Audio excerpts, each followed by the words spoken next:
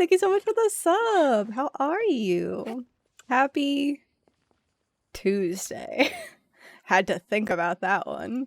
We're gonna run through dailies. I'm gonna try and do Alhatham's story quest so that I could do this event tonight. I actually don't know how long I have on the event. It's like weeks, right? It's weeks! It's fine.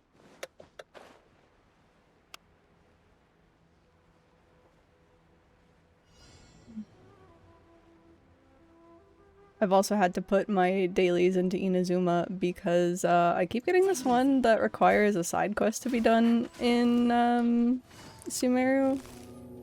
And I just haven't done it yet. It's like TCG or something. Transfiguration.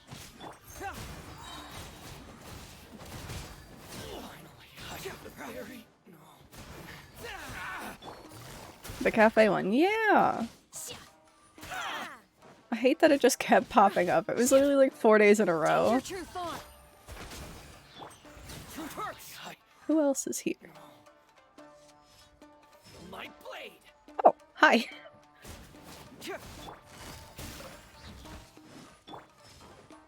So, I really thought he was gonna make it over here, but there's a hole. Things are about to get dicey.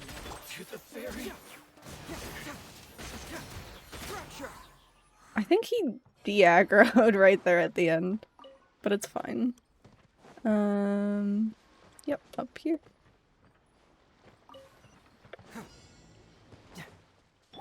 Surprised I haven't had an issue like that, but I guess I join other people so often I might not notice. Yeah, that's a good point.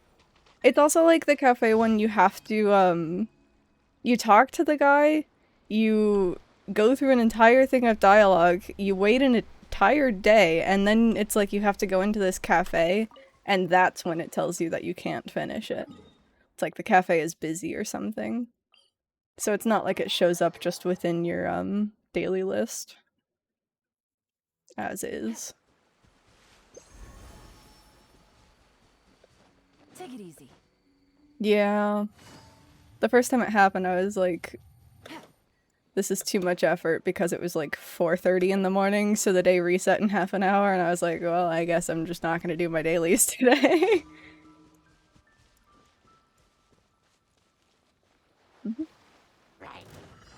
Oh, I always try and do that, but you can't actually latch on to it with her skill. My will and body. Ow.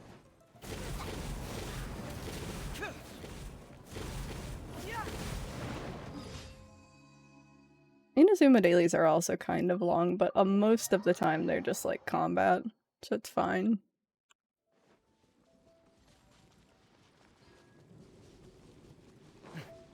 You. I don't miss you. Hello? Cryo incarnate. Manifest. Final warning. Bring it on. Confess.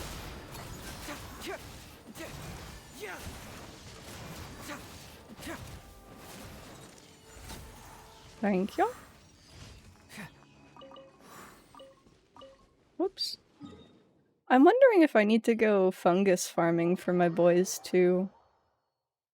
Because I realized I know I don't have enough morning flowers, and both of them use fungus powder or whatever it is.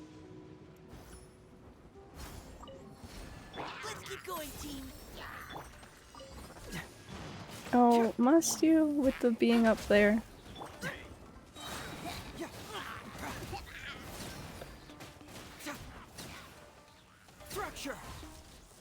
Oh, okay. Ow. I'm pretty sure so long as you just pick up the electric things, you can just passively complete this. Because this thing does way too much damage. Case in point. Bungus? Bungus. So much bungus. I haven't done like anything for the week. I guess it is only Tuesday. Alright, let's go do forge and food. Damn, yeah, it does. Yeah, in co-op too, it hurts co-op party members if they're not attached to it, and because only like one person can grab the electromajiggy at a time, it's obnoxious as shit. Ad Astra Abyss.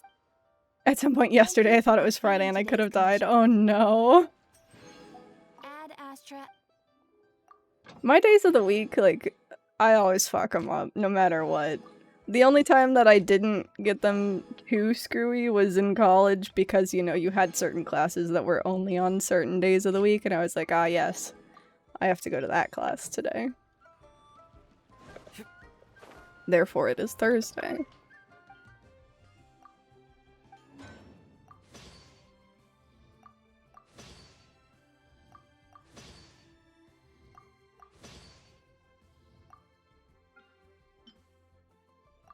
How many of these do I even have? Almost 5,000. Okay. I've worked back up my stock. Hup.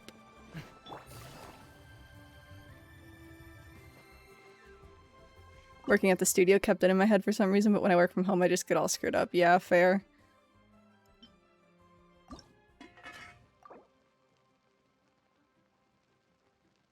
$20, thank you. Eh. Try something new at the one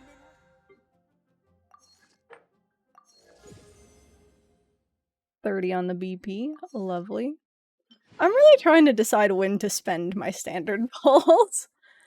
Do I need to hoard them this long? No. Am I going to? I don't know. I guess I could also just be technically waiting for, like, the Fontaine standard banner 5-star to be added, because I got Tainari. I don't have Dia yet, but, like, the chances of getting Dia are so slim if I wait for another 5-star to get added. You, comrade, will be my witness. Carl, thank you! Ah, welcome in! Am I seeing light, or is it just bright beauty backwards? Get out of here! You're too much. Hello, welcome in, darlings. Happy, I almost said Thursday, it is Tuesday, we were just talking about the days in the week. When is the Fontaine one supposed to be added? It's like, it's not confirmed or I haven't seen leaks for it or anything, but considering they added Tainari and Dia to the standard banner in Shimeru, like, you'd imagine that they'd add more, right? Like, that this would be a continued thing. It's just like, what do I wait? What's the queue for me to spend my standard summons? I have a full 5-star saved. Guaranteed. When is Dio character? A wonderful question. Oh, I haven't actually. I ran out of resin. Where am I? Here I am. Cause like, I'm thinking about it. I'm thinking about just spending my standard summons tonight because I want to do pulls. I've got that itch. I haven't gotten my standard on in Star Rail yet. I really want just a 5-star, but I'm gonna get Baiju, so like that's something already. Scratch it, do it. You're a horrible influence. I will at the very least. I haven't even play tested him. Hold on. We're gonna play test him first. I'm too excited. I've been waiting for this man for so long. I really hope I like him. If I don't like him, I'm gonna be so freaking bummed. Alright. Skill deals damage, then returns to him, restores HP. Got it. Burst, short duration shield, shield pops or breaks, heals the active character, and then I guess does this. I'm assuming this is the Spirit Vein attacks. Boy. Snake. It's so freaking cute. Okay. His limited weapon. I'm not gonna pull for the weapon. HP, so I'm guessing he scales off of HP. Restore energy, bonus damage based off of elemental type. And HP. Interesting. I really do like his interruption resistance. Ooh, that's nice. Millilith, and then the new HP. So he's just like full fucking HP. How much HP do you have? Not even 40k. I'm not gonna look at his cons, that's dangerous. Here, let me just scooch over here really quick.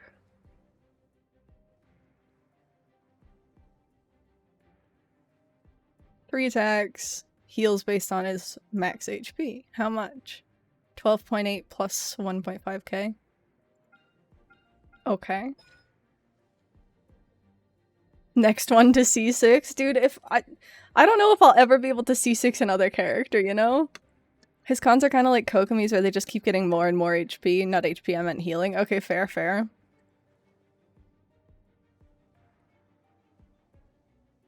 Shield absorbs Dendro damage better. Makes sense. New shield every 2.5 seconds. Heal based on his max HP. Attack by unleashing Spirit Veins, dealing Dendro damage. Every time a new shield is generated, or when a shield expires. So does that mean that it happens twice if the shield doesn't break? Because it... I guess that is the first one. So it's just either instance. Either it breaks or you have a shield and a shield is generated.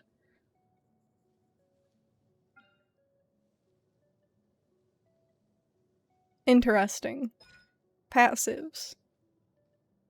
Different effects according to the current HP. When it's less than 50%, he gets extra healing. When it's more than 50%, Baiju gets Dendro damage bonus. Okay. Year of the Verdant Favor. Each 1000 max HP Baiju possesses that does not exceed 50,000 will increase Burgeon... I don't know why I read Burgeon first. I skipped a whole line. Burning Bloom, Hyper Bloom, and Burgeon. Interesting. I guess I would swap him out for Yao Yao in my Hyper Bloom comp then. Aggravate and Spread increased by 0.8%. Those all increased by 2%.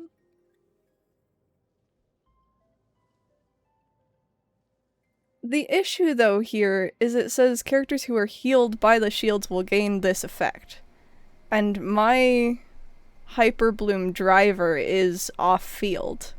So she wouldn't be getting the healing. Like it's my Shogun. Shogun wouldn't be on field, therefore wouldn't be getting the healing, therefore wouldn't be getting the Hyper Bloom damage bonus, so it doesn't actually affect it. Is that how that would work? Oh, I forgot he got a new passive. That's really cute too. Alright, we're gonna put me back over here. That's like roughly the right spot, I think. I don't know. Let's see. I wonder if I can test... I guess I wouldn't. It'd just be a 2% for every 1,000. I don't know.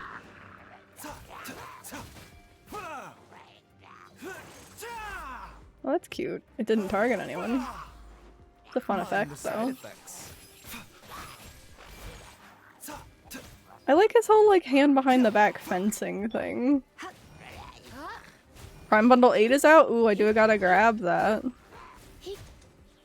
Thank you for the heads up. Remember, health comes first. That's so pretty. A bitter pill to swallow. Oh, and it like jumps between them. That's fun. Let me weave you a verse. I'm trying to decide what kind of comp he would be good in.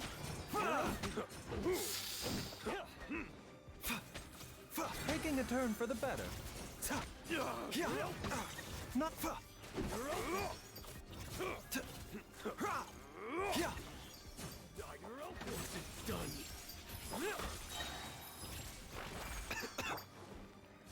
Oh, he coughs. That's so sad. Alright, hold on. Try not to enjoy this. remember, health comes first. He really does just feel like a sustain character.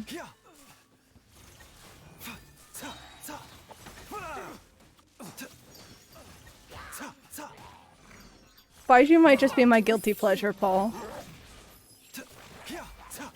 Body and ring cutter. Seems like an emergency.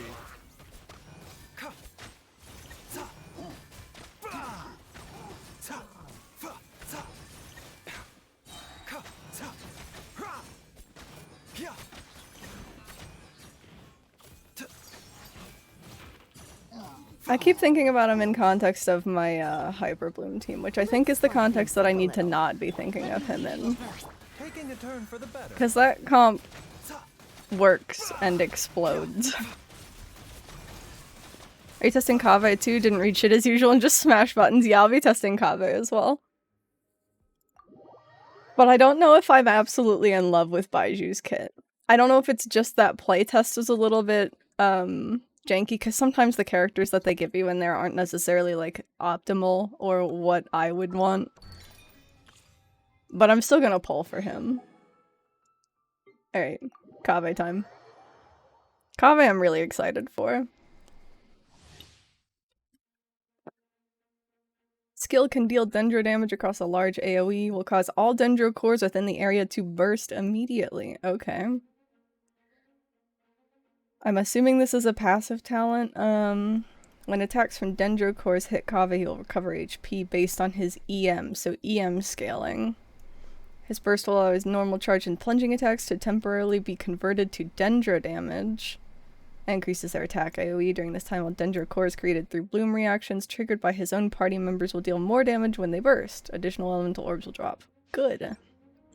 It's good to get out and stretch your legs once in a while. Yeah, it People aren't is. made to stay cooped up inside all the time. Oops. Alright. Flowers of Paradise Lost. That makes a lot of sense. I'm gonna have to farm that again. Is this the craftable? I haven't gotten any of the craftables. I have to do R&R shit. Okay, this function's very similar to the sword, it seems, that I've seen you guys use.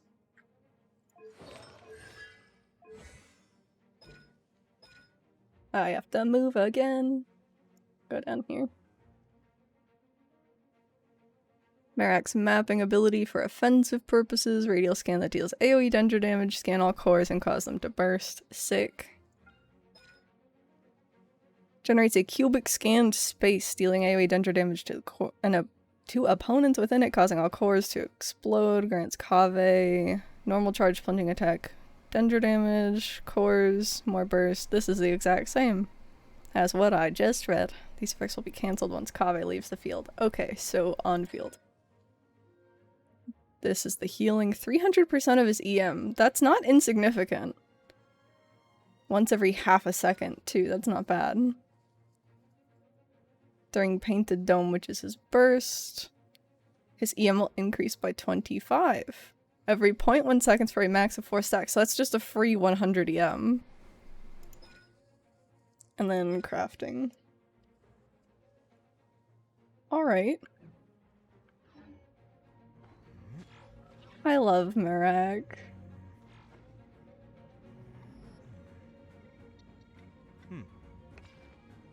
He cute. Okay, let's go. Rain outlines your fate. Come at me. Fun. I do really love his attacks. Ring cutter. Breaking new ground.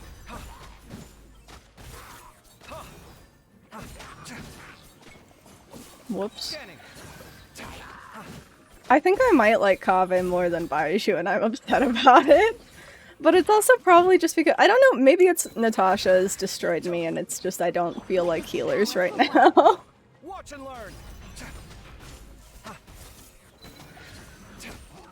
The self-popping of Dendro cores is really fun. I like trying to find them and time the best time to use it. I kinda agree. Yeah, it's a bummer. I love Baiju so much. I'm still gonna pull for him. Like I said, he'll just be my guilty pleasure pull. And, what sucks is I'm gonna have to go and get more of these because I don't have a lot. But regardless, it's pull time. I don't even know what my pity is. I don't remember the last time I pulled Shenhe. 1 pity. I'm being irresponsible and pulling for a 4-star. I expect nothing less from you at this point. But gosh, it'd be great to get a Candace too. I don't have a Candace. She's one of, now I guess, 3 4-stars that I don't have, the third being Kuki, and of course Kaveh. Well, I got him in the first 10. Hey, grats! That's sick. Very good luck. We'll see if I have the same. Let's go. 11 pity.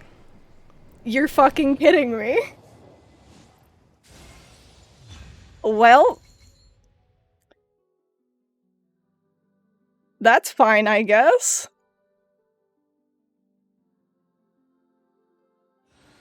Got a Dia. I'll take a Dia. I was just saying how I was waiting on standard for another reason to pull there. I guess I'm waiting longer. That's literally one pull away from my Shenhe. Within 2 pulls, I got 2 5-stars. Granted, lots of time has passed between. She said give it a sec, right? Gosh. Well, that's someone else I need to build now. I don't even know what I need for her. We'll deal with that in a minute. We're gonna get to Baiju first. Alright, so, I guess that was 9, so this is 19. That could have been a double pull. It could have been, but it wasn't. There's the boy. Well, alright. I'm already pleased. This has already been Serotonin Central, right?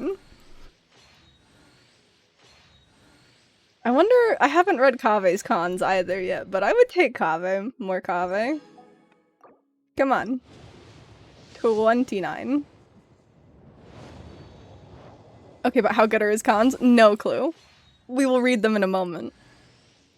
Sackbow. I'll take a Sackbow. Sackbow's good.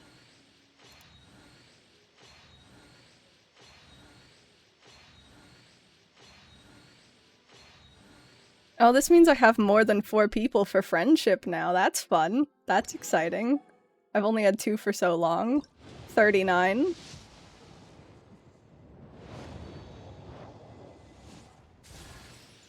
And a Candace. Great. Even more people to build. And another one. Alright, well, I'm getting everything that I could have ever wanted off of this banner so far. That's ridiculous. And a flute. Triple 4-stars? Bananas. Bananas.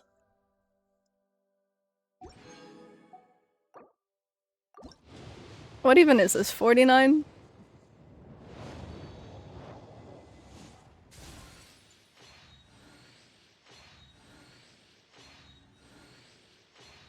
I don't even remember who else is on this banner. Official. I have her C6 already. Free pull. I'll take it.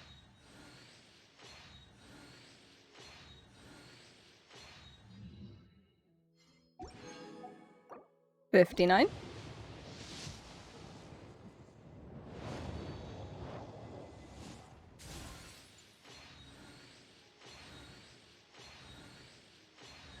Another official. Hello, girler.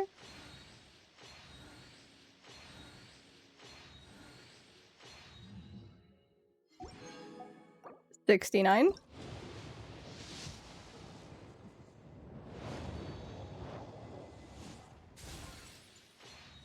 Funny number, thank you.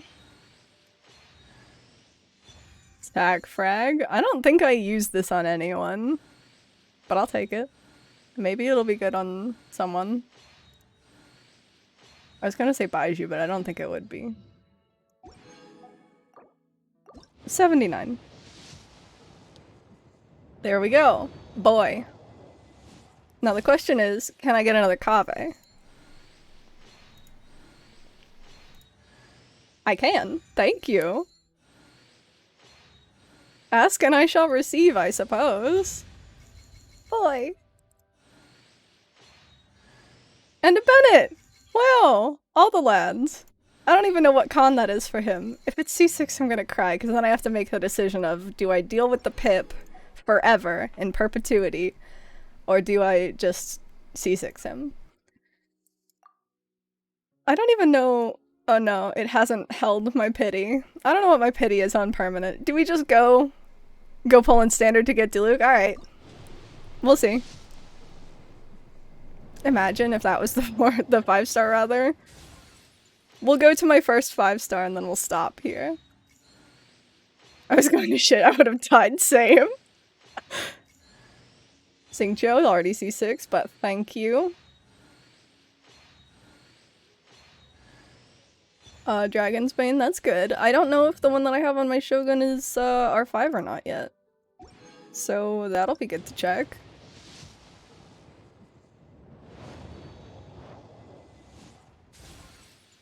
What would be great is if I could get a Kuki from here, because then I'd have all the 4-stars again.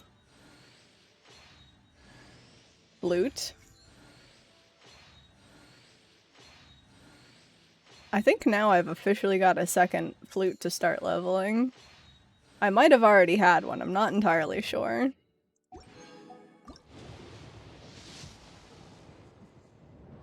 Kooky.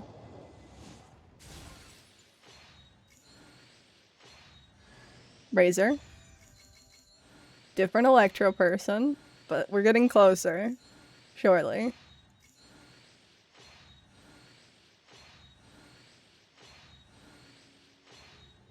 I realize I have to farm specters for Goro's talents. Oh no, so you were talking about just your leveling for him when we were talking about his farming for stuff the other day. Yeah, that's unfortunate. Good luck. Sack sword? Great option. I'm devastated. Yeah, that's fair. Specters are a pain in the ass.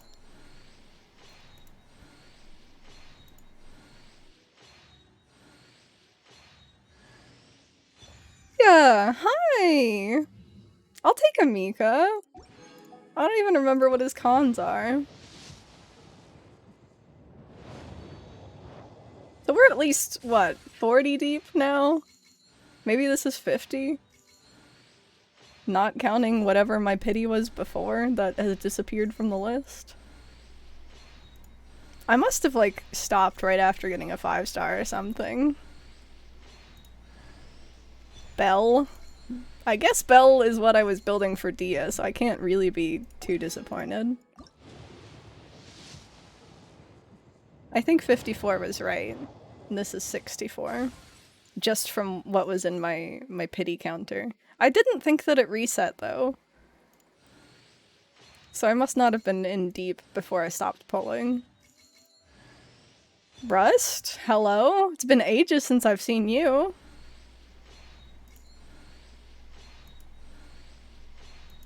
I wonder if my Rust is fully R5. I believe that's on my official.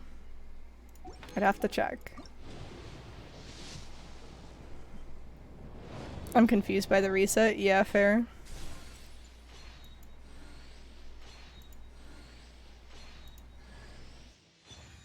Hey, Joe. I was like, what the hell is this? I already have him C6 as well. Reach 25 in Star Rail and pulled. Grats. Get anything? New cone, no new character. Fair. Cones can be good though. I'm like running out of certain path cones to put on people. So that was, what, 64? So this is 74? Something like that. We got it.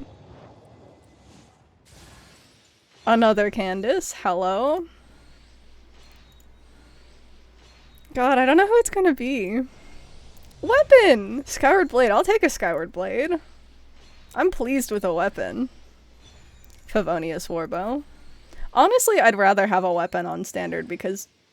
Rain Slasher, hello. Because you can always get characters by losing your 50-50. That was a ridiculous pull too. 3 4-stars on a 5-star. Such a lucky pull, right?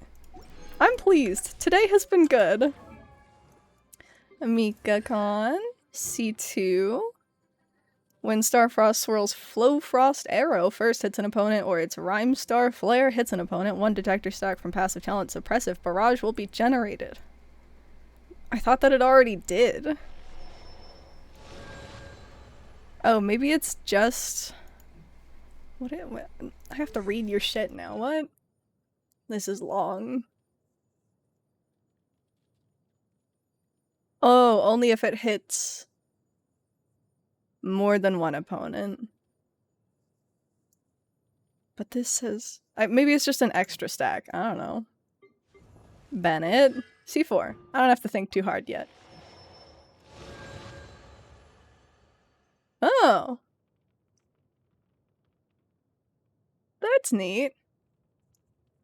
I suppose I should read this. Using a normal attack as the second attack of Passion Overload's charge level 1 will perform a follow-up attack. This additional attack does 135% of the second attack's damage. Which is fun. Because I use his level 1 charge frequently.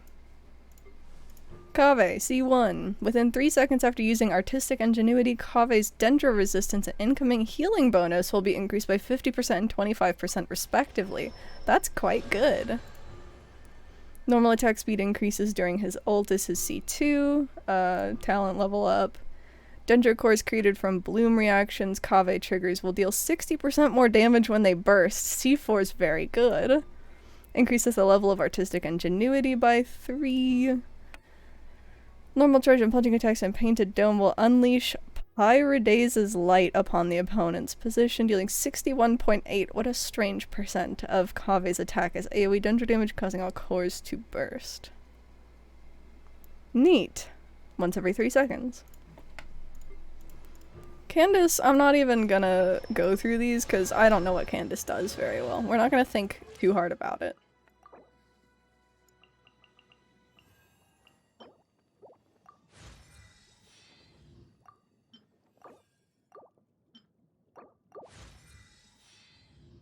Trying to decide what 5-star I would actually go for cons on, because I could do Ganyu with how often I use her, but like not enough, I think. Yoimiya is really good. I don't know what her cons are though. Oh, I have like none of these freaking flowers. Found strength within me. Made Dang it, I forget that cuts are off.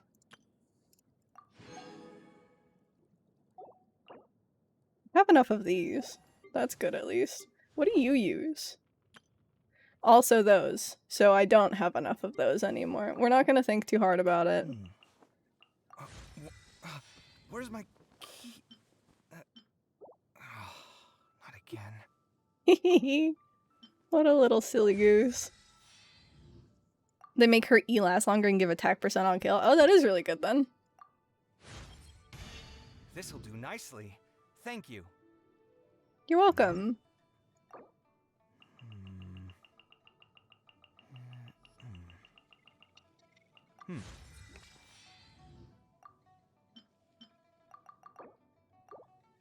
Yeah, that's fine. This might be as far as I can get him. Maybe one more. That's not the button I wanted. Not again. Yeah, we can do one more.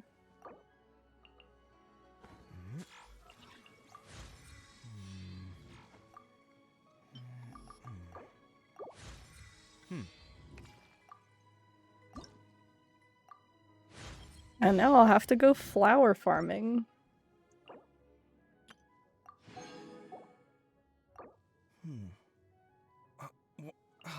Where's my key?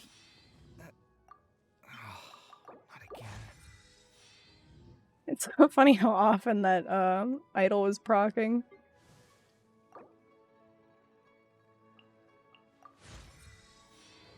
And we've cracked into my 3,000 heroes wit. Everything must take its due course. No need to be impatient. Well, I was a little impatient for you, but we made it. It's fine.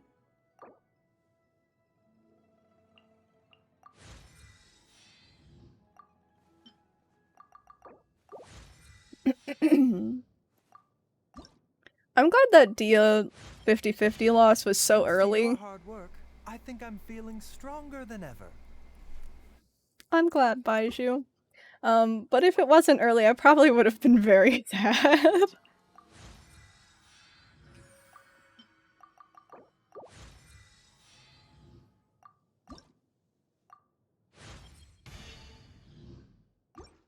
Thank you for the hydrate. And the posture check. And the hand heart. And a stretch. Oh, I just cracked like everything in this one elbow specifically. And the snack. I have a little cookie. I'll have the cookie. It's like one of those ones that's like filled with cream. You can kind of see it. Oh. I saw you say Gren over here, but it's not popping up over here, and that's strange, but we'll do Gren.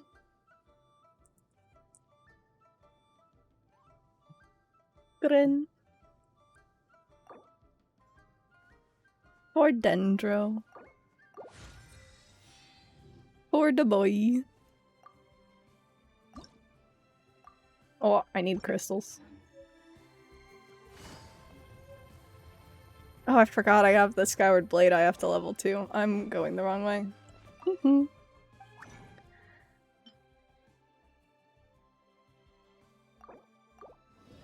just gonna do these over here. How many do I have? 0.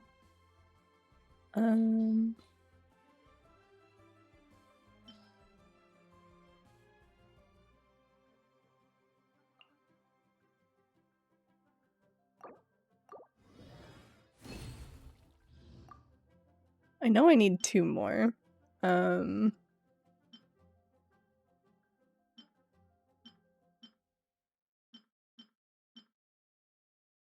guess it would be from here, huh?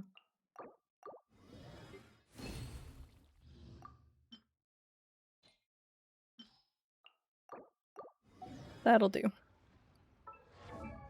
Oh, where is he in this list now?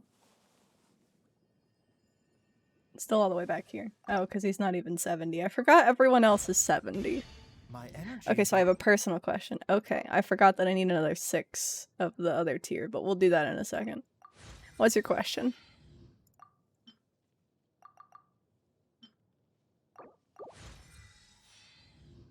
It is 6, right? 6. Here. I have like none of these. Ow. Navigating the world. No, don't craft. Let me out. Part of a monthly potluck where we just learn to cook things? I would love to do that. I could bring bread. We can finally make that Korean corn dip thing. You know what else I realized I've neglected to pre-farm? Talent? Oops.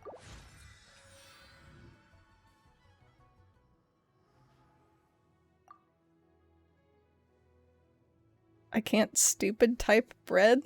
Turns it dirty. Ah. Fair. God, I'm dumb. Bless. But yeah, I can make bread. Wait. Sure. Alright, we've 90'd him. The lad. He is home. He is here. He is artifactless and weaponless. What even would be good on him? Do I have anything that scales with HP? I could steal prototype Amber. Or I could just do the stupid thing and make him a DPS.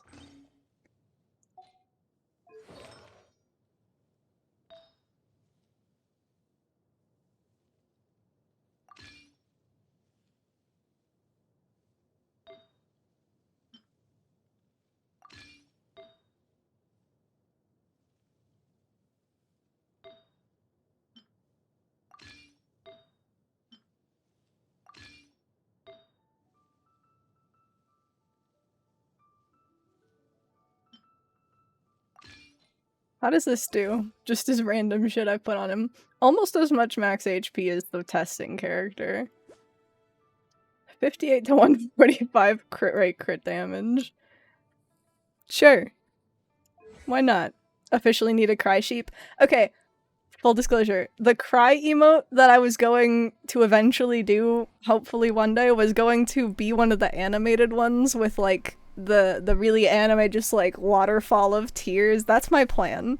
I don't know how the hell to do it, but that's my plan. Baiju gets a star, obviously. Oh, I have to level Dia too. Bruh, I didn't mean to go to you, Zhongling. Talents.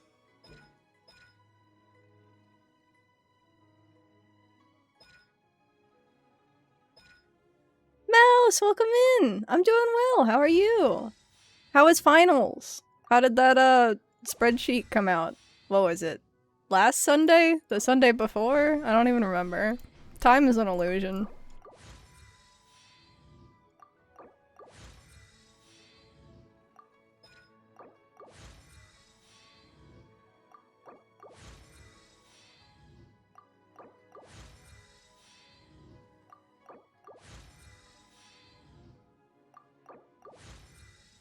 We're just spending so much money today. I didn't even pay attention to the fact that that was the one that needs these.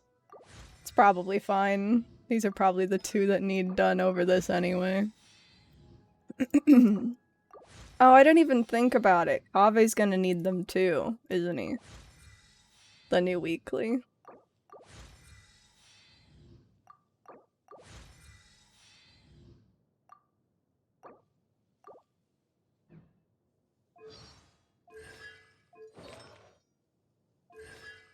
Let's just beep. Oh, he gains an additional charge on his E.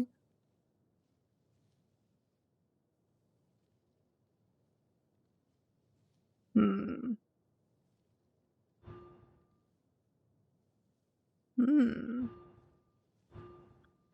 Alright.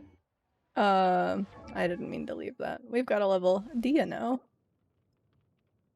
Spreadsheet went well, was able to completely remake it in time. You had to remake it? We also had the best presentation on our paper. Congratulations! Though filling up an hour was stressful. Oh, absolutely. I hate public speaking assignments and everything like that. So, mad props to you. Congratulations. Does this mean that you're done with, everything that you need to be doing? Oh, I have to collect pupa. I really did get stronger. Ma'am, I wasn't ready for you.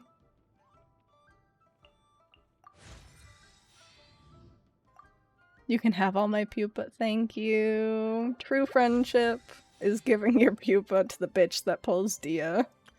Without meaning to. Okay. Well, I have a lot to spend resin on now. Unfortunately, I did just condense it all, so I can't run the bosses that I want to run. The good news is I've got to, do story stuff anyway, so it's fine. My spreadsheet committed Sudoku the night before the due date, and I had to completely redo it. Holy shit, that's awful. I'm so sorry.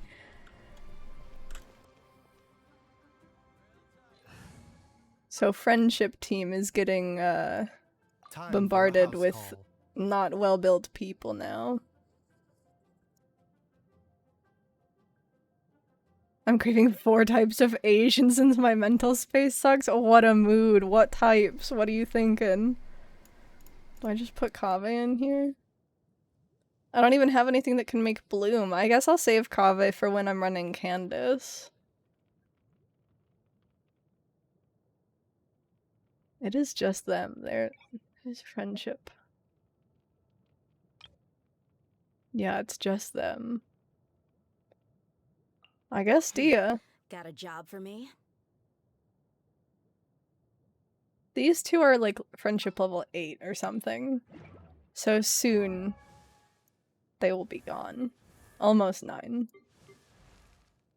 Holy cannoli.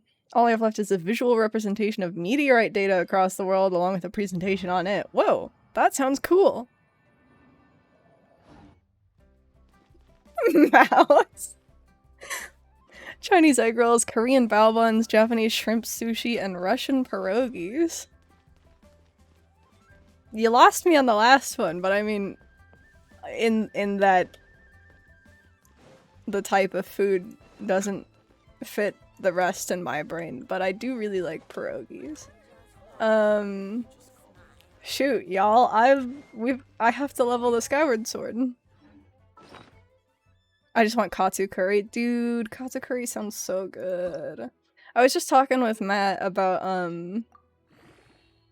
this, like, fried chicken dish that we made, like, a couple months ago. I really want to remake it just because it fried really well and I was surprised.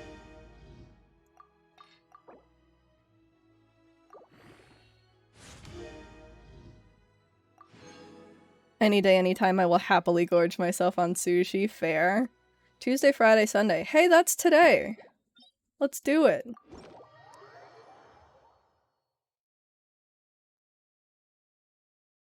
Do you think that I could do this domain with this group? I think it'd probably work. It'd just take forever. Do I do it anyway? Dia's level 40. I could go get Pupa first. We're going on an adventure. Hello? Pallid. I hate you. Ow. Alright, that's fine.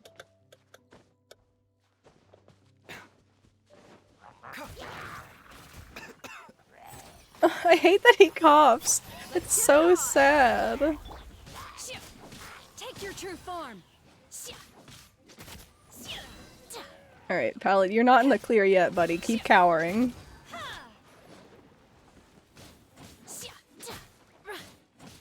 Do I need to open my world? No, I'll go for mine first. But thank you. Oh, I didn't even give her a weapon. Got ourselves a tough cookie. I forgot she's like small. Transfiguration. Leave the wounded It's to me. fine. No. Stop. Thank you. What a journey we're going on. Yeah, just give me the companionship XP and let me get out. Thank you. 10. Is that even worth it? What is this? Why are you all the way out here? Pupae.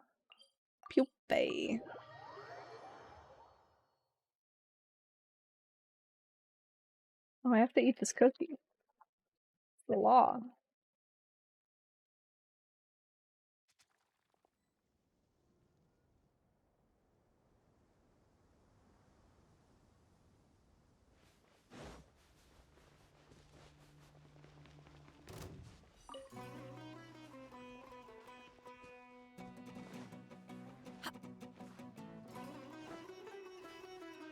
And I pass them. I've only ever come through here with Tainari, really. Ever since I pulled them, at least.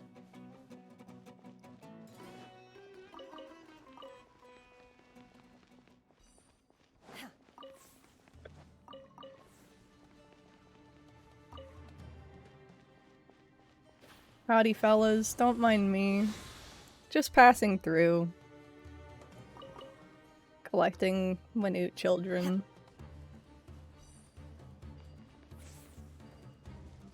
The Angie Angsty boys, like Angie Aizawa and the grumpy guy from Buddy Daddies. I know the type you're talking about. I can't think of, like, the name for them, though.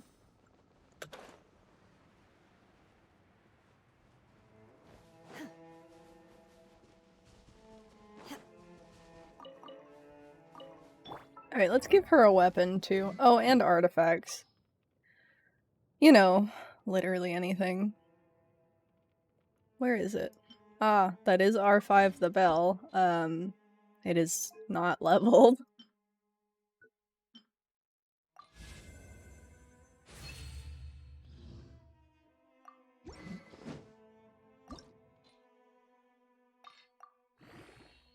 Get it up some.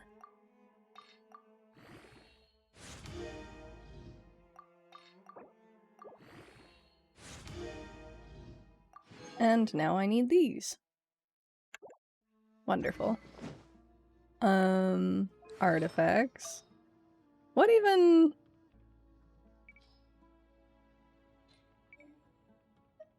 What gilded do I have?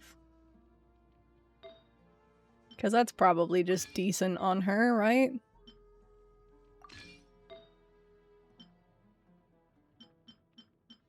I'll just find a pyro damage bonus gob.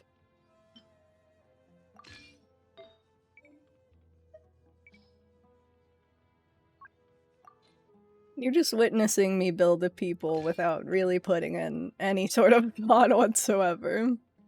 So, enjoy that, I guess. You get this, because it's pretty. And... I've leveled some things for you. But I don't know what you need beyond this set.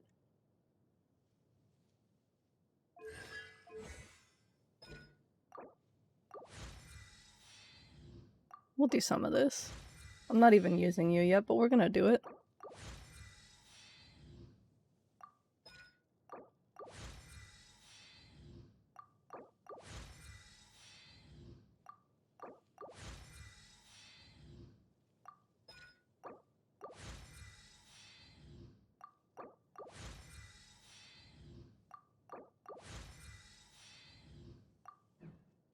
Suppose I should do the same for Dia. Nope. Nope, I shouldn't. Do I have enough? I do. Hey.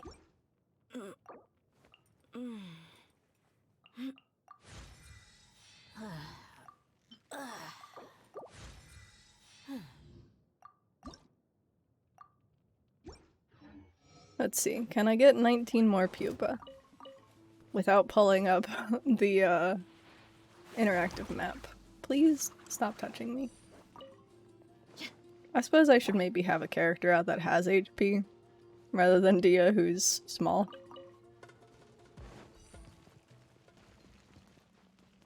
I haven't been counting.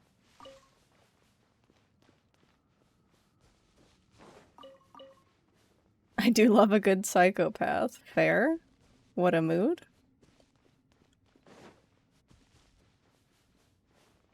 No, we go this way. Is it up or down? It was down. This is a good decision. Oh, don't look at me. He looked at me! Rude.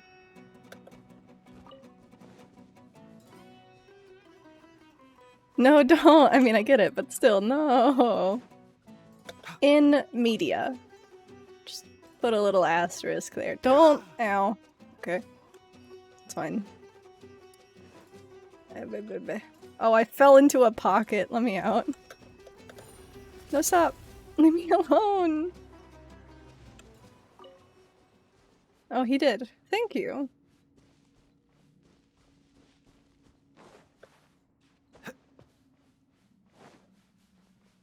Backwards. Bless. Excuse me. Pardon me, fellas. Maybe I should be killing them for, fungi? How close am I? 2.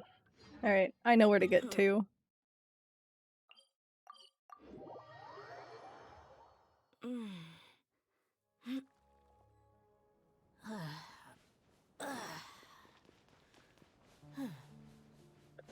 Why am I still getting her idle noise?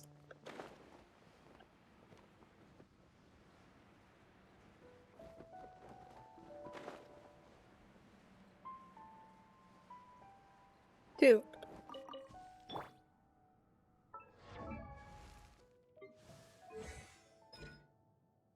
Certain harvestable items. Apparently pupa count as certain harvestable items.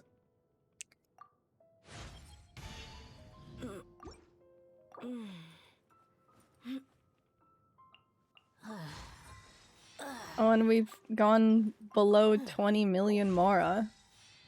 I'm broke.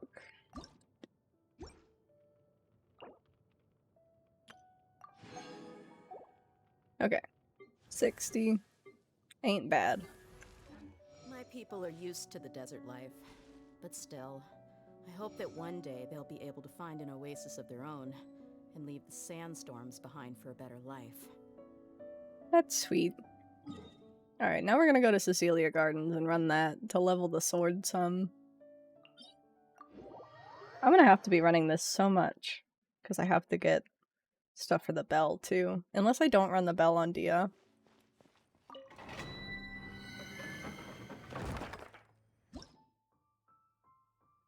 Sorry, not sorry. We're just gonna try it with these guys and see how awful it goes.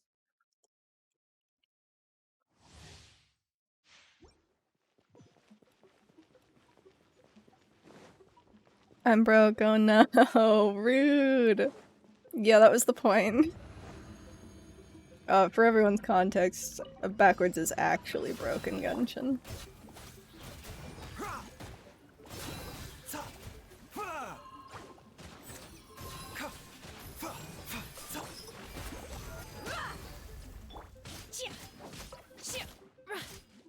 Does Dia's skill only work with melee weapons?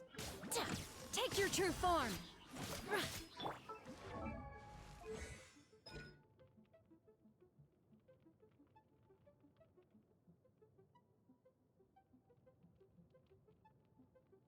No. It just says whenever they take damage, there should be AoE pyro damage. But I didn't notice it during Baiju's attacks at all. But I just... Was it foolish? No, there it is. Okay. Maybe the timer was just longer than I thought. Or I'm blind. I could just be blind. Neutralizing threat.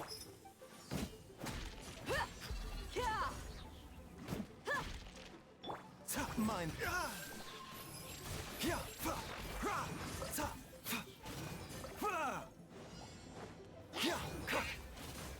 Seems like an emergency. I love him so much. You asked for it.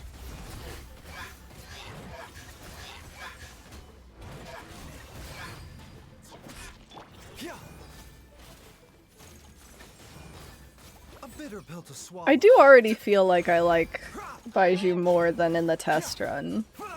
And I don't know why, because I know my numbers aren't great. Like, here they're not a lot. Maybe it's just the enemies that I'm facing. Unleash. Providing cover fire. Maybe it's because he's a little bit more DPS-y. I think it's your Mora. Oh, you think that's helping? Tip the scales a little bit. What was I getting this for? The Skyward Sword? Who am I even gonna put that on? I should read that.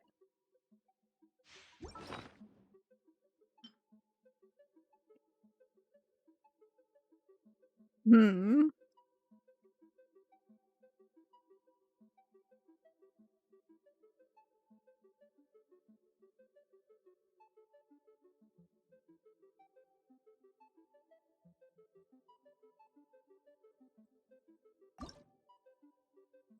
I just realized looking up at the dairy stereotypes, I was using a guide on Quizlet of all things. I used that site for school. What is it doing there? I mean, it works. It's got the info. So your research is a professional topic and not shameful. True.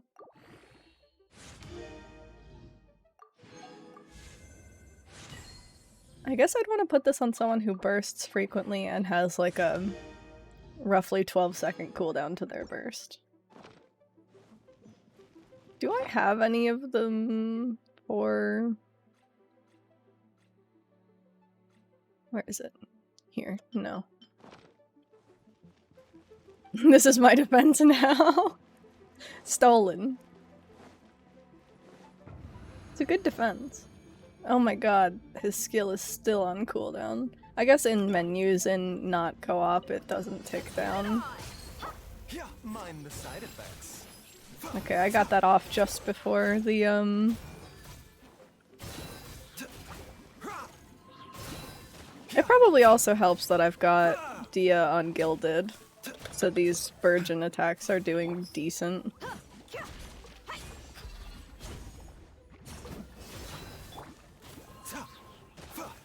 A bitter pill to swallow. Shamelessly stolen, I might add, truthfully. It's the best way to steal. Don't bubble me. Engaging.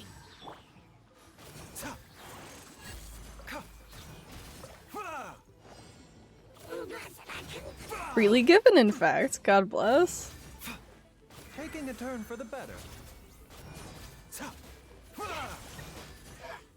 Ow. That was like an 11k shield pop, I think. Or Bloom Core pop.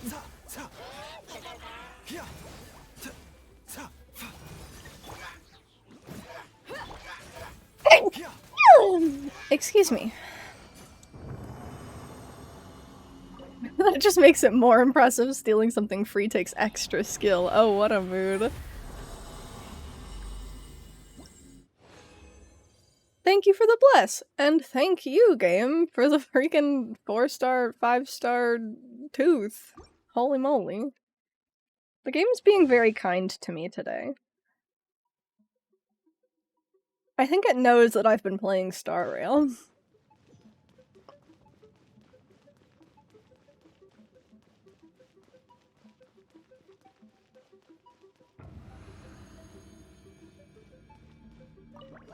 Book alive.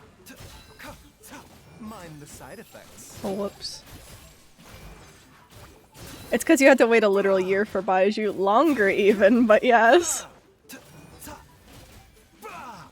I'm trying to think of how long it has been. It's probably been about 2 years since he was like shown as a character, right? That old man grown man.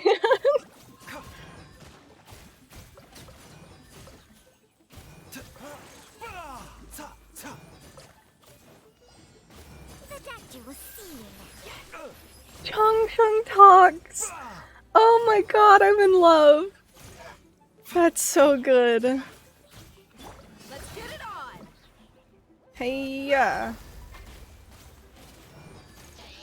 Seems like an emergency. Hello.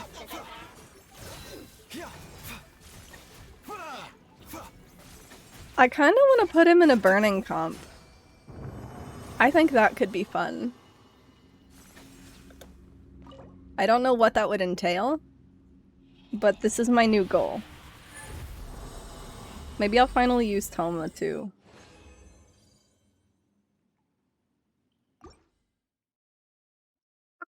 Either burning or Burgeon. Because if I do Burgeon, then I can put Xingqiu in that team. Or Yelan, but she's in my Hyper Bloom team right now, so if I need them both simultaneously.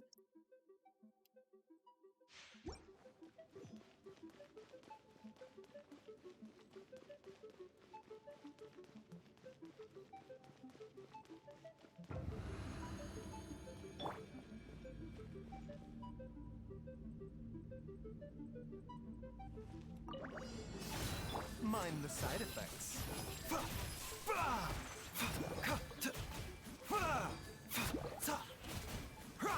His survivability is just good. I'm gonna go lay in bed and TikTok, but I might still not last that long. Why are those words weird? Fair, dear, though. Get you some good rest. I hope your tomorrow goes well.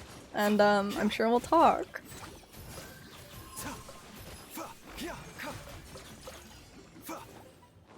Maybe Bloom is just really good with Baiju too, which is weird. Maybe Bloom is just really good. I think I could have just left it there. Remember, health comes first.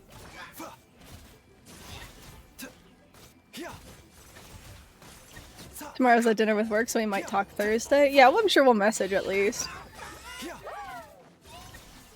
I hope that dinner goes well too. I forgot about that. Yeah. Book alive. Perish. Thank you. Good night. Sleep tight.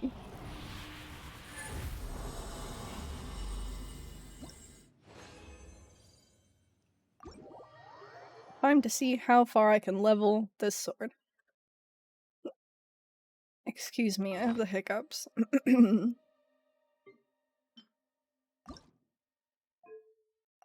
didn't mean to hit refine.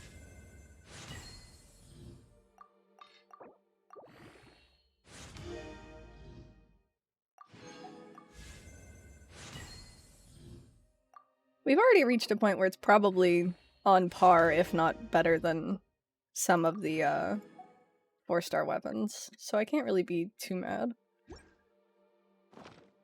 But I do think it's gonna take another day of grinding to get it to 90.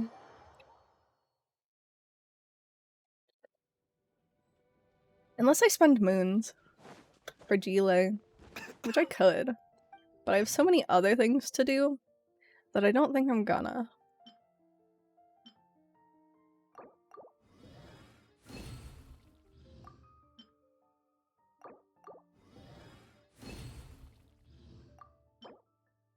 Five. I needed 9. So yeah, we're out. I can... not parametric. So that's it. I really gotta figure out who the hell to put it on.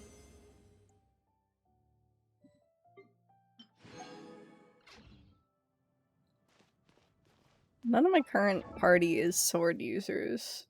Candace is polearm. I haven't given her a weapon yet. Oh, I did have R5 Dragon's Bane already. Unfortunate. We'll just give her this. It's not good. Maybe I should give her the other Dragon's Bane. I shouldn't enhance that one. I should enhance the one that is on her.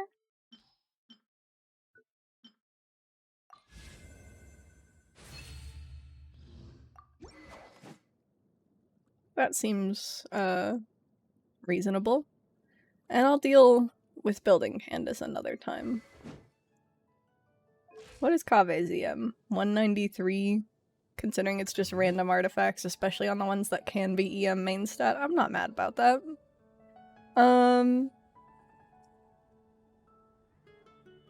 Alright. Here's my current predicament, y'all. I have to get through both of Nahida's story quests in order to do the weekly boss in my world. But I have to get through Alhaitham's story quest in order to do the event, which only has 12 more days? 14? Like roughly 2 weeks. So I think I'm gonna do Alhaitham's. Also, I like Alhaitham, and I'm not a fan of Nahida's first story quest so far. So we're gonna do Alhaitham's story quest, and then we're gonna do some of the event. Wow, Paimon's heard that Alhaitham's been made acting Grand Sage, but with that personality of his, oh boy. You think things will be okay? Why don't we go to the academia and ask around? That sounds great, Paimon. Why don't we? And if I run into the issue where it's like, I need to do something else in order to unlock an area, I'm gonna be kinda sad. But I'll do it. For Alhaitham. How's everything going with your thesis? I should be able to publish it next month. A few days ago, I was worried that I'd have to stop my work on it. Thankfully, that didn't come to pass. Well, Azar was one of your thesis advisors. Honestly, I was afraid that you might have gotten dragged down as well. How did things get settled? The newly appointed acting Grand Sage reviewed all of our projects and gave us permission to continue our research. Nifty. Acting Grand Sage? That sounds like a new thing. Yeah, I heard that selecting new sages has been taking some time, so he's just filling in. But it's all thanks to him that our research results weren't jeopardized. Once my paper is published, I'm definitely giving myself a long vacation and getting some much-needed rest. Mondstadt sounds like a good idea. They're really out of their minds, making Alhaitham the acting Grand Sage? Take it easy, Professor. I'm puzzled as well. Just going by qualifications, you're one of our most preeminent scholars. I don't know why they picked a stripling like him. Rude? Fool! Do you think I'm angry because I wasn't chosen for the position? No! It's because I don't understand why they chose him! He's doing a very good job at sounding aggressively angry. He was one of my students, but he rarely attended class. When I asked him about it, he retorted that self-study was better use of his time. Self-study. What brazen arrogance! Misery of miseries! For the academia to have him as the acting Grand Sage? Yep, chill out, Grandpa. Don't hurt yourself. Professor, don't get so worked up. I'll go get you some water. Yeah, you do that, buddy. Want to hear a secret? I've heard the new acting Grand Sage is from Haravatat. Really? Who is it? Someone named Alhaitham. Never met him myself, but he's a real hot topic right now. Lots of things being said about him. Hard to tell what's true and what isn't, though. There's also a Vahumana scholar who's been in the spotlight recently. They say that he's a likely pick to be one of the next sages. Oh, is he teaching any courses? Maybe we should drop by. Wow. News of Alhaitham being the acting Grand Sage sure spread fast. Some people don't know who he is, though. Guess he's less famous than Paimon thought. He's a grumpy man who keeps to himself. It's not surprising. Some people are saying good things and others bad.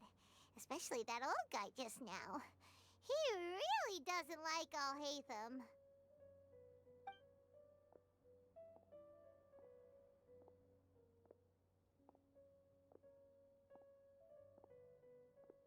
Hey, are you okay? You don't look too good. Why'd you just mope on up to us? The Matra. Uh-huh. Amatra? I'm Ilias. I have to talk to a Matra about something important. You okay, bud? In the state you're in? You shouldn't push yourself. Why don't you tell us what happened and we'll pass on your message to Amatra? No, I have to tell them myself. They are the only ones I can trust. Sorry, can you lend me your arm? This is an important matter. Failure is not an option. Sure, bud. Since you put it that way, fine, we'll take you to Amatra. The illusions of the mob. Alright. We promised to take him to Amatra, but we don't know that many, do we? Oh, wait, Sino should be back at the Academia. Let's go find him. Hello?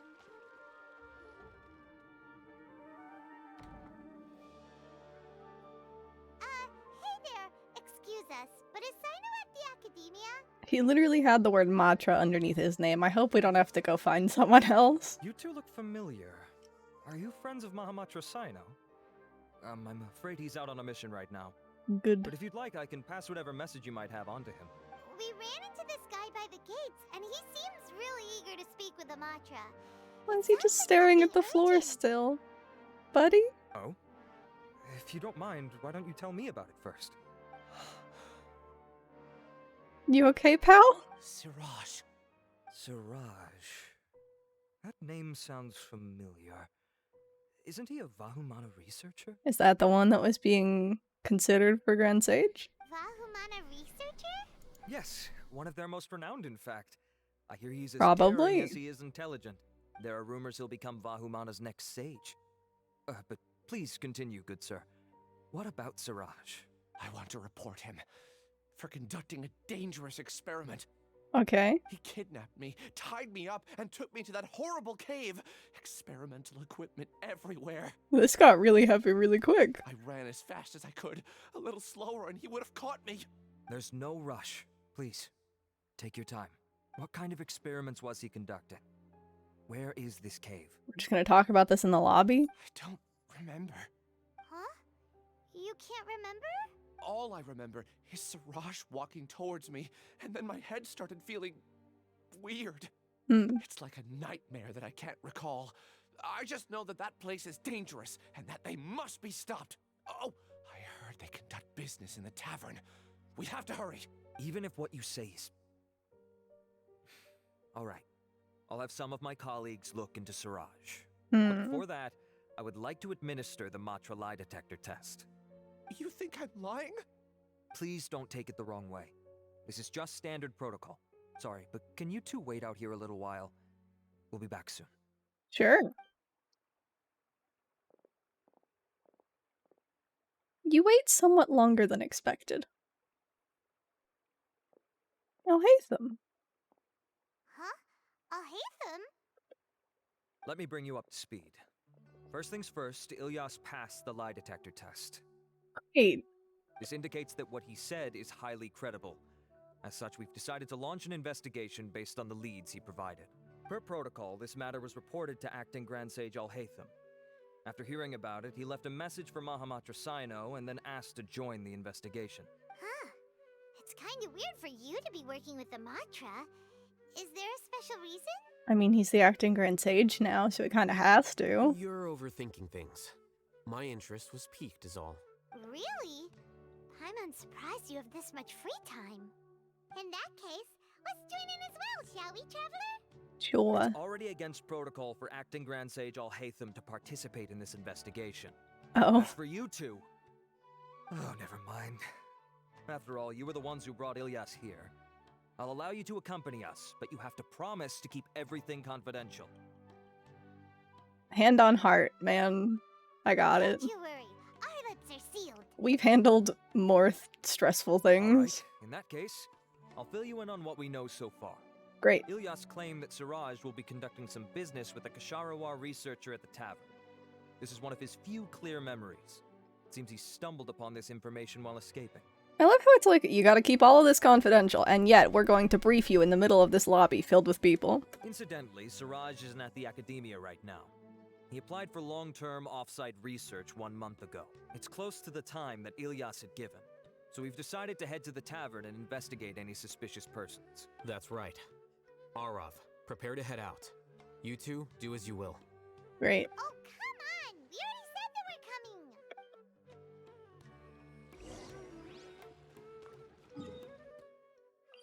Do as you will. I will follow you to the tavern.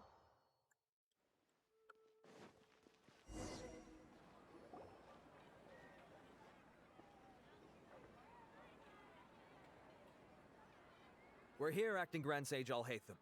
What's our next course of action? Acting Grand Sage Al-Haytham? Looks like you haven't read any memos lately. The new Academia decree clearly states that even a sage doesn't have the authority to interfere with the Matra's actions during an ongoing investigation. If your superior were here, he wouldn't be asking me what to do.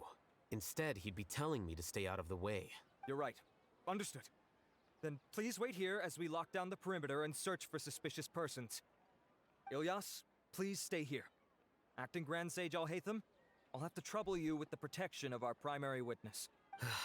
Sure. Though I'd rather he just protect himself. Haytham just doesn't want to do anything. He's just here to make sure that other people know that they have to do things on their own, really. He's the same as ever, casually ignoring people just like he did back at Aro Village. It's part of his charm, Paimon. Answering a simplistic question only enables the questioner. Besides, I need him to understand my position clearly. What do you mean? Arav has just as many doubts about my coming along as you do. But unlike you two, he's making this matter more complicated than it is, with his considerations like the acting Grand Sage is trying to seize the Matra's powers. That question was obviously bait. The Matra were once under the influence of the sages, and so were often subject to these bureaucratic traps. The test was strictly unnecessary, though. I hope that our exchange will assure him that I won't interfere with their work this time. I wonder if it actually was a test, or if he's just completely overthinking it. Why is this so complicated? This is why I was against becoming the acting Grand Sage from the very first. Titles and rank inevitably make a lot of things more troublesome than usual. Excuse me, Acting Grand Sage Al-Haytham. I've had a question on my mind, and I need to know the answer no matter what. Have we met before? No. I have no recollection of ever meeting you. Haha, I thought so too. I probably wouldn't have had anything to do with someone of your caliber. Then why did you ask? Well, for some reason I felt a sense of familiarity when I met you for the first time. Really? A misperception, perhaps. Or... Acting Grand Sage Al-Haytham, we've apprehended a suspect. Siraj? No, it's the Kasharawar researcher who has dealings with him. His name is Narendra.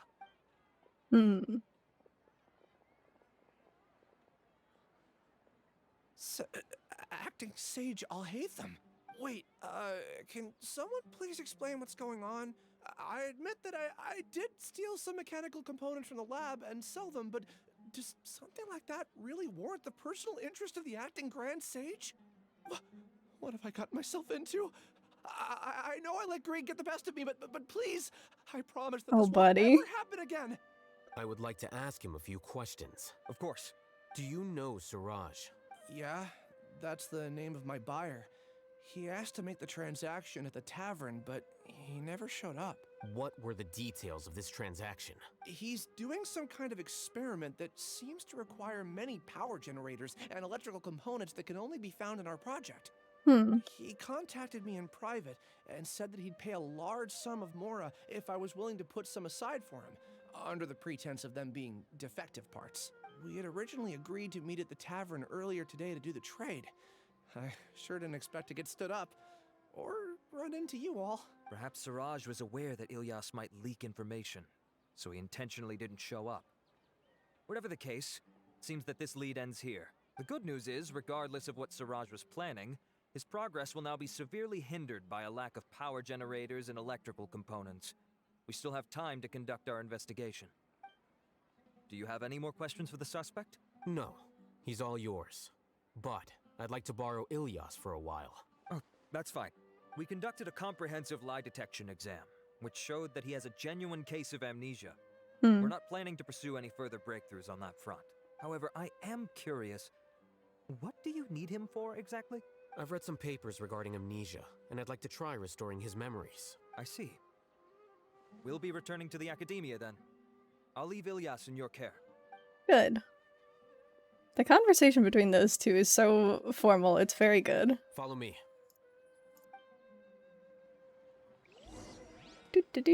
A quiet place. Siraj didn't show up at the tavern, and Narendra didn't give us any leads.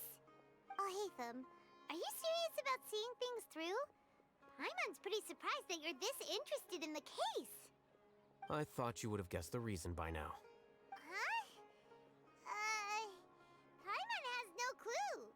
Hey, do you know? Do you know Siraj? Yes. We were classmates. Oh, so that's why you asked to come along when Arav briefed you on the situation. So you're not here because you're interested in the case itself, but because you know the suspect? You couldn't be further from the truth. But I wasn't expecting much from you to begin with. For the time being, all you need to know is that we were once classmates. I became the scribe afterwards while he continued his academic endeavors. He submitted a thesis 1 year ago, and the Grand Sage at the time asked for my opinion. I did not approve of it because it committed one of the 6 cardinal sins by touching upon human evolution. From violating matters regarding human evolution to attempting the forbidden and fearing none, the 6 cardinal sins are the origin of all evil in this world. They are also what the sages use as a reference when formulating or amending the rules of the academia. Damn, Alhaitham, that was just cold. I mean, again, it's part of his charm. My opinion was that Siraj's research was both overly naive and in violation of various core principles. The Grand Sage took some of my suggestions on board and ultimately decided to reject the application. So that's why he's buying energy sources and electrical components. He's most likely trying to circumvent the rules and conduct his experiment in secret. That sounds super suspicious. Oh, we gotta stop him. So he's working on something related to human evolution? Yes? Can you try to remember things again? Maybe something new will pop up. I'm sorry, but I've already tried many times. And no matter how hard I try, it feels like everything in my mind is shrouded in a thick mist. It is possible for a person to subconsciously forget some of their memories as a defense mechanism against extreme stress. However, these memories aren't truly lost, but merely sealed away. They can be restored with the appropriate stimulus. How are you gonna stimulate him, Alhaitham? Try to recall things you care about. They don't need to be related to this case. Okay, my brain immediately went to trauma. Well, actually, I feel like I've forgotten more than just the memories of the time I was kidnapped and experimented on. Looking through games on Steam, this one has the tags deck building, dating sim, and capitalism. Interesting, what's it called? The kind of person I am, the things I've done. I can remember some things, but I can't recall some others no matter how hard I try. But I do vaguely remember that there are 2 things that I have to do no matter what. Do tell. The first is to get my paycheck from the academia and give it to my younger sister in Gandharvaville. I'm not sure about the details, but it seems that I would send money to my younger sister every month to pay for family expenses. And the second thing? What's the second thing? Potionomics? Oh, I've actually seen some of the gameplay of that game. It's really cute. It looks really good. The dating sim part is so you can steal your rival potion stop strategies and recipes. That's so good.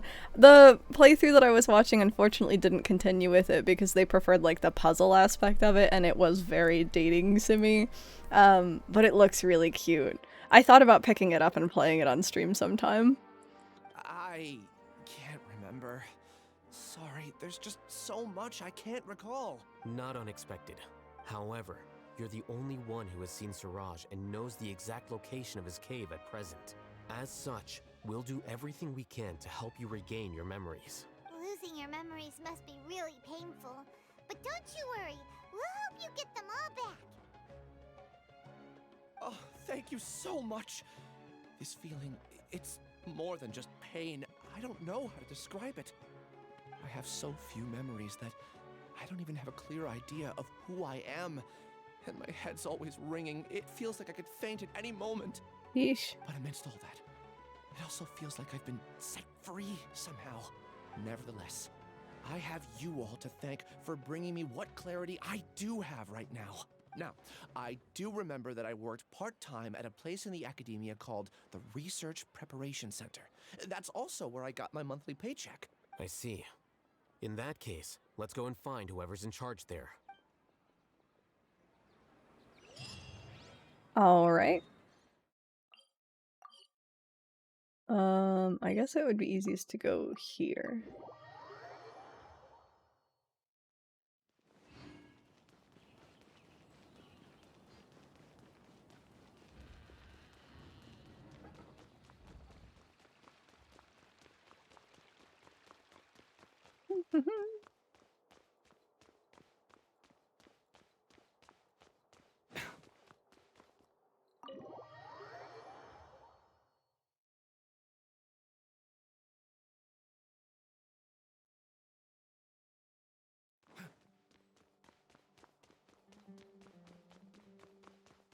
Y'all, I can't be yawning already. It's illegal.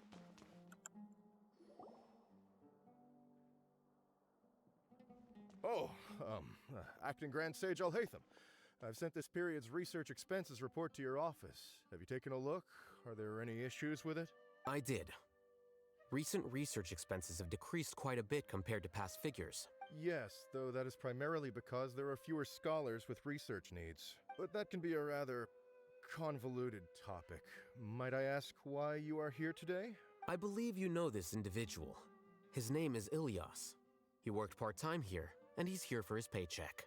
I like how he's explaining it. Oh, yes, of course. Though, Ilias, where have you been these past few days? That was our busy period, but then you disappeared without a word. Everyone had to pick up the slack. I'm sorry, something unexpected came up. You're not gonna I guess it is confidential. But I know I've caused trouble for everyone. Is there anything I can do to make up for it? The other researchers have more or less finished your share of the work. However, there is one thing that is yet to be settled. Do you remember Chandra? You were in charge of following up on his off-site research application. He retracted his application a few days ago and canceled his off-site project. He's the 12th person to retract a research application this month. I'd like you to ask him why he did that. Chandra is probably having coffee at this hour, so you can find him at the cafe. Understood. Then, about my paycheck. I'll pay you in full once you return. However, make sure you don't disappear without saying anything again. Be considerate to your colleagues and give them some forewarning at least. Is this acceptable, Acting Grand Sage Alhaitham? I wonder if he was only being lenient on him because Alhaitham's here. I have no objections. Cafe time.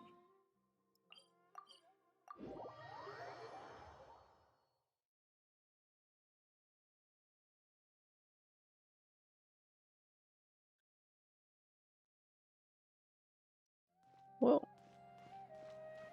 Textures did not load in for a moment.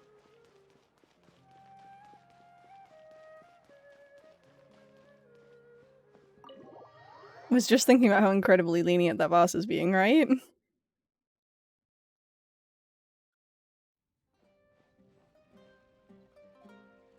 Why are you telling me to go back outside? Oh, everybody just freaking appeared out of nowhere. Is he outside the cafe? I thought it told me to come in here. Chandra? Cat. Okay, outside we go, I guess. Any of my past bosses would have screamed at me, fired me, then screamed at me some more. Yikes. I mean, like, I'm sure if the circumstances of, like, yeah, I was kidnapped were explained to him, it would have been fine, but, like, again, confidential. Hi, buddy. Yes. Long time no see. What can I do for you? I heard that you canceled your research project, so I'm just here to ask you why. With Al-Haytham, like, freaking folded arms, upset in the background. Oh, that, it's really nothing special. I just don't feel like going anymore. I'm not the only one who canceled, right? I mean, people have had no motivation to conduct research lately, haven't they? No motivation to conduct research? Yeah. Say, who might you be? You look sort of familiar. Don't worry about it. Oh, don't mind me. Called Please, it. Continue. Well, with the downfall of the Sages not long ago, many of the projects that they led were put on hold while they were being investigated.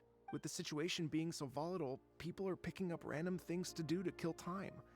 No one wants to risk starting any new research until it's clear how things will pan out in the future. When you say how things will pan out, you actually mean what the new Sages would have interest in, right?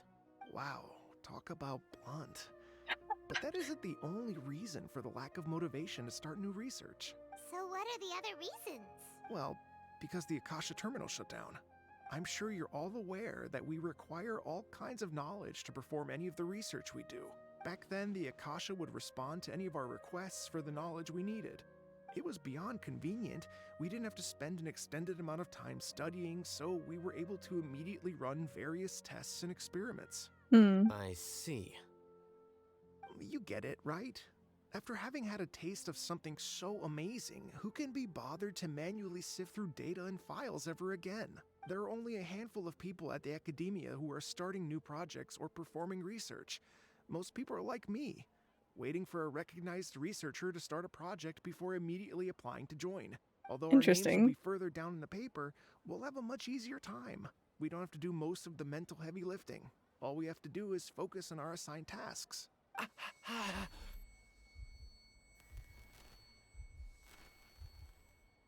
Ilias? What's wrong?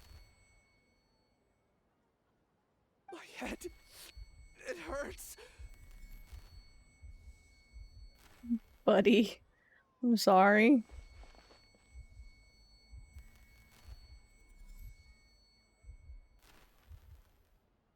I remember now. I remember what Siraj said to me as he approached. You will become Siraj number 36. Fuse yourself with a consciousness under my control. Think only in accordance with a set module. Like a worker bee in a beehive. Paimon doesn't get it. What does that even mean? It's what Siraj was researching and the topic of the thesis he had submitted. Collective consciousness and the path of evolution. Huh. Siraj believed that by achieving 3 objectives, he could create a collective consciousness in human society and drive humans toward their ultimate evolution. First, he would rank test subjects in descending order of ability, with number 1 serving as the Overmind. This Overmind would then divide tasks into numerous modules and delegate them to the collective's members based on their assigned number. Lastly, members would share their memories and emotions to facilitate the rapid exchange of information within the collective. Interesting. Paimon still doesn't get it. What's the point of all that? Think of it as linking many minds together and tailoring a given mind's assigned work based on its compatibility. Eventually, everyone's minds will be consolidated into a new form of existence that is both an individual and an organization. Isn't this just what Dottore did, except Dottore did it with himself and clones instead of dragging other people into it? Do I want to cave to my nostalgia and play MapleStory again? I've tried to go back to MapleStory a handful of times and it's never held my attention. But on the other hand, it's free, so like, go ham. Siraj believes this collective consciousness is superior to individual humans. Whoa. Squishing a whole bunch of people together? Paimon thinks that sounds horrible. It's just as Al-Haytham said. Siraj gave all the test subjects different numbers. Bigger numbers meant you had a lower rank, so your assigned tasks were less complex, such as being responsible for everyone's basic needs. The fact that you were number 36 means that there's at least 35 other people that were kidnapped into this. Or I guess 34 if he's the Overmind. Smaller numbers were ranked higher, so you'd be given more complex assignments like planning for the future. Siraj referred to me as number 36, and I think that was a low-ranking number. Also, confidentiality. Freaking Chandra's over there just also listening in recall on that all Siraj this. said his plan was proceeding very quickly, and that the hive would soon be complete. Oh no, then we gotta hurry. Do you remember where it is, Ilias? The I important tried my information? best, but that's all I can remember. I still Okay. can't recall Guess where not. the cave is. I'm really sorry. Take your time. You'll eventually remember it all. However, something doesn't seem right. Some details don't add up. What's off? You were only designated as number 36? What a shame. From what I can see, your talents merit a smaller number. I'm not sure what Siraj's numbering system is based on. Anyway, we're done here. Let's go. Please, wait. I heard you all talking about Siraj just now. Are you looking for him? Huh? Do you know something? Well, Siraj is pretty popular as of late.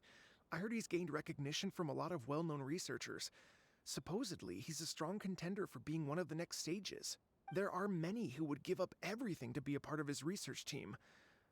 I'm nothing special though, so I doubt I'd get the opportunity. That said, I do know a researcher who received an invitation from Siraj but declined it. Her name is Janaki. If you're interested, you can try to find her. She's usually reading at the pavilion in the garden. Interesting. Victor, why are you just staring at the ground like that, buddy? You okay? Alright.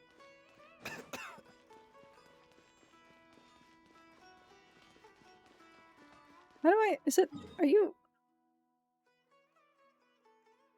The pavilion, it says. If I go here, can I get to it easily? Down. Yes. Whoops. Hello. Are you Janaki? We'd like to ask you a couple of things about Siraj.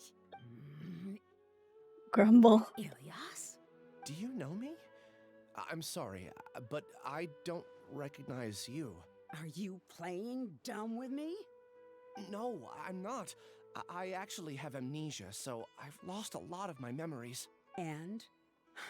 Are you trying to say that I should forgive you just because you've forgotten what you've done?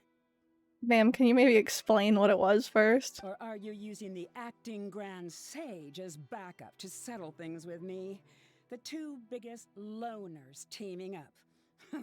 What a terrible thought. That's enough. There seems to be a dispute between the two of you, but I have no interest in that. I heard that Siraj once invited you to join his project. Is that true? So, what if it is? Siraj did extend an invitation to me, and I was also interested in his project. I think it was about collective consciousness or something. Anyway, he said that I could be number 45. That's so many people. Because I thought that rank was too low. No one wants to be placed at the bottom. Certainly not me. Ilias is number 36, and Janaki was supposed to be number 45. Ugh. Just how many people did Siraj have his eyes on? Right. I think there must be like something in the floor that is like holding NPC attentions or something. Because there's another guard in Sumeru that has the same like just stare at floor. Tell me, did Siraj tell you how he assigned numbers? Yeah. Remember how the sages took advantage of the Akasha and extracted Yana energy from our heads back then? They left a document that records the amount of Yana energy that the Akasha had extracted from each person. I don't know how Siraj got his hands on that document, but he used it as the basis for his numbering system.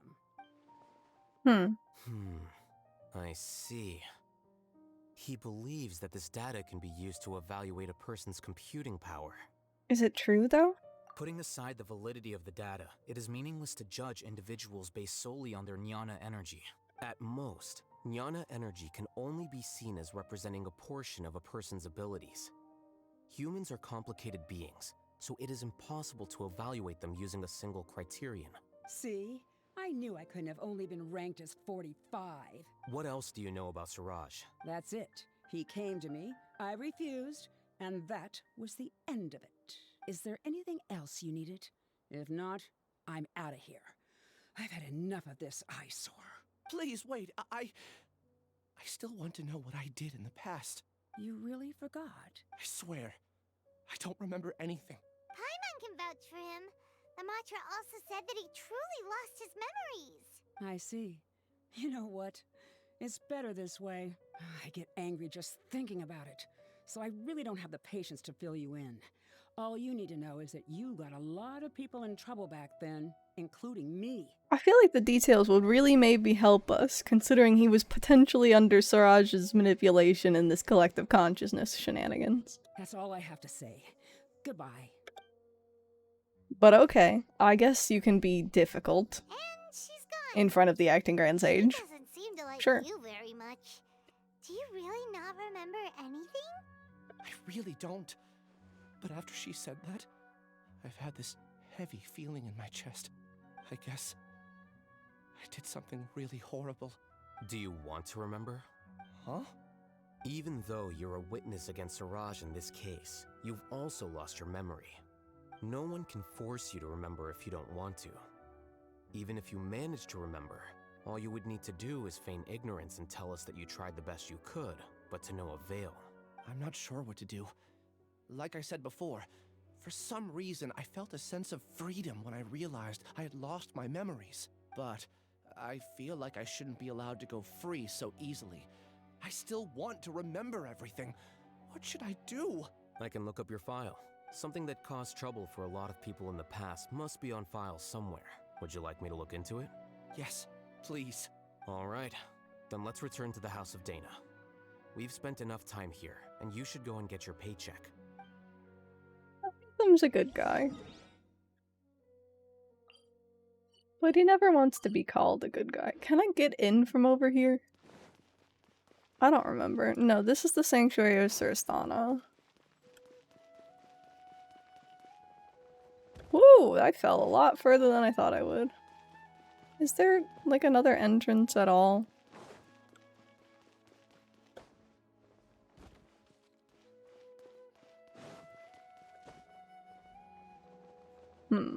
Oh, I ran out of stamina. I'm falling so much farther than I thought I would. It's fine. We're just gonna run from here.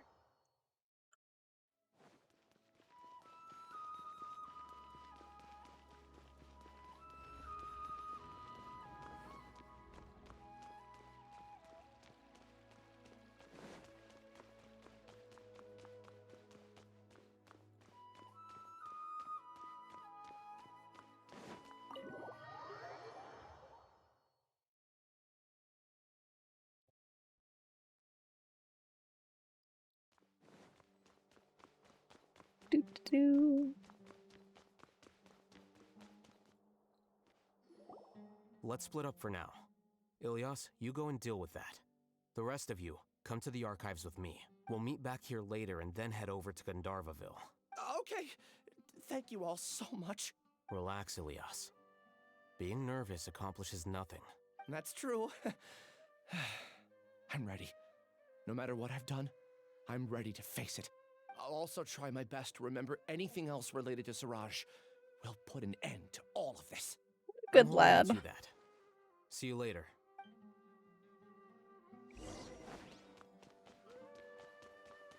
Oh, wait. Higher. Yeah, okay.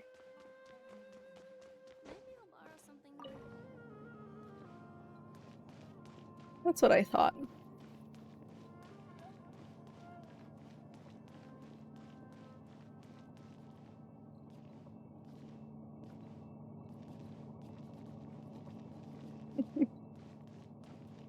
Chongsheng's little head bob.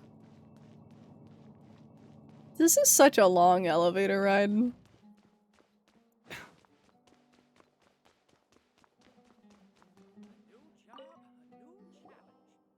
Okay.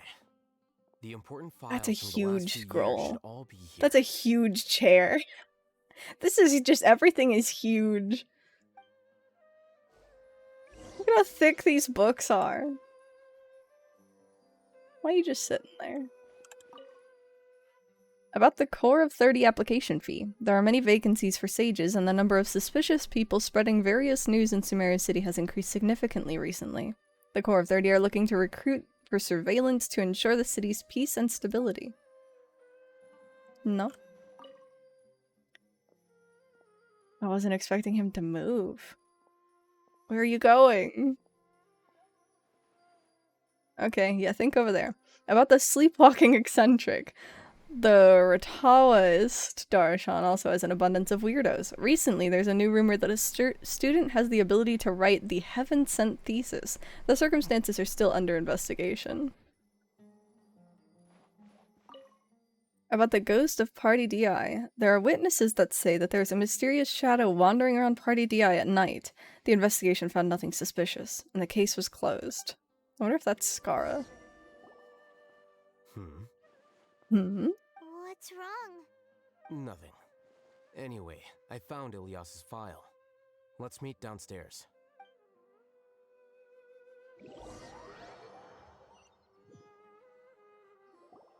What have I done? This file indicates that you were once commended by the Academia for your courage and sense of justice. You were considered a hero. Huh? Me? Yes. Your instructor was engaging in academic fraud, and you were the one who reported him. Your report was found to be true after a series of investigations, and your instructor was brought to justice by the Matra. This incident caused quite the commotion, and the Academia sent you a commendation. What is it?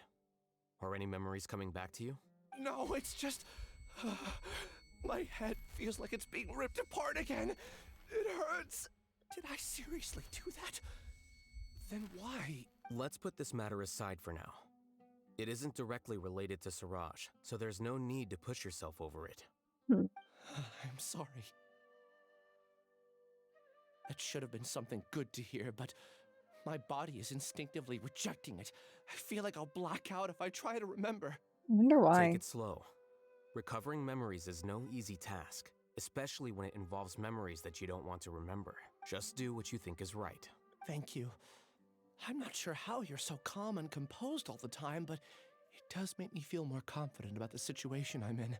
Because he's calculating and really doesn't give a shit. Let's head to Gandharvaville and deliver Ilyas's paycheck to his sister. Come on! To Gandharvaville it is. I guess here?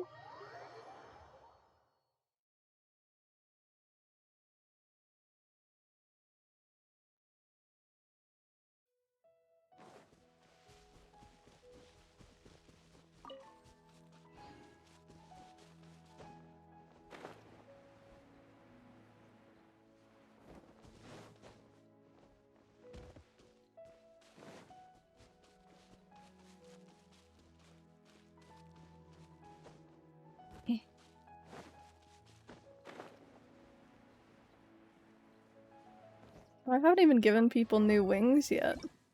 That's important.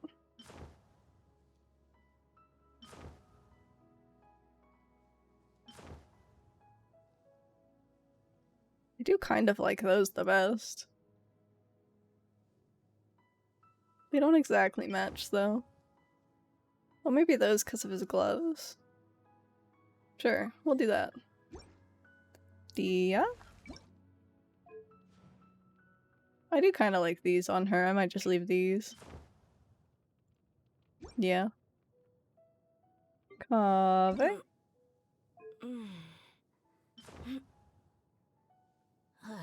Kaveh's a weird one, I think. Maybe these. Candace? She's like this like indigo kind of color.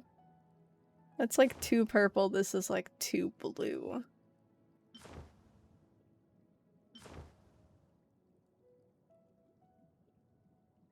I might do these anyway. Is that everyone? Everyone new? I think so. Mika, did I change yours? I did. Alright. That'll do.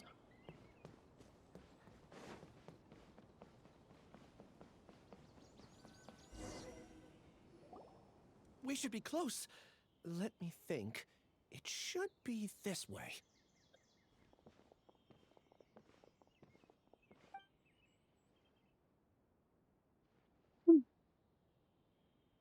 Ilyas, what are you doing back here?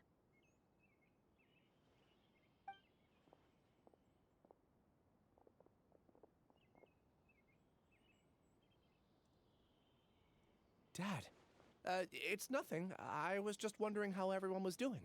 You sure everything's okay? Did they bully you again? It's all right.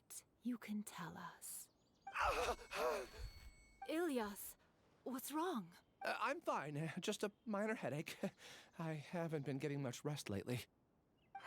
Back then, I told you not to be a hero. Look how things turned out. I can't imagine how things are going for you at the Academia. We've even been receiving threat letters. You don't have to force yourself to stay at the Academia. You can always come back home. I'm all right. I just need a little rest. Ilyas doesn't seem like he wants them to know that he has amnesia. He doesn't want his family to worry. Hey! That's enough, you two. Ilyas isn't feeling well. You can keep nagging him once we get home. Ilyas, let's find somewhere to talk. Ilyas's sister brings you to a quieter place. So, how's your headache? It's much better now. Oh, here. It's this month's paycheck. How's everything at home? Same old, same old. It's just that everyone's worried about you. Don't mind their nagging. Deep down, they know that you did the right thing.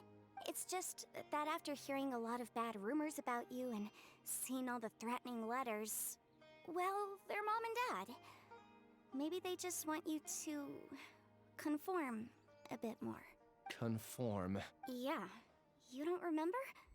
After the incident, Ilyas? What's wrong? Ah, I see. I remember now. Don't worry, I remember now. You're acting a little weird today, you know? Anyway, I understand your decision. But Mom, Dad, and I just want you to be happy. I don't care if you're a hero or not. I just want you to enjoy life and relax more. Your understanding is a great comfort to him. Is it? That's good. Are you a friend of his? More so these two. My name is Alhaitham. Called us friends. Traveler in Paimon. Kind of. Oh, that rings a bell. At any rate, I feel more at ease knowing that my brother has friends. Would you like to join us for dinner? I just happened to buy some extra food. Sorry, but I still have things I need to take care of. Well, that's a shame. Okay, I'll get going then. Take care of yourself, Ilyas. Bye, sis. Don't worry. I won't do anything to make you guys worry again. Don't make that promise when you're still getting collective consciousness headaches. You remember now? Yes, I do. Thanks for that. You know, you don't seem like such a bad person. Is that your way of conveying gratitude? Oh, my apologies. But I meant every word. Remember when I asked at the tavern if we had ever met? I said that there was a sense of familiarity, but what I really meant was a sense of loathing. Oh? Loathing? Yeah, but having spent some time with you, I realized that you're not someone I disliked to that extent. Strange, isn't it? Why did I have those thoughts at that time? Collective consciousness. My strength is that I don't care about what others think. If you could also develop this quality, then you won't be as bothered by complicated social relationships. Alright, fair enough. It'd be great if I could think like you. But first things first. I remember where Siraj's cave is now. I'll take you there. Okay. Do you remember what you did? Really? That's great! I want to know what you did. Paimon remembers that you said there are 2 things that you had to do. We've only checked off 1, right? What about the other one? Are we not gonna do that first? There are more important things at hand. We have to stop Siraj before he completes his collective consciousness, or it'll be too late. You're right. Let's head out.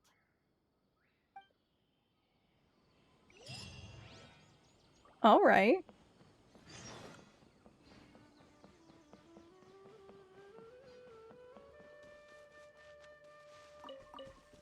Oh, I just can teleport. That's really far. Yeah. We're not gonna walk that whole way. That'd be far.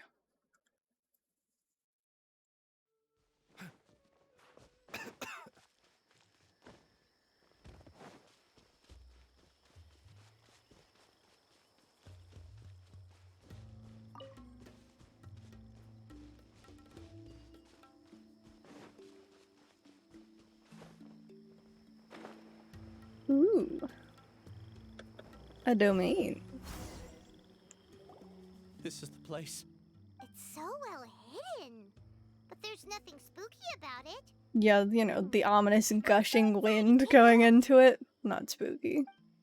To be fair, that is kind of how they designate domains, but I think it's kind of creepy.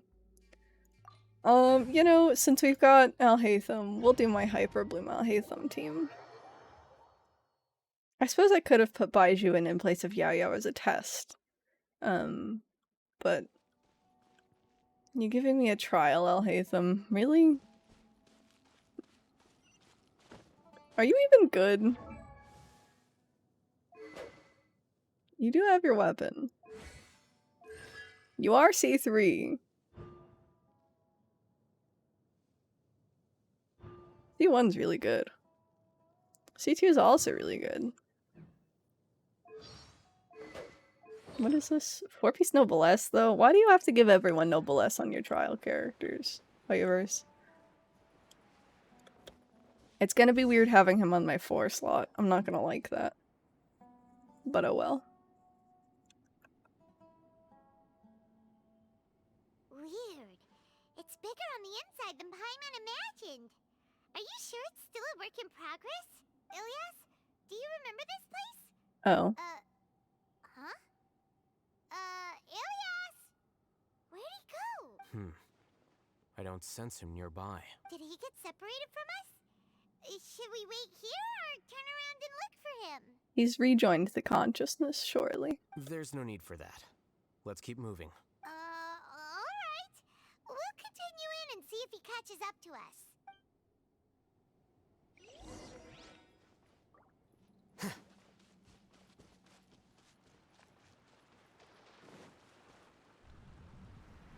Oh.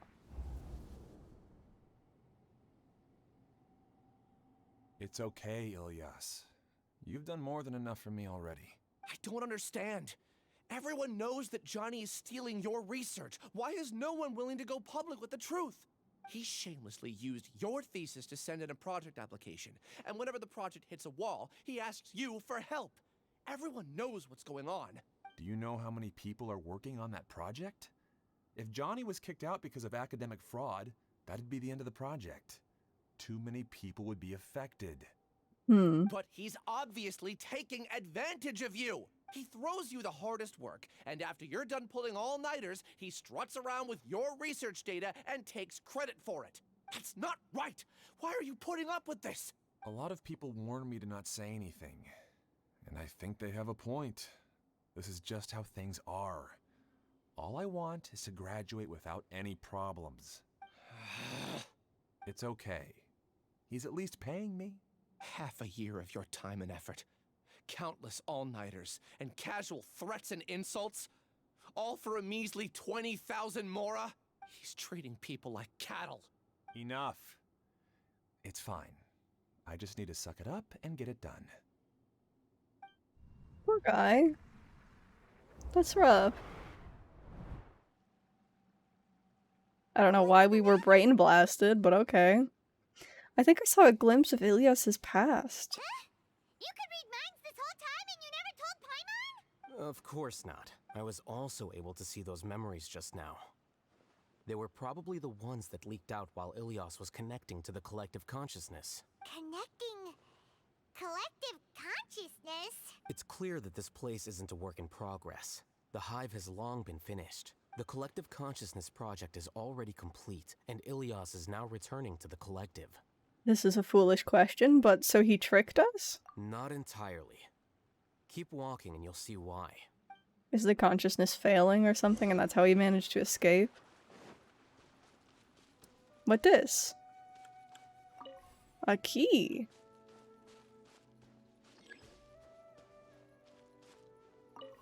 Okay. Weird.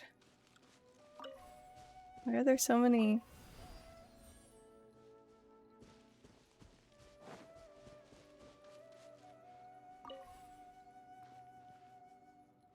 Chest?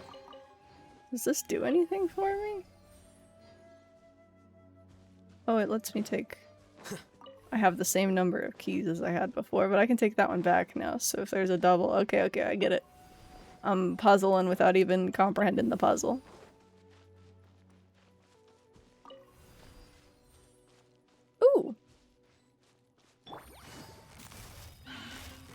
Quietly now.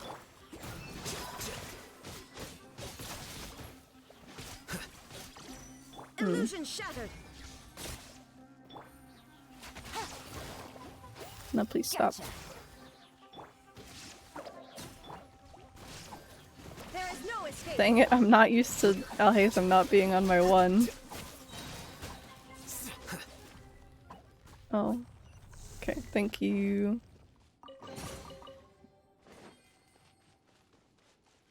Sword is really cool though. It's completely different from what Ilias Wow. This is pretty. This looks like it's been done for a while.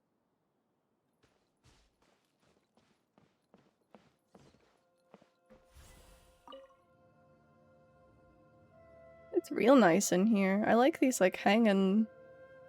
Contributing to the collective by only thinking to your strengths.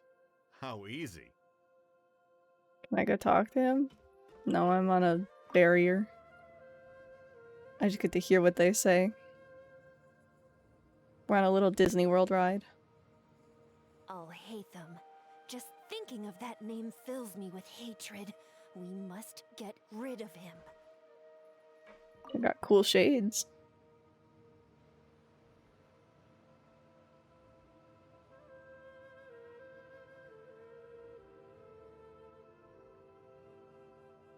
It is pretty in here though. Wait. Huh? Whatever. Bing.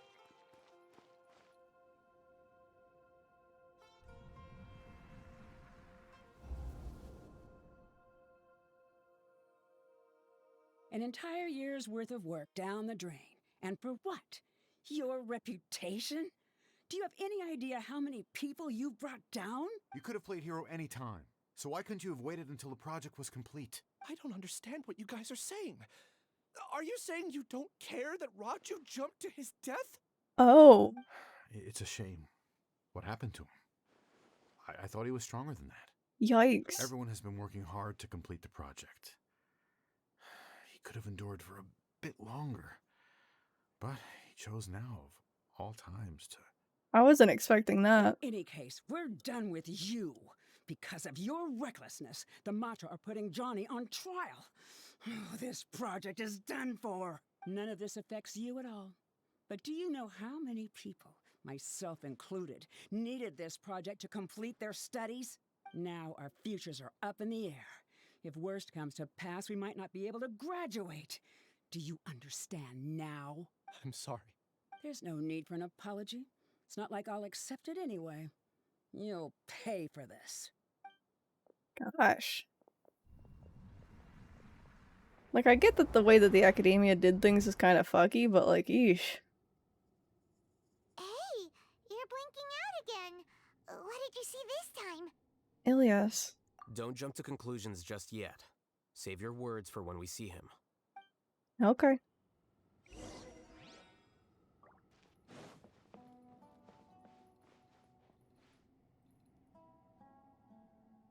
Hmm.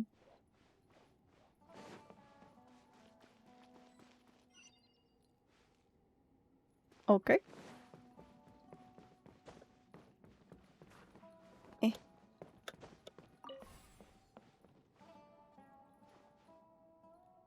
I wonder what, like, the purpose of the collective consciousness is. Ooh, I almost fell. Where's the... Thank you.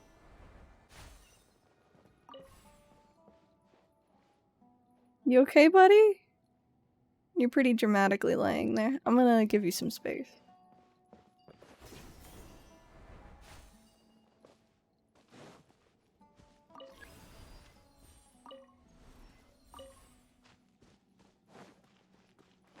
Just in case, why don't we take both keys with us? How do I... Oh, I guess I can... lock myself in.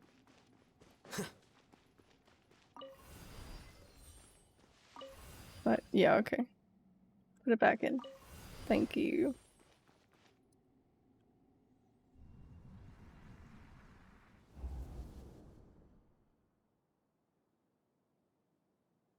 Alias, this is all very strange. Is there really no research group that will take you? Well, to pass this course, you must complete a paper with other researchers.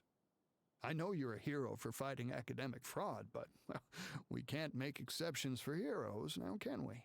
Well, everyone else is by not letting him join. Maybe you should try to improve your relationship with the other researchers. Huh? Getting a reputation for being too unconventional will not stand you in good stead in the long run. I understand. Poor guy. Oh. Oh, so he had someone in the collective consciousness just like around the academia to look for new subjects, probably. You seem troubled. No one questioned his weird glasses? Who are his you? visor? Ah, where are my manners? My name is Siraj. Siraj? I've heard of you before. Do you need something from me? The world hates people who don't fit in. I imagine you've had your fair share of trouble. After you reported Johnny for academic fraud, you were ostracized and shunned. Even your family can't understand your actions. However, I'm working on some research that will help you merge into a collective.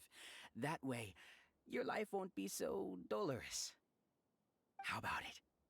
Wanna have a go? How did 40-something people get this spiel and not one of them go,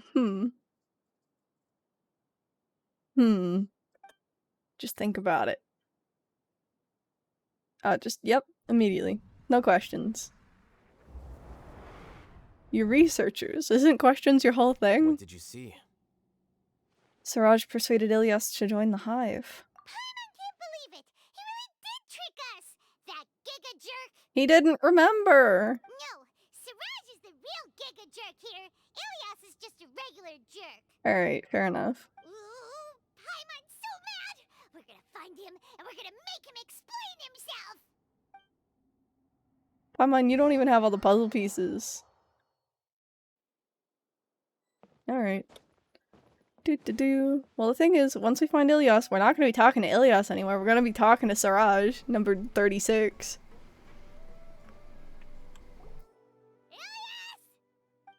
You've come. Oh, I don't. That's fucking creepy. Don't do that. I intentionally slowed my integration into the collective consciousness because I wanted to see you one last time as Ilyas.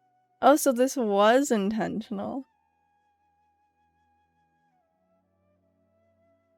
And I wanted to apologize to you as him.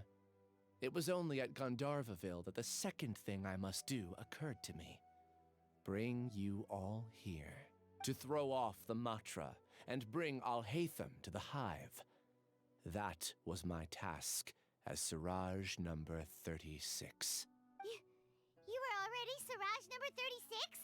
But you passed the Matra's lie detector test! Yes, I truly did forget many things during that time, even my identity and assigned responsibilities. However, it's not that I got scared and forgot.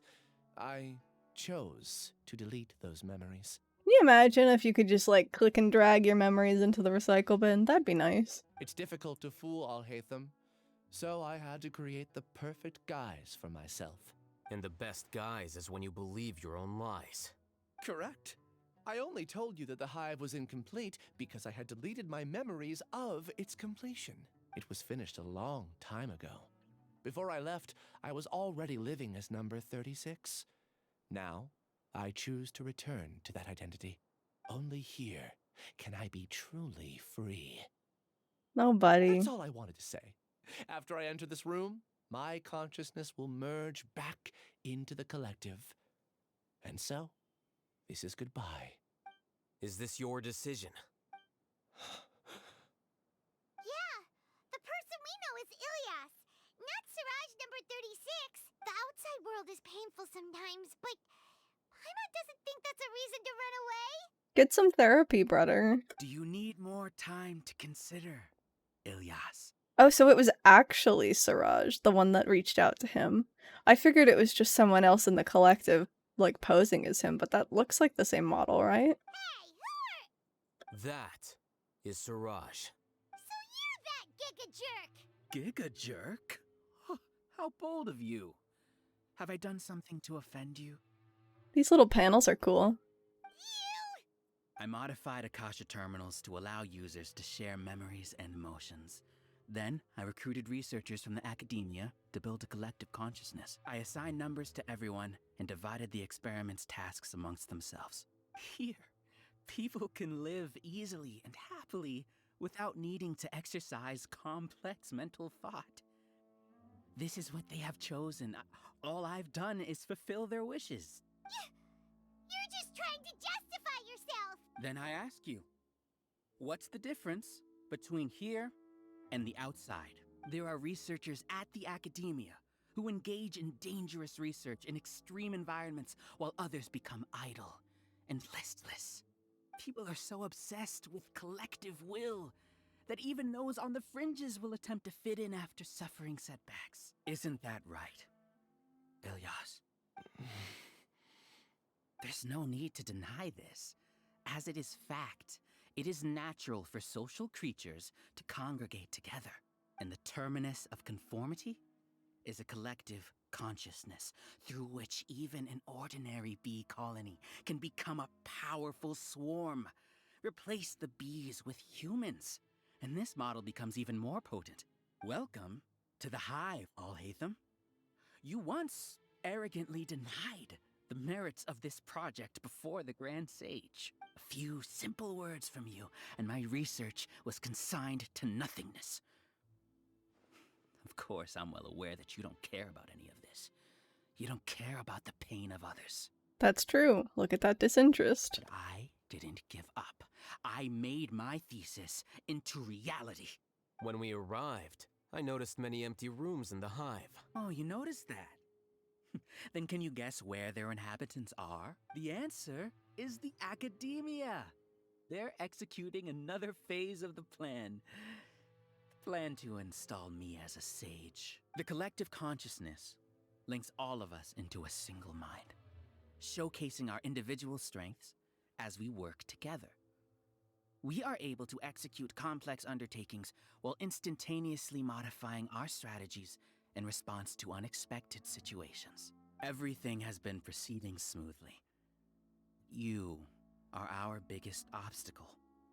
With you out of the way, I'll use my growing influence to turn the collective consciousness into a legitimate study.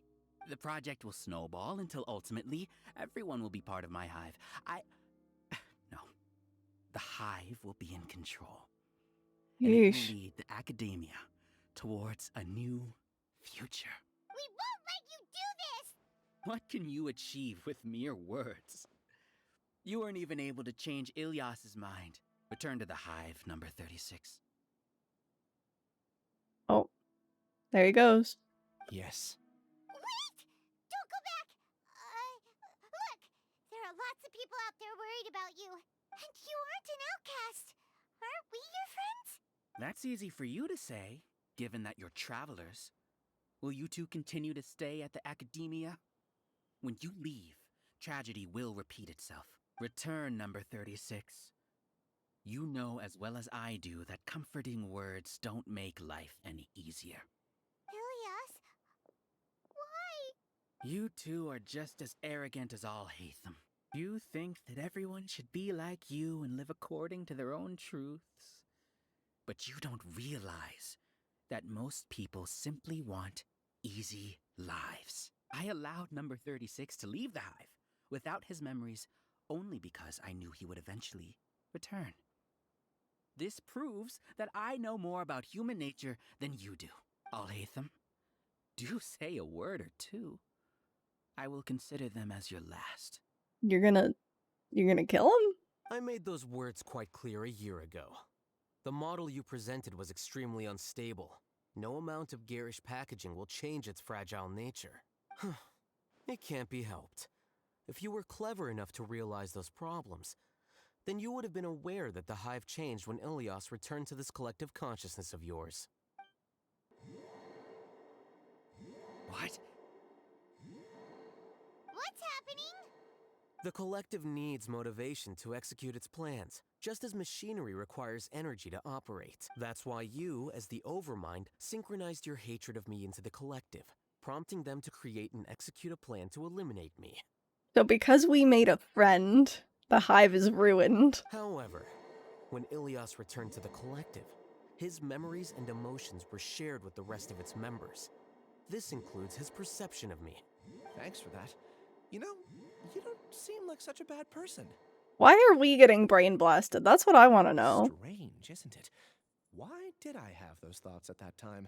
This contradicts the hatred you had provided them, and these two differing emotions will give rise to new conflict. So that's it.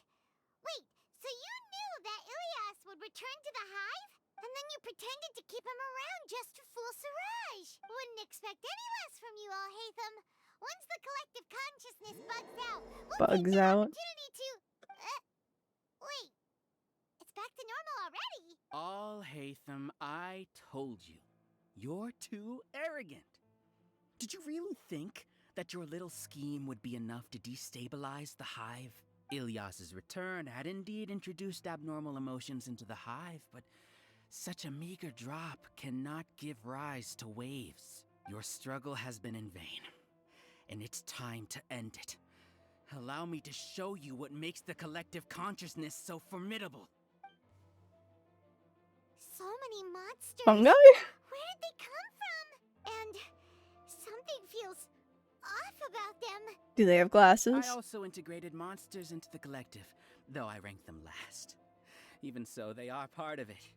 How did you manage that? Despite their lack of intelligence, perfect cooperation can be achieved, much like soldiers who have undergone strict training. I really want them to have the Now, glasses.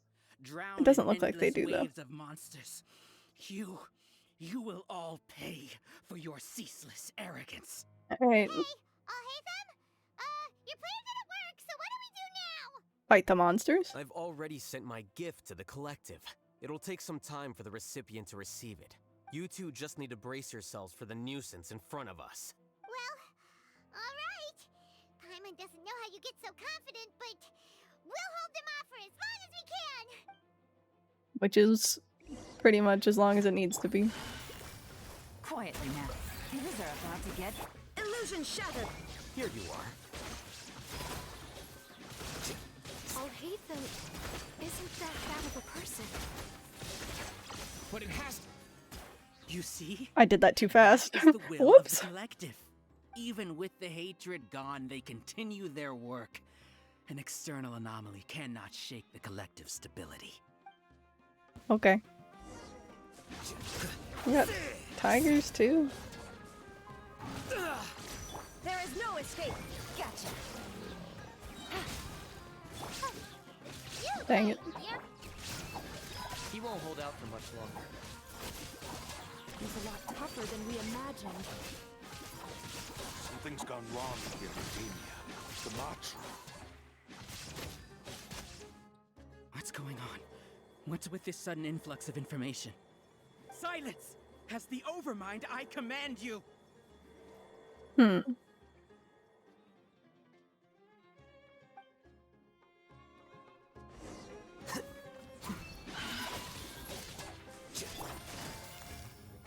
Quietly now. Game's up. Fun's over. Shine down. Scatter! Ow.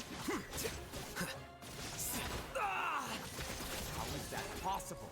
Why hasn't it been resolved? Was. Error in judgment? The will of the collective cannot be wrong. The Overmind must have made an error in his judgment. Yeah, it's the Overmind's But fault. Siraj is the most intelligent among us. Ow. He is number one. His judgment is the optimal one. You okay, bud? Is that true? No, not necessarily. Here you are.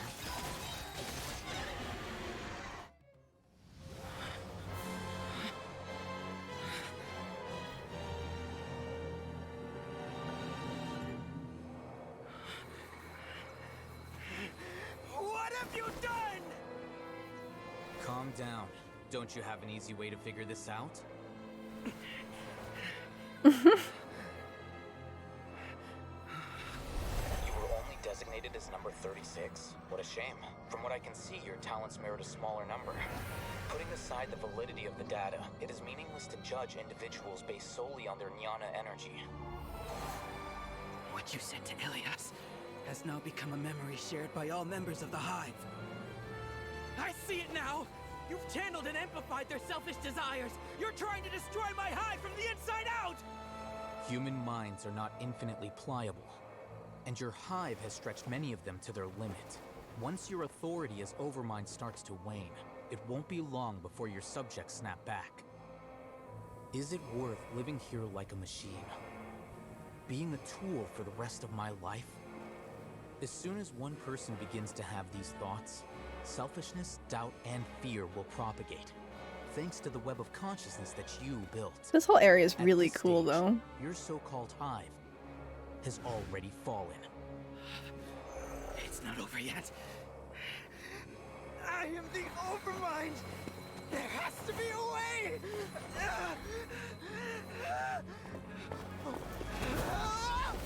It's too late. Once the desires of the Hive accumulate, beyond a certain threshold, they will kill their king. I wouldn't have suffered such a disgraceful defeat if I was the Overmind. My numbers shouldn't be so far down in the list. Siraj is alive! This isn't what we agreed to. I should be the one in your position! What did he throw the sword at? Oh. Got it.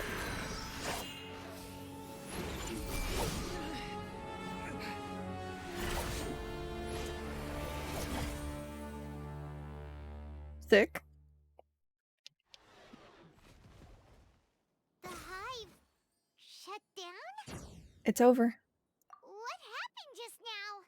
Members of a collective consciousness are more likely to reach a consensus because of their shared memories and emotions. For example, Ilias did have differing perceptions, but he ultimately followed the collective consciousness's judgment. However, this system is far from perfect. Based on this logic, the collective consciousness will generate an intractable diffusion effect upon encountering negative emotions. Selfish desires. The disturbance that Ilias caused wasn't for naught. It made the collective question the Overmind. Setbacks in the plan further amplified doubt, which diminishes the Overmind's influence. This inevitably causes the collective to generate negative emotions. Apprehension, disappointment, panic, avarice. These negative emotions can be very well hidden, as humans generally do not share completely transparent channels of communication. But in the Hive, where there are no secrets, negativity can spread like a tidal wave. Of course, what I said to Ilias was the trigger for all of this. A few words were enough. Believe in the power of words, Siraj. You were already thinking of a way to destroy the collective consciousness. Even back then, you knew that Ilias was the bait all along? But how did you know? Since when? Probably since knowing it was about you, since y'all were classmates. I knew it from the moment I saw him. Moreover, I never looked down on you. My opinion of you has always been objective. Back. Sorry, internet went down for a bit. Oh, not a problem. Welcome back. Sorry about the internet. It happens. You have a naive view towards the concepts of collective consciousness and human evolution, but you are intelligent and disciplined. You would never let a test subject escape. Mistakes like that are beneath you, and you also won't leave any mistake without a resolution. I never thought I'd hear those words come from you. But if you're saying that out of sympathy, spare me. It wasn't sympathy, it was really just how he calculated all this out. I know very well that you've never viewed me as an equal. When you were with us, you always had a distant look in your eyes. You don't need to hide it. I know it better than anyone else. The arrogance that comes with being a genius. Nobody likes being treated like that. Your perspective is entirely born from your habitual way of looking at things. From your perspective, you probably think I'm like you. Someone who doesn't fit in. However, I've never placed myself on a pedestal. I just want to distance myself from meaningless noise and look at everything objectively. On the other hand, you have failed to come to terms with who you truly are. You care too much about winning and how others perceive you. You mean to say that I'm the arrogant one here? Yeah. Is that not so? Arrogant and emotionally fragile. Drag him. You view people as a simple, mediocre collective, while you regard me as one of your kind. Regardless, I have lost. You can take me back to the academia and stand trial. You will stand trial, yes. But arresting people isn't in my job description. I'm just an ordinary staff member. I believe it is the General Mahamatra's duty to escort you away. I know. What's up? Sino? What are you doing here? I followed the symbols. Looks like things have already been settled.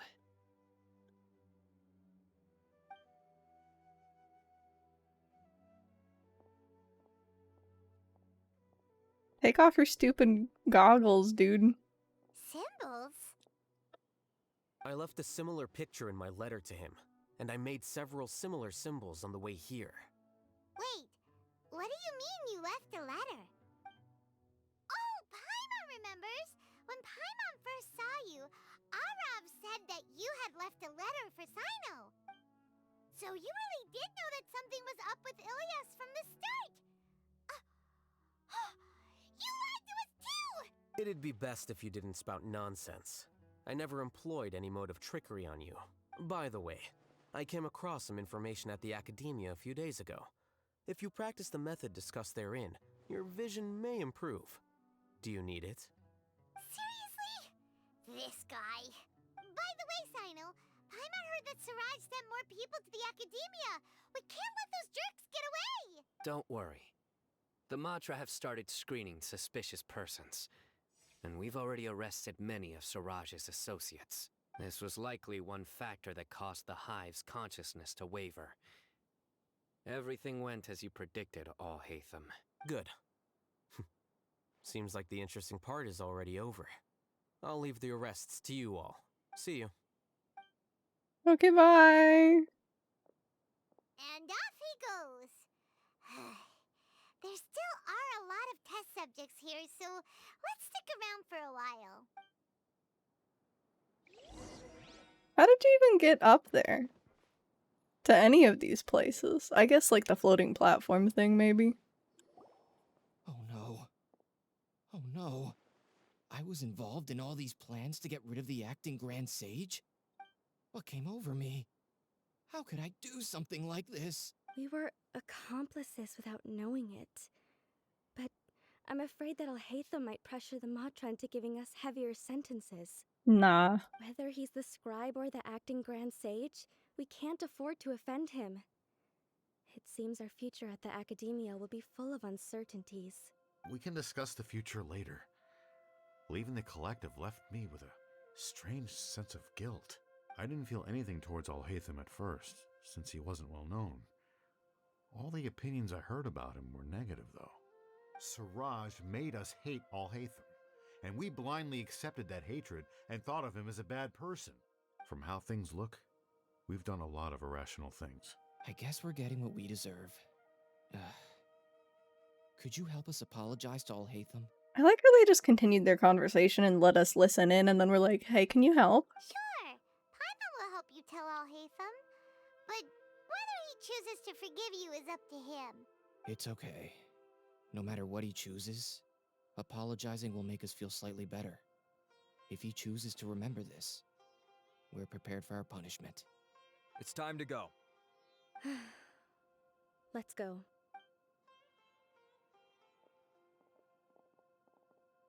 So, were they all duped? We can ask Alhaitham about that later.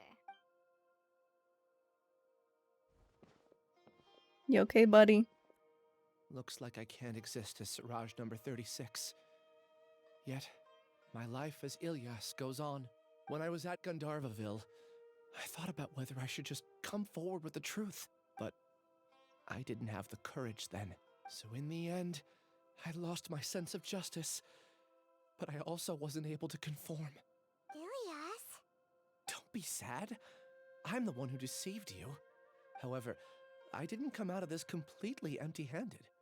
The moment the hive collapsed, an idea popped into my head. I realized that the collective I was always trying to fit into wasn't as powerful as I had imagined. Understanding that gave me courage somehow. Perhaps one day I could be just like Alhaitham and not care about what anyone else thinks. Good luck, bud. You can do it. Paimon believes in you. Maybe like a happy medium would be better. Thanks. Well, I should get going. I'm one of the primary suspects in the case, so I'll have to receive my due punishment. Can you keep this a secret from my parents and my sister? I just don't want them to worry. Also, please apologize to Alhaitham for me. Goodbye, you two. Alhaitham's just gonna be like, yeah, okay, whatever, to all these apologies that we're going to deliver to him. All the test subjects have been taken away. I'll have my subordinates seal the place, retrieve all documentation, and destroy the system. Good. Are you two hurt? I brought bandages and hemostatics. Well, thanks. Paimon's fine. Just a little tired. Get some rest. Alhaitham is probably waiting for you at the entrance. Go see him when you're done here. Thanks, bud. Watch out for any of Siraj's associates who might still be in hiding. If you encounter anything you can't take care of, come find me at the academia. Okay, you stay safe too, Sino. Okay. Toodles. Let's go meet up with Alhaitham. Ooh. Chest.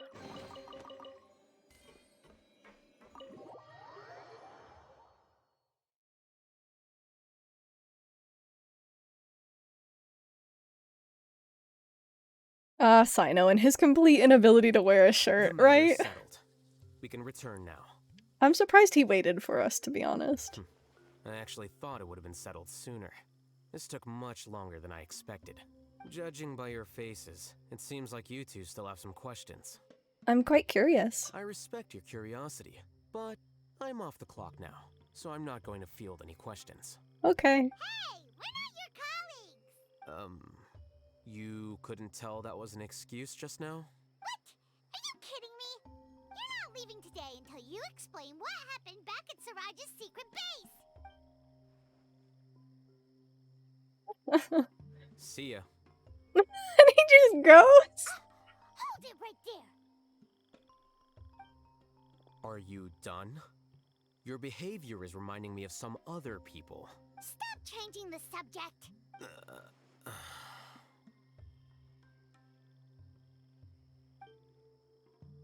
It's too much of a hassle to explain everything from the top. You know what? Come with me.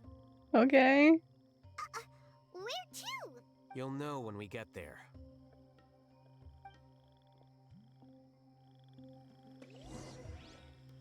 Follow Alhaitham. Alright.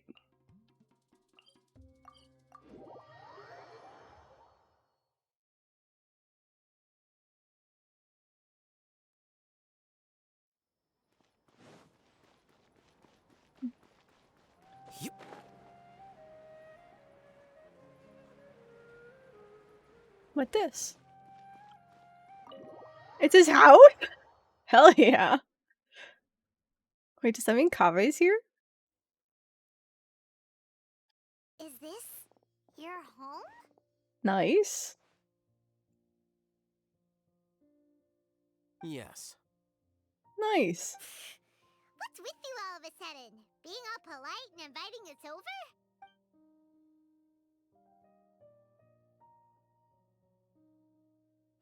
Ah, you're back. Quick, come help me see if this painting's all straightened. Huh? Who are they? Hi. Stop making a fuss. They're obviously guests. Obviously. You're not from the academia, are you? No, we're not. I'm unsure she's seen you before. You're that person from that time in that one place! Wait, what? How do you know me? Oh no, do people know that I live here? What?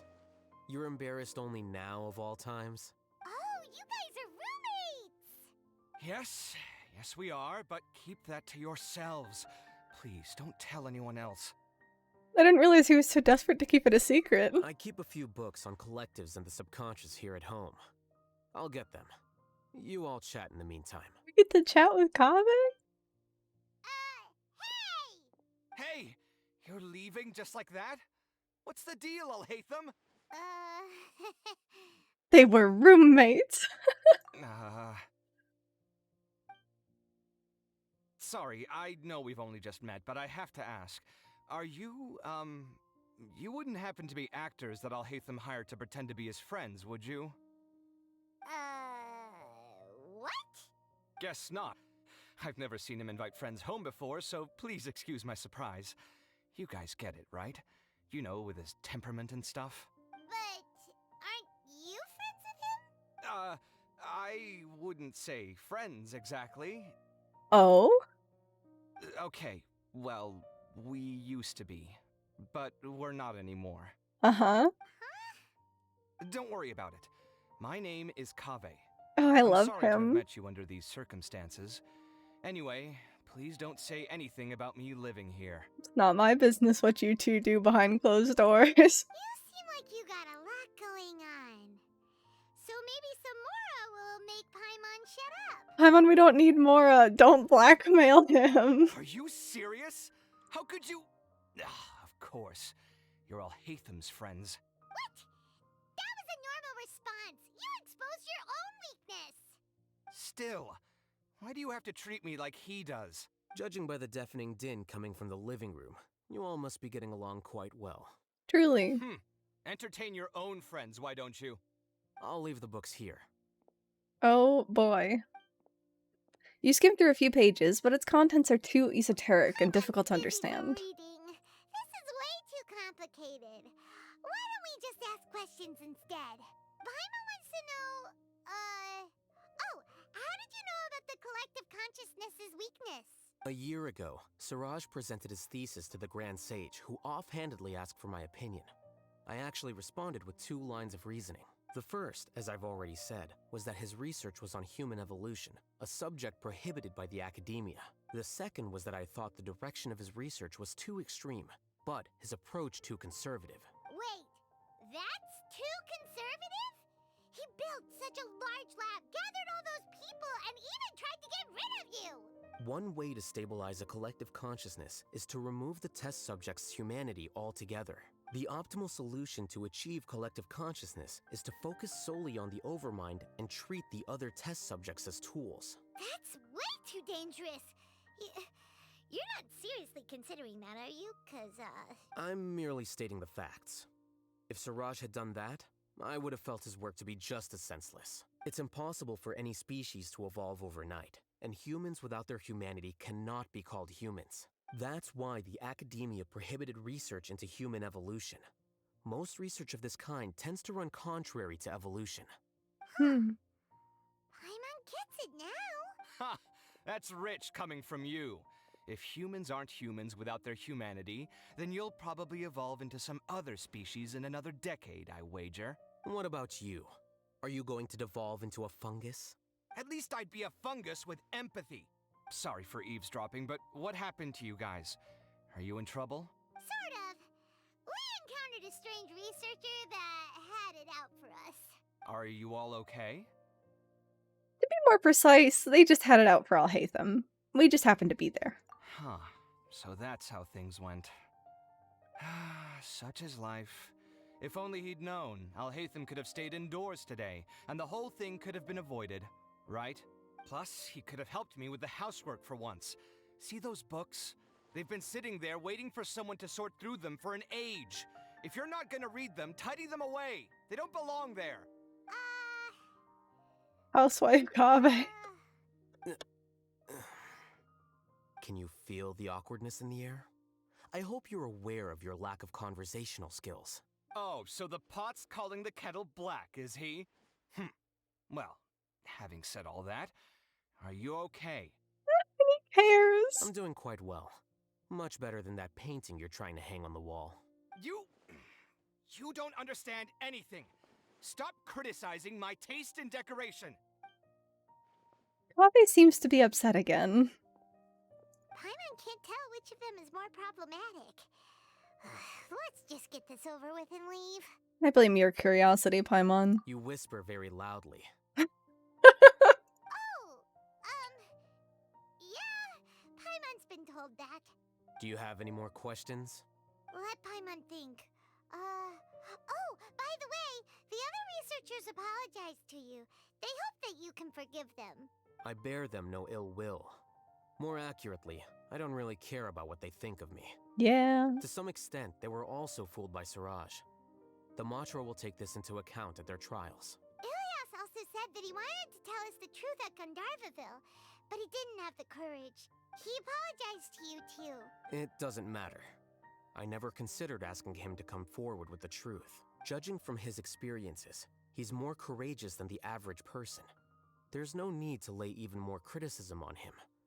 Criticizing the brave only shows how weak you yourself are.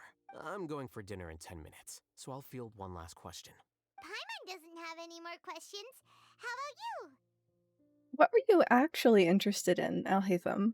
Oh, yeah, that's a good question. You only started investigating with the Matra at the Academia because you were interested in something, right? But after meeting Siraj, it didn't seem like you were interested in him or his experiment. I had no interest in him personally, but I was curious as to why so many people were willing to form a collective consciousness with him. I now understand the reason. Something to do with the current atmosphere at the Academia, I suppose? Correct. The fall of the Sages and the shutdown of the Akasha terminals deeply affected the Academia. The fact that Siraj's project attracted so much interest despite not being approved speaks to the lack of research projects as of late. As the acting Grand Sage, I'll have to figure something out. In addition, what happened to Ilias is worth our attention. Reporting academic fraud was the right thing to do. He didn't deserve the outcome that he had received. Paimon understands now. Oh, you're pretty serious when it comes to work, huh? I think minimum viable seriousness is a more apt description. I'll do my best to take care of this mess until my resignation is approved. Wait, your resignation? Yes. I've already submitted my resignation to the Academia. Soon, I'll resign as the acting Grand Sage and go back to being its scribe. Alhaitham really said I didn't sign up for this shit. I don't think Siraj knew about that. If he had waited just a few more days before acting, I would have already resigned. What he'd do then wouldn't have been any concern of mine. However, even without my input, his unstable model would have collapsed for some other reason, so it makes no difference. But why do you want to resign? I'm not suited to be a sage, nor do I want to be one. The official process to select the new sages is already underway, but this process is long and takes far too much time. If I serve as acting Grand Sage for too long, the position might become permanent. That would be troublesome. This job isn't something I want to spend the rest of my life doing. You have a pretty clear direction for yourself. It's important to keep your priorities straight. Well, it's about time. You two should grab some dinner as well. Oh, now that you say that, Paimon's kinda hungry. See ya! We're gonna grab some yummies! Goodbye. See ya.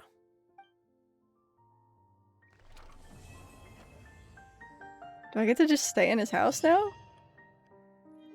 Oh. Wait, what is this? Oh. The name Siraj doesn't ring a bell. Was he in your class? We're eavesdropping now. He isn't someone who would leave an impression, so it's expected that you don't remember him. I've always had a hard time appreciating the way that the Academia pressures people by labeling them as geniuses. But even so, the Academia can't be left to you. Or perhaps I should say that I'm delighted to see that you have a base amount of self-awareness. If the people in the Academia haven't gone mad, they'd know that I'm much more suited to be a sage than you. And I suppose they'd let everyone know that your career as a sage will be as shaky as that painting. Again, that's mighty rich coming from someone about to resign. In a few days, you'll be managing files again. You'll be back at rock bottom. But my salary will likely stay the same. Wait, what? How come?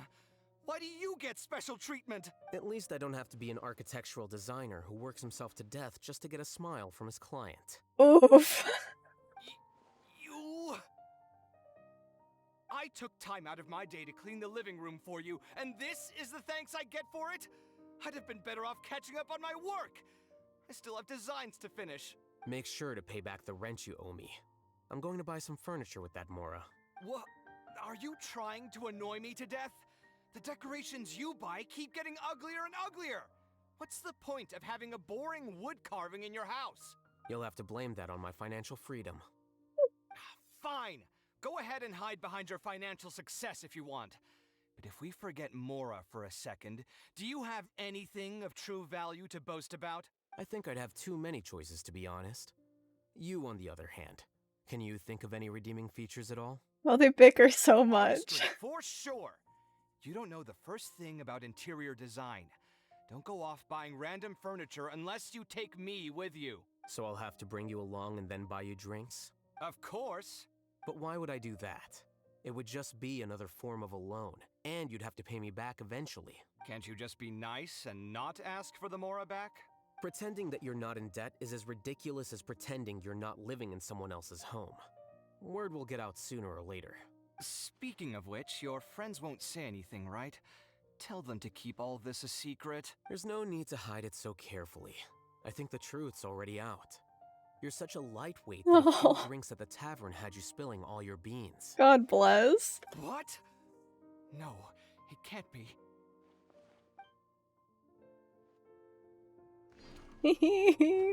Can I, like, come in?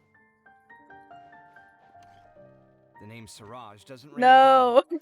Was he isn't someone who... I've always had a hard time appreciating the way that the academia pressures Oh people no, by we have to labeling go them through as all of it again. geniuses. But even so, the academia can't be left to you.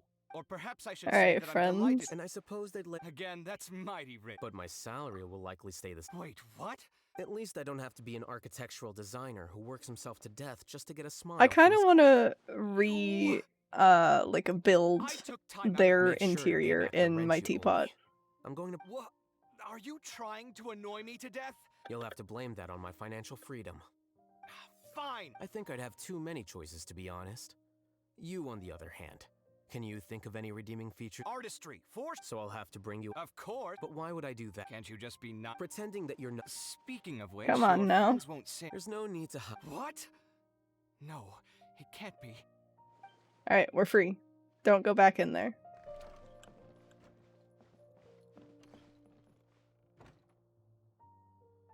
I want to know what these are. They're so big. Everything in this game is just scaled up way too much.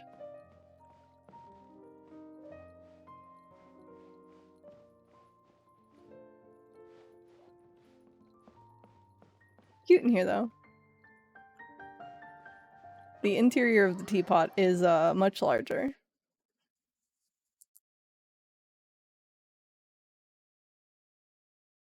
Strange. Paimon's heard lots of people talking about this academia extravaganza thing earlier. Wonder what that is. Maybe there'll be fun things to do there. Let's go to the academia and have a look for ourselves. Sure. Why not?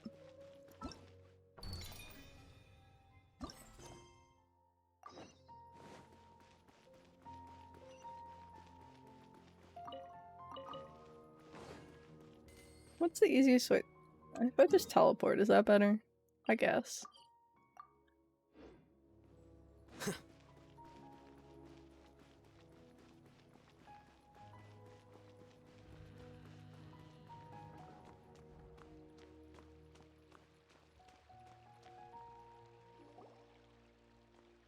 A moment, if you would.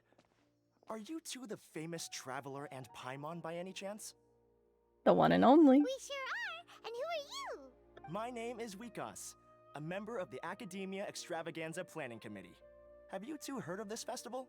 Only just now. Yep, and that's exactly why we're here. Is that so? Looks like our advertising is working. Since you're both interested, would you mind if I gave you a brief explanation of the event? That'd be helpful. Thanks.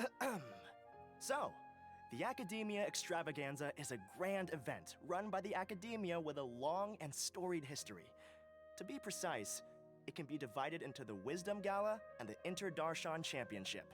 The gala is held annually. During this time, all 6 Darshans will set up booths throughout the city and host guests to showcase the most fascinating aspects of their school, and thus increase their influence. On the other hand, the championship is held once every 4 years. Each Darshan will send a representative to vie for the position of Grand Champion. This year, the gala is being held alongside the championship, so the mood in the city is, as they say, at an unprecedented fever pitch. As they say. Got it. Cool. Thanks a bunch for the detailed explanation. information. You're most welcome. Answering questions regarding the Academia Extravaganza is my job. And I actually do have something I would like to ask the two of you. Huh? Need our help with something? Well, let me begin by saying that this year's Academia Extravaganza is of utmost importance to us. Lesser Lord Kusanali and the Sages came up with a plan for the Academia to recruit talented people from the desert starting next year. Mm-hmm. As such, we've invited a great number of desert dwellers to take part in this festival, so they can hopefully experience the Academia's atmosphere ahead of time. Neat. I've heard that the two of you are famous across both the rainforest and desert. With your participation, especially in the Interdarshan Championship, more people will definitely come to appreciate the festival.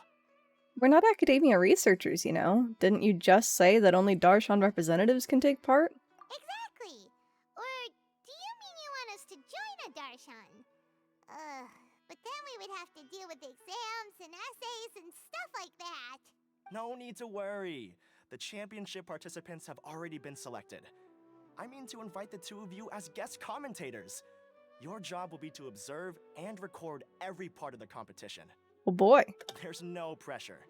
Just follow each match and enjoy the festival. Aside from that, we'll also prepare some compensation for your efforts. We won't have you working for free. Alright, sure, why not? That kind of sounds like a sweet deal. What do you think? Who are the participants anyway? You can head over to the festival venue later. An organizer there will introduce each participant. Some of them even might be people you recognize. I'll leave it at that for now. Surely. So, how about it? Would you like to take this commission? We'll give it a go. Wow, having fun while getting paid? This sounds awesome! The main event venue is at the outskirts of the Citadel of Regzar, and the organizer you're looking for is Karina. Tell her the situation and she'll get you set up. Alright. The championship is going to begin soon. I wish you a good experience serving as commentators. If you have any doubts, come find me anytime. Alrighty, off we go! Thanks, bud. Comings and goings.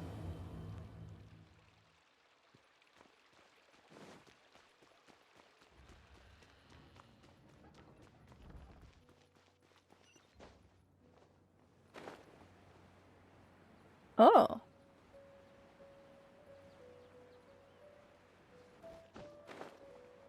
Karina. Welcome, one and all, to the Academia Extravaganza. Now then, allow me to reveal the prizes for this iteration of the Interdarshan Championship. Fabulous monetary rewards, research funds, a limited edition Genius Invocation TCG card, and the right to wear the Diadem of Knowledge. I believe that I need not elaborate as to how this is a symbol of great honor. She should be Karina, right? Looks like she's in the middle of something. Let's wait till she's less busy, then go introduce ourselves. The Diadem of Knowledge. What a perfect work of art. Every time I see it, I feel like I'm losing myself in its beauty. The one who proves fit to wear it must be a rare genius indeed. I believe that most of you have already seen the Diadem of Knowledge or have heard tales about it. 20 years ago, a researcher named Sachin bought it for a large sum of mora before donating it to the Academia. The generous championship prizes are also sourced from his sponsorship. Before we begin, allow me to express our gratitude to this researcher, who cannot be with us right now. Oh? Things can only get worse. Things can only go from bad to worse. Who are you? Human nature begets conflict, and conflict begets ruin. From the beginning, the seeds of wickedness have been.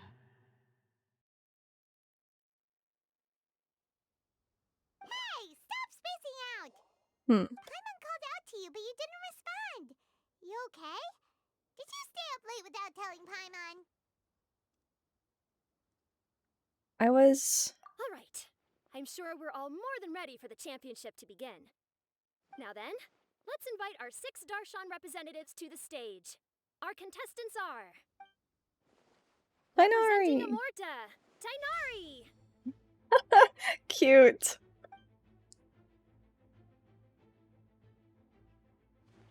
Representing Spontamod, Sino! Nice. Layla. Representing Ratawahist, Layla. These are so cute. Representing Haravatat, Farazan. Representing Kasharawar, Kaveh.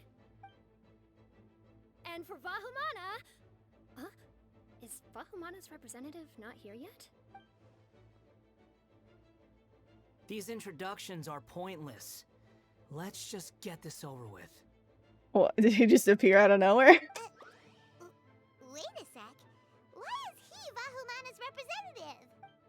Finally, our final contestant is Vahumana's representative, Hat Guy. Hat Guy! Oh, so that's Hat Guy. I think I've seen him before. You know who he is?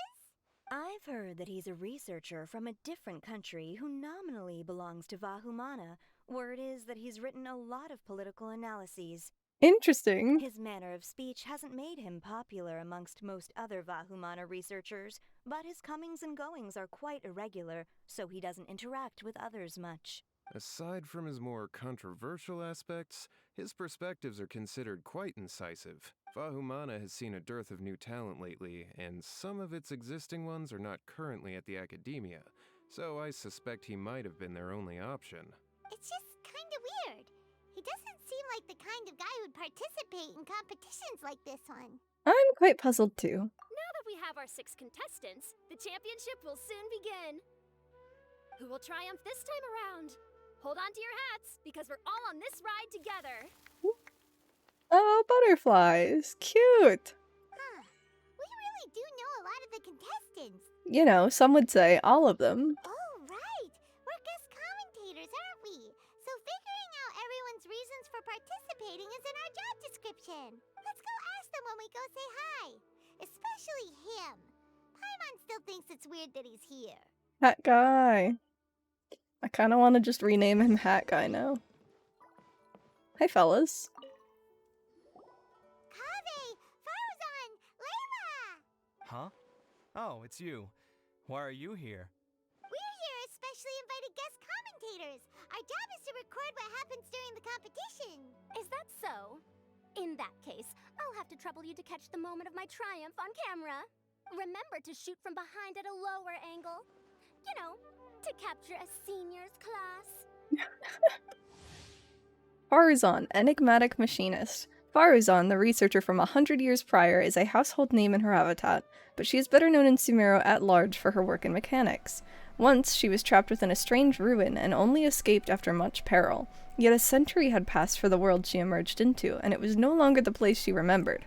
Whether it be due to academic disagreements or the passage of time, she has quite a few things to say about the current state of the academia, and is not afraid to put her sharp tongue to use in commentating about other researchers. However, she could be quite easy to talk to, so long as you call her Madam, that is. Cute. I wondered what the deal was with her, age. I thought that she was just old. But it seems like she was just in some weird time wibbly ley line anomaly thing. Don't get ahead of yourself now. Victory will obviously be mine. You're far too young to even consider challenging me. Kasharawar or Ratawahist, you're all children as far as I'm concerned. Actually, I was going to ask, how do you know me, Madame Farazan? Huh? You don't remember? I sometimes see you in the library at night. You even waved at me. What? I don't remember doing that at all.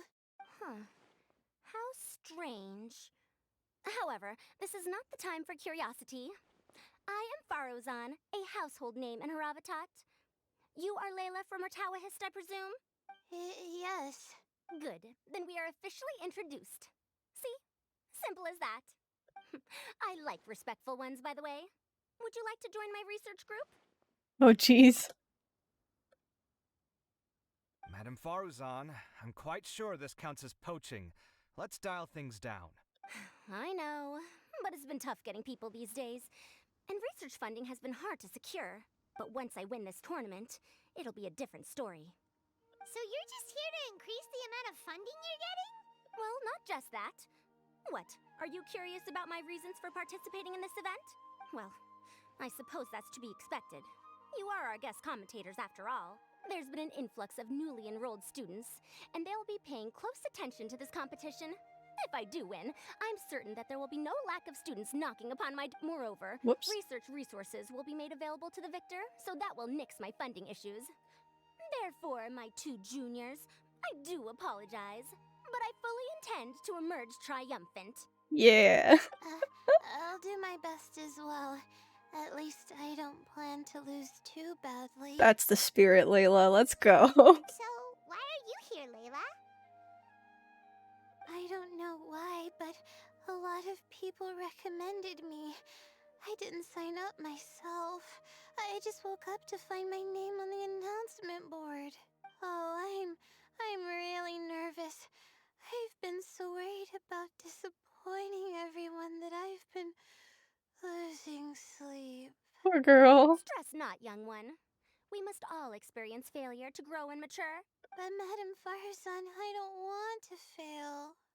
Seriously? Everyone has such nice reasons for joining. And what's your story, Kaveh? Must I say? Is it money? Because you're in debt? Yes, you do! We gotta record it! Well, you know, right? I want to buy some property. Oh, that's right! You wanna move out of Alhatham's! What? Alhaitham? What about him? This has nothing to do with him. Paimon's misremembering things. Oh, right. Sorry, Paimon has no idea what she was talking about. So, you want to use the grand prize to buy a place, right? Correct. Also, my father took part in the Inter-Darshan Championship when I was young, but he didn't win. Once I do, the right to wear that diadem will be mine. In a way, I'll be helping my father fulfill a dream of his. You could have just answered with that. That would have been a great excuse. That's not a bad reason at all. You have ambition, youngster. Although your chances with me here aren't great, I believe your father would be most proud if the diadem of knowledge were bestowed upon you. Not that he'll have the chance to celebrate. My father passed away many years ago. They say he ran into quicksand while traveling in the desert.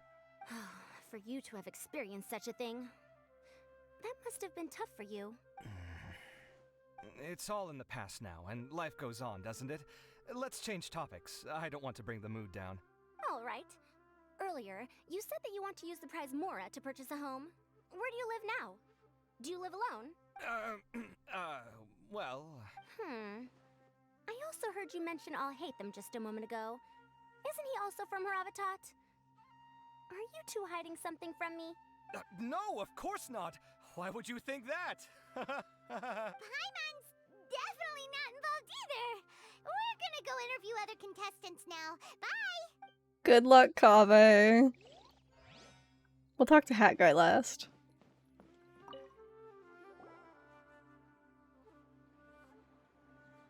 We meet again, you two. Howdy. Hey, Tainari. We came here to check out this extravaganza event, and then they invited us to be guest commentators. Is that so? I heard that there would be guest commentators recording the proceedings with cameras, but I didn't expect they'd be you two. It's a pleasant surprise that you're visiting Sumeru again while I'm still on leave. When everything comes together perfectly like this, I call it the biryani factor, because it's always rice to meet stew again. I know. So, Tainari, you're representing Amurta, and Sino is representing Spontamod. Sorry, lady, but Kaveh belongs to Alhaitham, right? But haven't you both already graduated? Can alumni also take part in the competition? I had wondered the same thing. When I was told the news, I was actually more shocked than you are now. I later found out that anyone who has been a part of a particular darshan has the right to participate. Graduation status has no effect. So that's a rule, huh? There are some restrictions, though. For example, sages cannot participate. Any given person can only participate in one instance of the championship, and so on. That's right. Also, there are two methods by which the darshan representatives are chosen. One is self-nomination, and the other is to be recommended by over half of one's Darshan. You must have been a case of the latter, Tainari. I heard that quite a few of your juniors petitioned for your candidacy. Sometimes I wish I could clap a few of them over the head and tell them to spend that time on studying instead. Can you refuse? Well, you can, but after some consideration, I realize this could be a good opportunity for me. Next month, we're having a public lecture on ecology at Gandharvaville. If I participate in this event, I might be able to utilize its popularity to promote the lecture. I'm not that concerned about becoming the champion, unlike someone here. So you volunteered yourself, Sino? It's for the TCG card. Yes. I'm using the last of my leave for this. When I heard that a limited edition Genius Invocation TCG card was one of the prizes, I signed myself up. This year's card is a rare one indeed. It would be a shame if I missed out on it. Nerd. Wait, is it some kind of super powerful card? No, it's a very common one. But it has a holographic layer. So what's the point? It's very cool.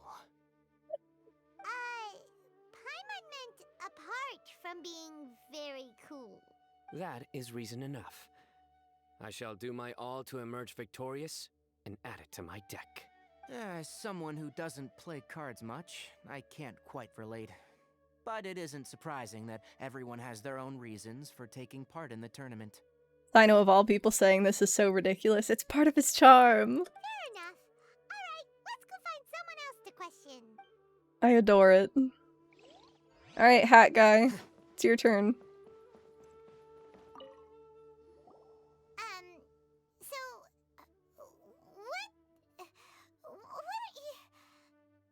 Just call me Hat Guy. That's the name I use in Vahumana. But why though? Like, I get that this is so that they can voice act it, but like, hat guy? That sounds like a nickname, not a real name. So I can't go by a simple, ordinary name? Fine, suit yourself. Alright then, Hat Guy. Why are you taking part in the Inter-Darshan Championship? We're specially invited guest commentators, so play nice and answer our questions. You could be Matra for all I care. So what if I don't answer you? What then? I'll fucking kick your ass, that's what. Again. I'll tell you this much. I have an agreement with someone not to reveal my motives. With who? You're not plotting something in secret, are you? Why do you always have to make things difficult, Skara? Well, it's hard to say. Why don't you take a guess? Ugh, Paimon's had it with you. Fine, be that way. Then we won't ask you why you're participating. Instead, why did you join Vahumana? You two sure like to poke your noses where they don't belong. If I don't say anything, are you going to annoy me to death? Boy. I heard that the Vahumana researcher named Akaba was researching the Tatarasuna incident, so I wrote a few essays to refute his points. Later, when I was bored, I wrote some commentary on societal issues in Inazuma. I didn't expect Vahumana to consider me as one of them. Someone even invited me to a lecture or whatever. So is he not even officially in the Darshan? From start to finish, it was just the wishful thinking of idiots. A misunderstanding. There's your answer. Simple. But when Lesser Lord Kusanali heard about this, she went out of her way to get me registered in Vahumana. She used the name Hat Guy. So it was Nahida's doing. Enough chit-chat. You're better off wasting your time with the other contestants. I already did. Someone's about to get very unlucky. Wanna guess who? How is anyone supposed to relax with you around? We've gotta stay alert and keep a close eye on him. Looks like Karina's got a moment now. Let's go chat with her. Who's about to get really unlucky? That was such a sketchy thing to say. You must be the guest commentators Vikas invited. I've heard about you. I saw you two having quite the lively conversation, so I thought it would be best to wait. Are you two free right now? Yeah. We were actually looking for you, too. Excellent. Then please allow me to explain your job responsibilities in detail. Excuse me. First, please take these two things. The first item is a custom camera from the Academia. Please use it to record the competition as it unfolds. Great. The second is an event-specific locator that will flag all participants' locations. It will also sound when one of them completes an objective. Wow! What a convenient little thing! Nifty. Aside from you two, there are 2 other commentators. However, they will remain by the commentators area and will not be following the contestants. Hell yeah. Speaking of which, you probably know them. Alhaitham and Nilu. Oh, it's them! We have to go over and say hi later. That was a really weird fade. Well, don't let me keep you unless you have any questions for me. Have you seen a white-haired man around? Why do you ask? I saw someone like that on stage earlier. Really? I didn't see any such person. Could I ask when you saw him? Just before the academia representatives went on stage? Strange. I was on stage the entire time and I didn't see anyone come up. Paimon didn't see anyone either. Perhaps you're mistaken. However, if you have any leads on that matter, you can talk to me at any time. Alright. Hey, Traveler. Dia! Paimon. Candace! See. Dia! Candace! You two are here as well! Ah, so they're 2 friends of yours. In that case, I'll take my leave. May you all have a wonderful time during the extravaganza. The academia Toodles. sent us both invitations, so Dia suggested that we come together. The villagers were also encouraging me to travel outside the village. I couldn't find it in myself to turn them down. We're here now, so no point dwelling on that. Even though this extravaganza isn't a holiday or anything, it's still a big deal here in Sumeru. Merchants from all over will set up shop. There'll be tons of stuff to eat, use, and wear, more than you can count. I'm already set on helping you buy 2 new outfits. I mean, who wears the same thing at work and home anyway? I'm looking forward to it. Just being able to relax and wander the streets freely has already made my day. Aww. So, Traveler, Paimon, you 2 want to come with? We'd love to, but we've got work to do right now. Aw, that's a shame. Let's hang out together when you're free then. Okie doke. Sure! In that case, Candace and I'll head out first. Good clothing and fabrics are very much in demand. If you snooze, you lose. Oh, right. We should also get some accessories. No need to rush. I think we'll have a better time if we take things slow. See you 2 later. Feel free to come find us whenever you have the time. Toodles. Paimon didn't think that Candace and Dia would come. Hanging out with them sounds like a great time. Still, looks like the competition's starting soon. Let's go over to where Alhaitham is and see what's going on. Doo-doo-doo. Competition scores. Yeah, that makes sense. Treasure hoarders? Y'all, we're having an event over here. Can y'all maybe crouch somewhere else?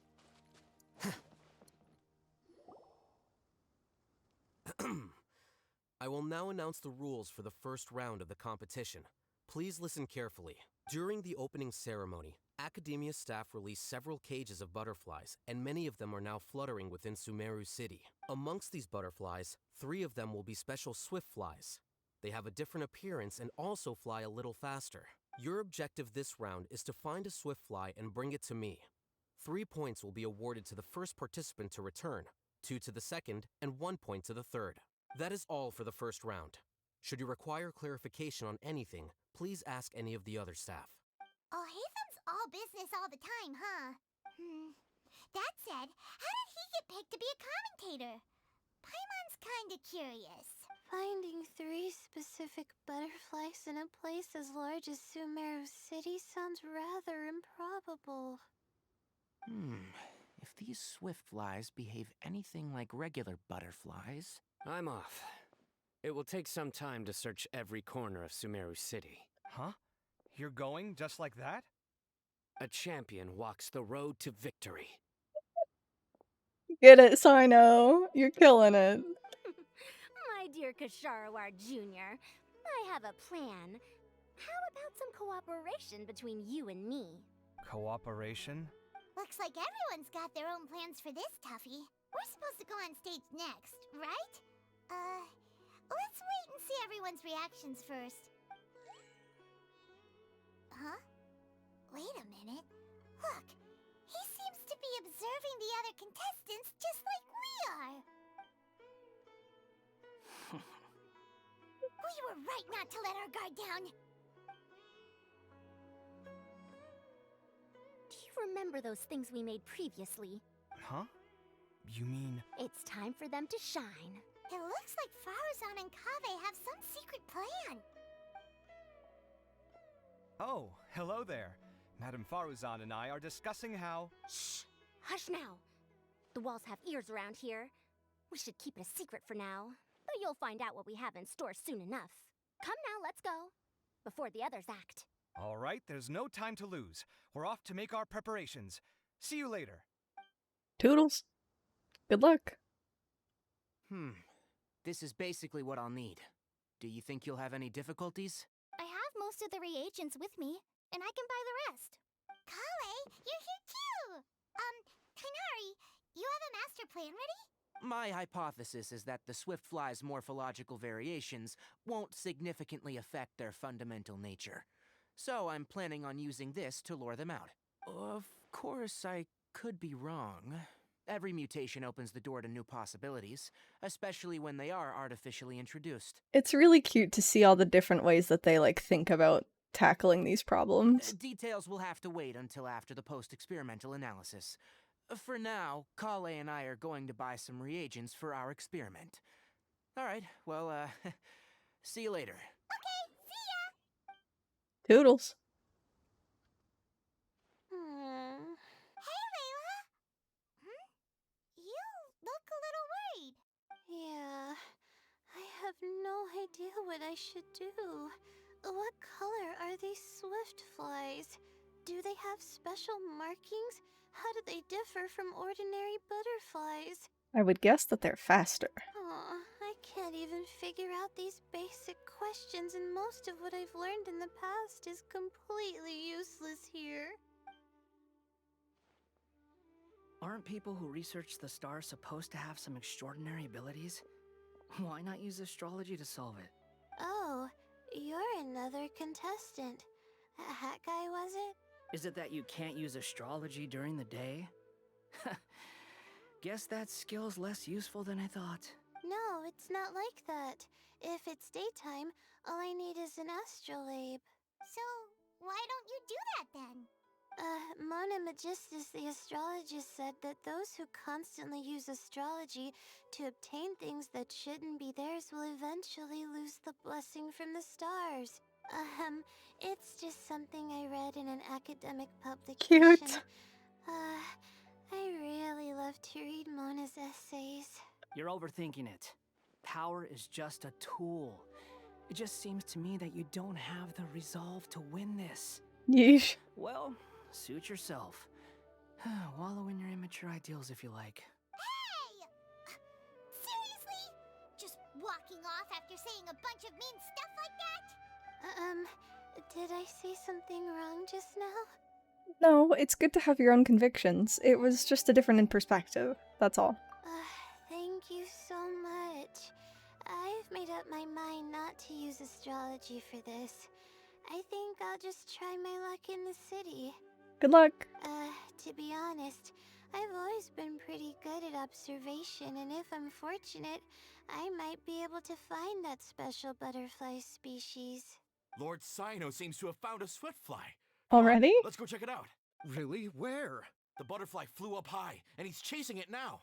Oh, no time to lose. Let's go see. As expected of Sino. Actually, shouldn't you two go have a look as well? The moment when he catches the butterfly will likely be one worth recording after all. I'll head into the city shortly to start my own search. I'll see you later. Okay. Alright, in that case, let's go see Sino first, and then we can check on what everyone else is up to.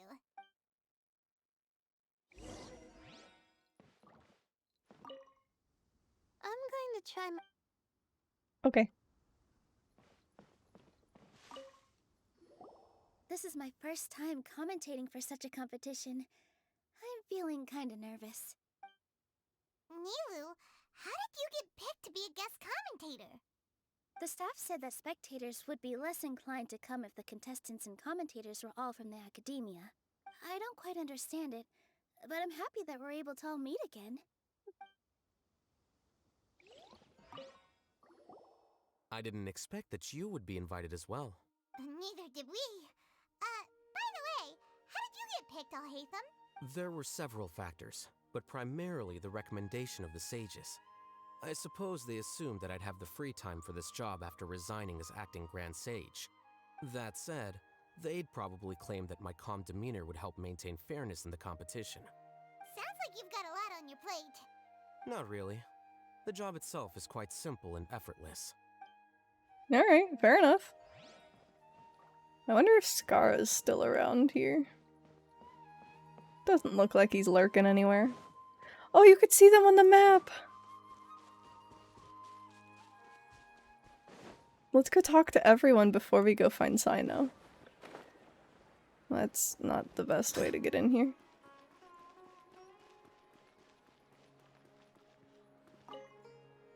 Are you sure it's alright to release so many? Have some faith. It'll be fine. How many what? What are you releasing? This is really cute. I love that they put them on the map. I saw Scarra. Who else is Tighnari? Where did Tighnari go? Oh, here's Candace and Dia. What a crowd. Seems the Academia extravaganza is in full swing. What do you want to get? Maybe we can buy some gifts to bring back.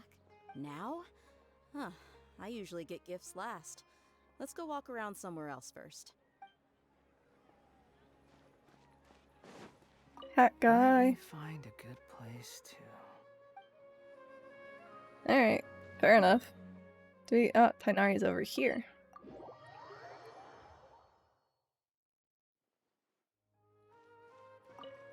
Good. We've got all our ingredients. Next, could I trouble you to help me mix them together? Of course, Master. Alright. Everybody's doing their own thing. Let's go see what's up with Sino. He's in... No, he's... Alright. We found you, Sino! Oh, wait. Is that a swift fly? Oh, it's pretty. Stay put. Don't move. He caught it! Huh? Sino, what's wrong? This isn't what I'm looking for.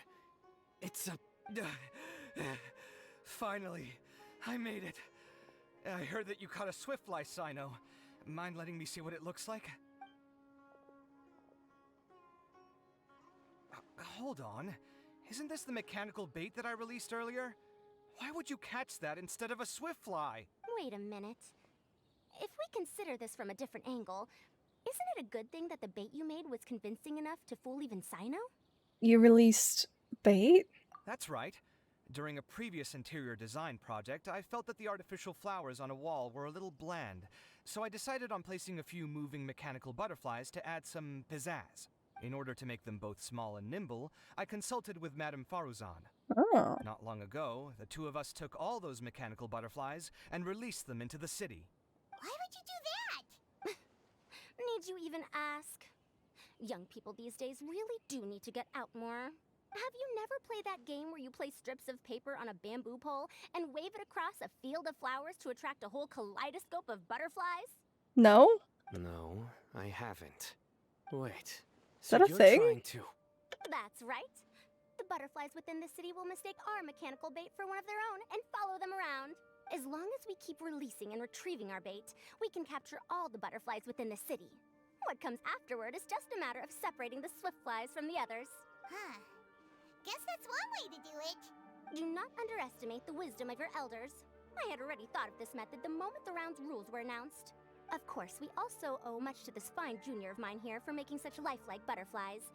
It seems that Kasharawar has not quite declined as far as I had thought in recent years. Their teaching skills at least seem to be intact. Well, I just stuck to what I do best. The idea was yours. No need to be so polite. Once we capture all these butterflies, we shall split the points for this round.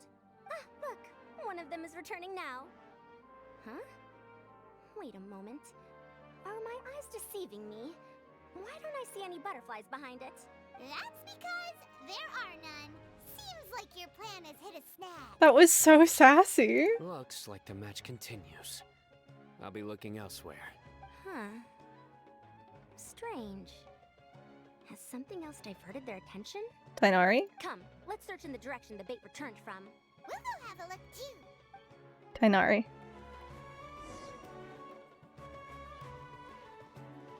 How could it not be real?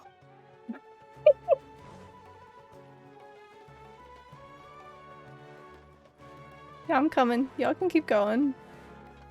You don't have to wait for me. I'll catch up. This is a really cute event. Layla.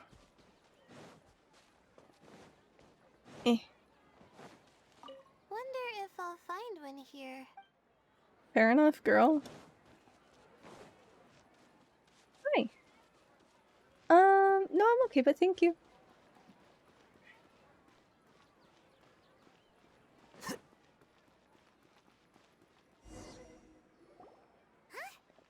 Fauzan, Kaveh, why did you two stop? Look ahead of you, Paimon. Ah.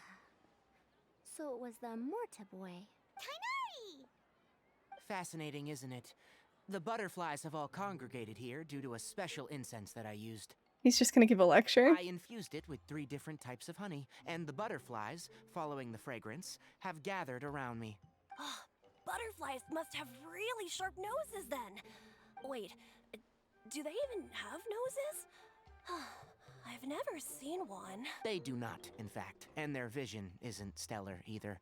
However, they can use their antennae to distinguish between scents, and their olfactory senses are generally quite advanced, allowing them to detect floral fragrances from great distances. Oh, so that's how it is. I had a pet butterfly once. I picked wildflowers and placed them in its box, but it wouldn't eat any. That's normal. Raising butterflies isn't difficult, but there are many things you should take note of. Appropriate temperature, sufficient air, and a spacious environment are examples of such considerations. You must also ensure that the food you've chosen suits their palate. Most importantly, you must curb your curiosity and avoid disturbing them while they rest. Otherwise, they may become stressed. Sorry. I liked to poke at its wings at the time. Oh, they're so sensitive. Humans tend to rear many creatures due to their aesthetic value, but not all are suited to such a process. Caring for living beings is hard work. Impulse alone is insufficient. Some prerequisite knowledge is always required. You sure do know a lot.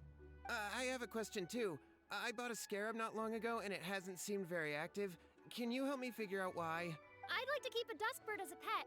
What are some key points I should consider? Is it possible to keep a Rishbalin tiger as a pet?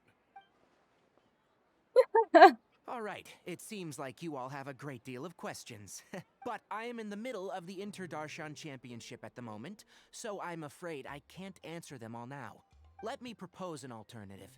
Next month, there will be a biology lecture at Gandharvaville, and I will be sharing some interesting insights on living organisms there. If you're interested, you can attend that lecture, and if you should have any questions, just prepare them ahead of time.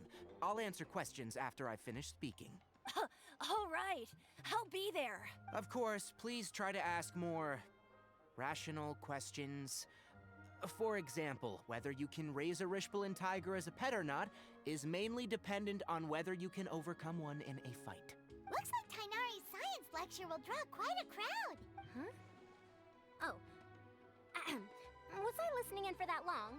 Seems Kale's master does live up to his title as a teacher. Madam Faruzan, I've had a look around. Nearly all the butterflies in this area have been attracted by the incense. However, we can cast our bait further away to avoid this area. All right, then let's get moving. We shan't let all the butterflies get away from us if we can help it. Seems like the competition's really heating up. Let's go see how the other contestants are doing. It's cute to see the two of them like actually genuinely working together. Are any of these swift flies? Do we know? The scent is starting to fade. Seems the wind is stronger than I thought. The incense isn't going to last long. Alright, fair enough. Sino's still up there. I guess I'm supposed to talk to Layla next. Let's go check in on those two though, and then Susanna on the way. Here. Please lead the Swiftflies back here. I'm really counting on you.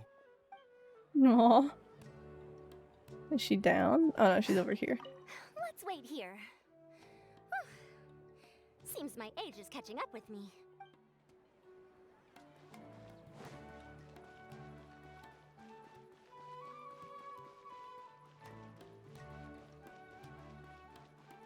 Are you just chilling at a cafe?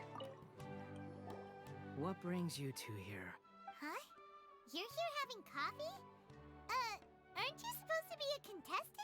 Is there really any need for me to take part while everyone's running around like it's some sort of carnival? Don't worry. I'll get involved once things actually get serious. Okay. Fair enough, I guess.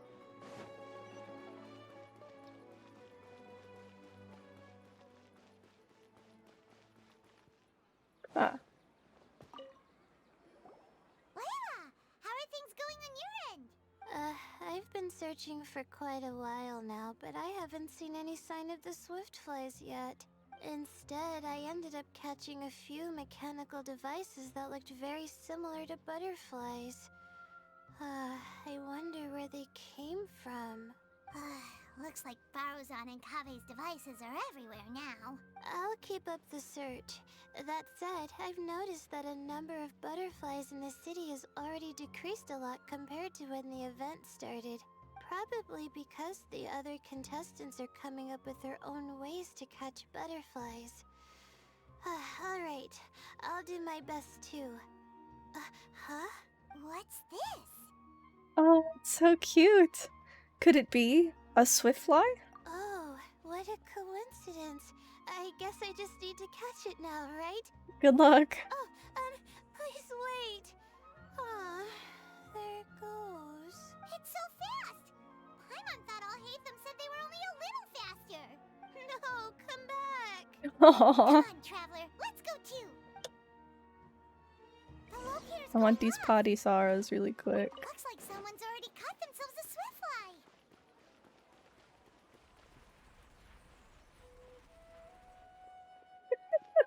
This is cute.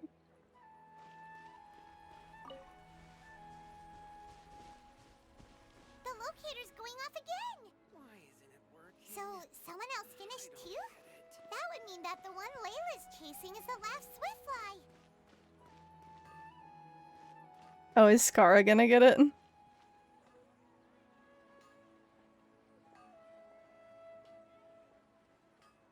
Nope. Oh, it just occurred to me that we should also get you a makeup box. No, it's fine. I don't think I'll end up using it. Maybe you won't, but it doesn't hurt to have one, right? Come on, just trust me on this one. Huh? Who are you, and what do you want? It's on your head. Please, don't move. Don't move? Who sent you? Dia. Don't worry, I can handle this. Now, tell me, what do you want? Cute. I believe she's looking for this. Here, take it. A butterfly? Was it on my head? Oh, you're... It's been a while, Layla. They know each other?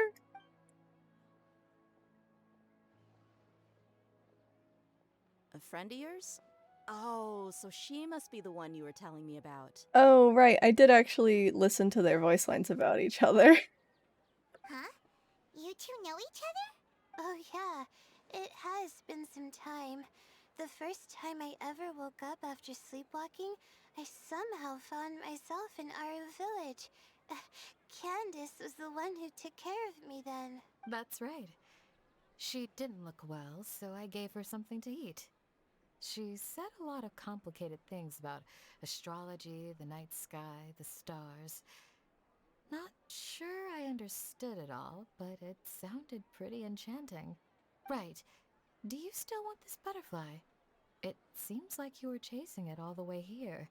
It's of little use to me, but if you don't want it, I can release it. Just let her have it. It's no big deal. The Swiftfly was flying so fast, but you were able to catch it like it was nothing, Candace. Oh, it didn't seem that quick, really. I was actually worried that I would injure it. But I'm glad that didn't happen. Precious. Anyway, Sorry about the butterfly thing. With the way you suddenly came running over like that, I thought you were hired to take us out or something. Huh. On second thought, I guess I've never seen an assassin that looks tired with dark bags around their eyes. Oh, you must be taking part in the championship. Take it from me. Don't let it stop you from getting some rest. I'll do what I can. Thank you. We'll be on our way then. See you later. I like that we're just lugging this camera around too with the full tripod. Swiftfly back together with Layla. Alright, back to the main venue. Should we talk to Skara again? He's not at the cafe anymore. I guess none of them are showing up on the map, huh?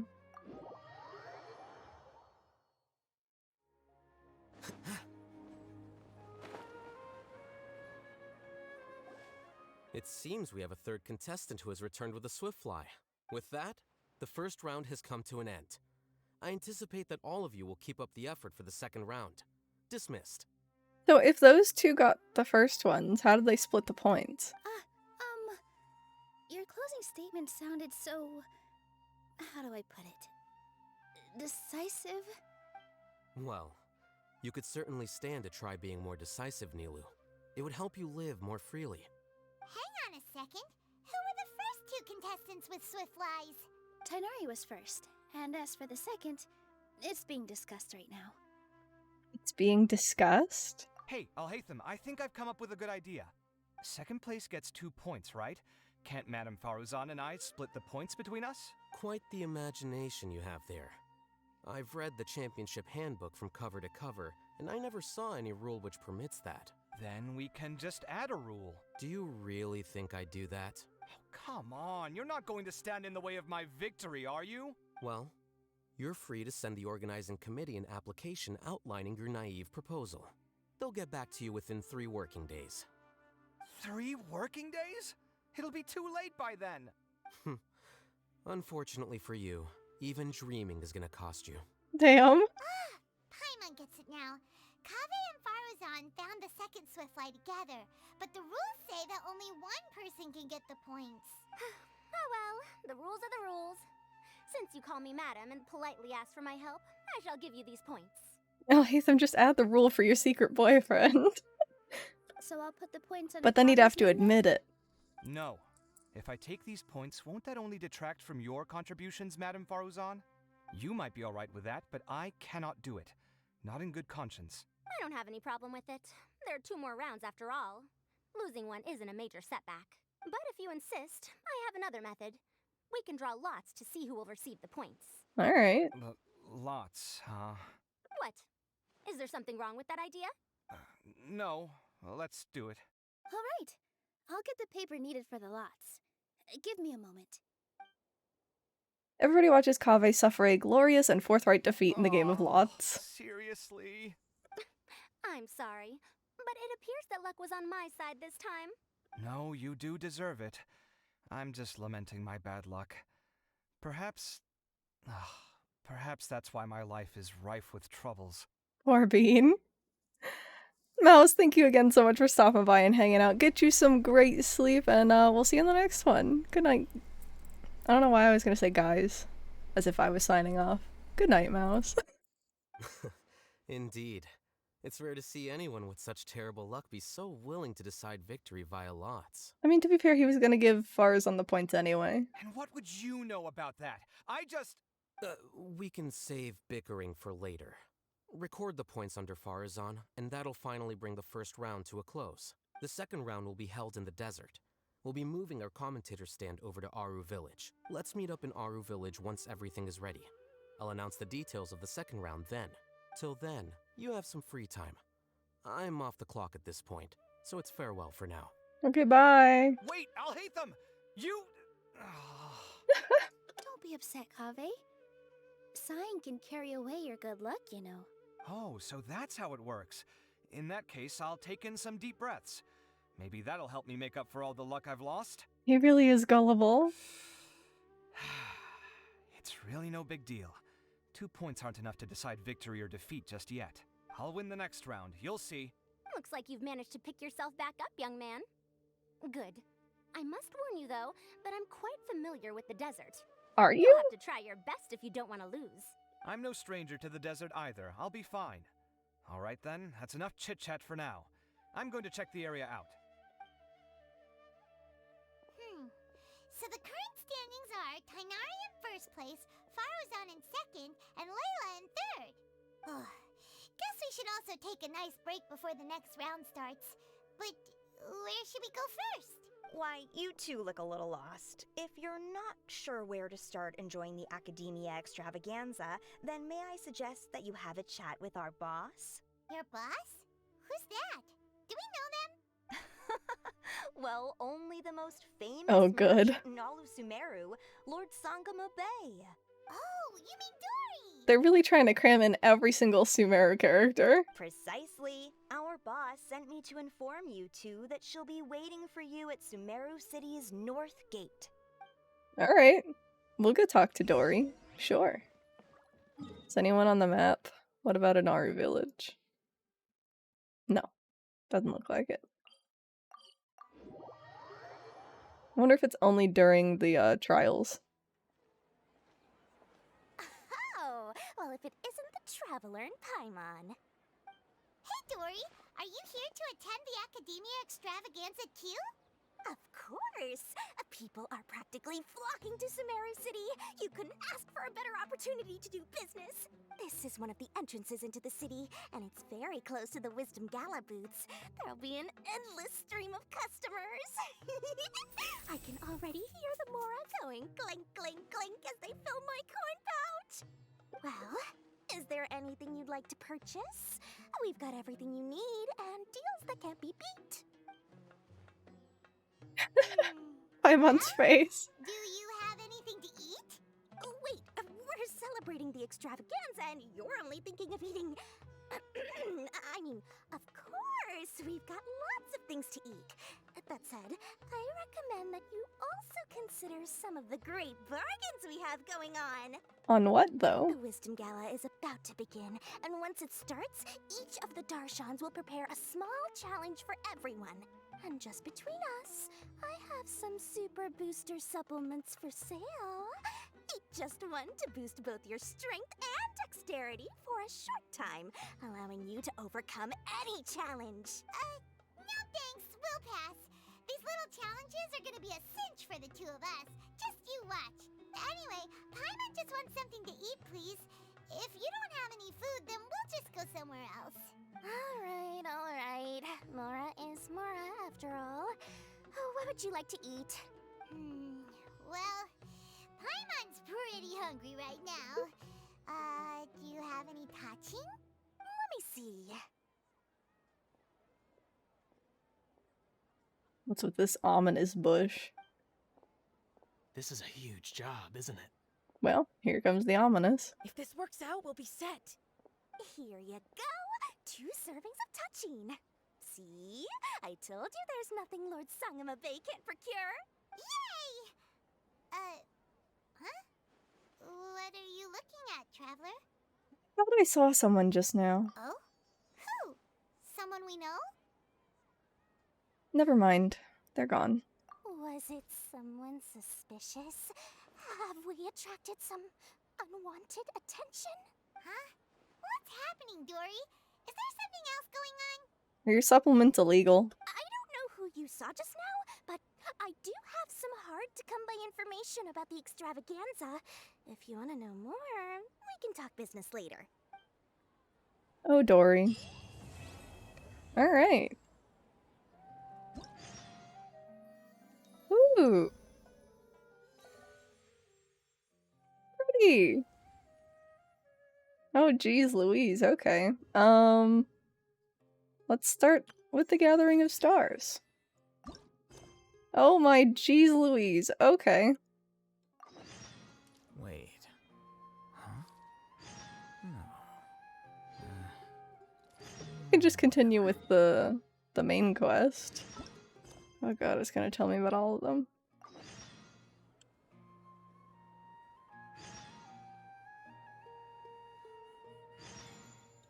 How many of those? Is that it? I think that's it. Alright, Dory. Have you decided to buy information from me? Paimon's a little curious about your exclusive information, but we need to hear the price first. If it's too expensive, then forget it.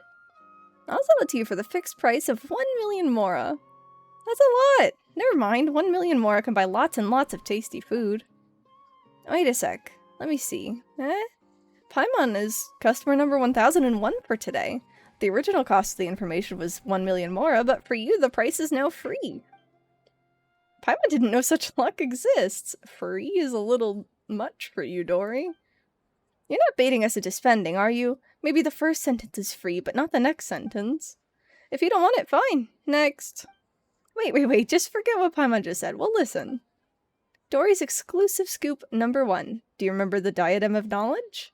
Paimon remembers that only the champion was entitled to wear the diadem. It seemed very valuable.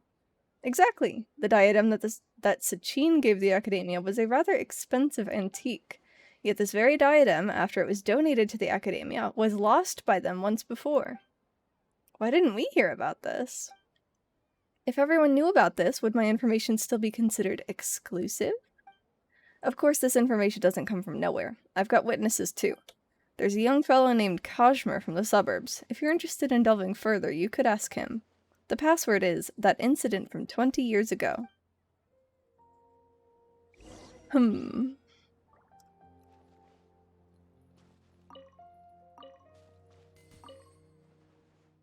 Is there anything else you want to know? If you want more information, you gotta pay extra.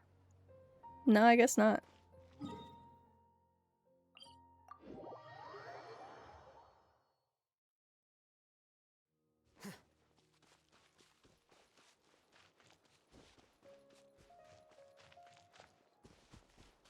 Hey. Who are you guys? Is there something you need? That incident from 20 years ago. I guess I shouldn't have told anyone. Last time I had too much to drink and blabbered a little too much, and now people are seeking me out. Since you're curious, I guess I'll tell you. I was just 6-year-old 20 years ago, so I can't remember clearly what happened at the time. But recently I read the diary I kept when I was a child, and vaguely recalled the situation back then. The Inter-Darshan Championship was also held that year. There were 3 rounds, the last of which was outside the city. I begged my mom to take me out of town to see it, and when she refused, I snuck out. And then? I ended up getting lost outside the city. In the middle of nowhere, there was no one around. I grew more and more frightened and began to cry. That's when I saw some strange creatures. I can't remember what they look like. I only remember how, as a child, I stopped crying at the sight of them. Strange creatures. They must be the Aranara. They took me to the competition. Unfortunately, by the time we got there, it was too late. It was already over. Just when I was disheartened, I suddenly saw one of those strange creatures slowly dragging a crown along. It was a beautiful crown, shining in the moonlight, and I could not help but follow it. I saw the little fellow hide the crown in a hollow tree before disappearing. I wanted to touch that crown, but at the moment I could hear the distant cries of my mother. Turns out she figured out I was lost and got her neighbors to go looking for me. I never got to touch it. It wasn't until I was older, when I saw the Diadem of Knowledge at the Inter-Darshan Championship, that I realized it was the same thing. Alright. Do you remember where that diadem ended up? It's probably in the Avidia Forest, but I've been back a few times and I haven't found anything. No one would believe me, even if I told them. Even I can't remember it clearly. Perhaps it was a dream I had when I was a child. Well, should we go look for it? I mean, I guess? How do we know that this one isn't the same one?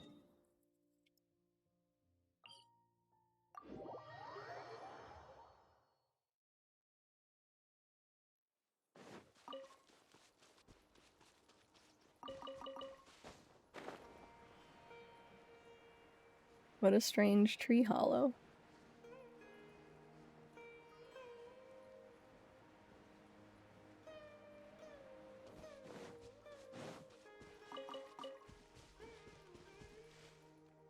Maybe I should have let my stamina come back before.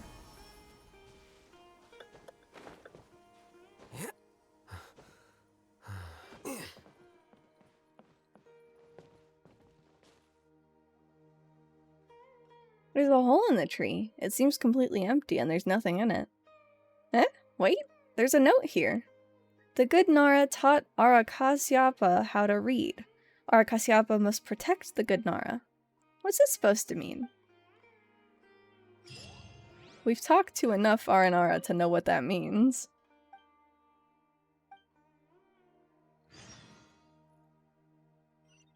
Oh, and now we go back to Dory. Okay.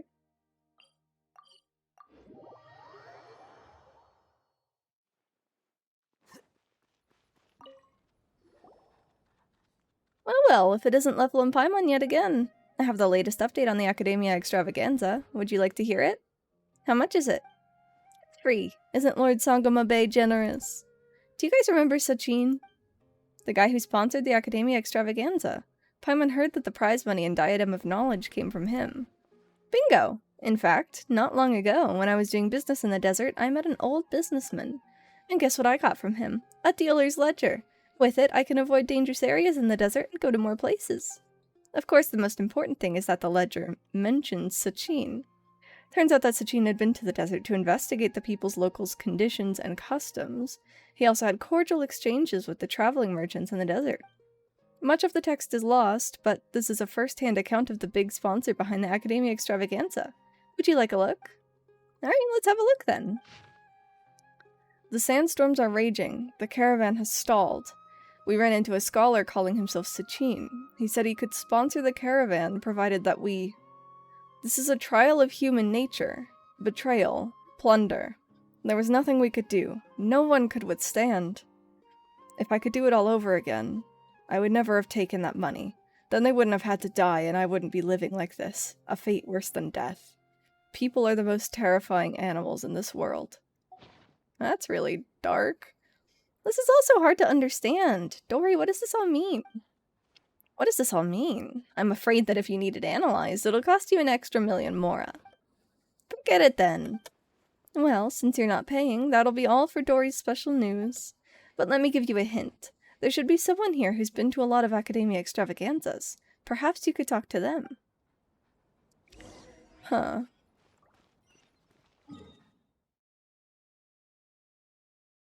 Where even is this?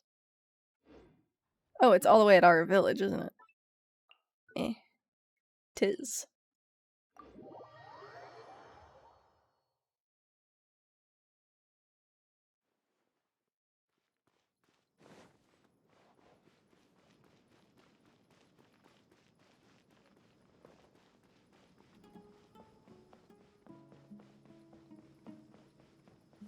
Howdy.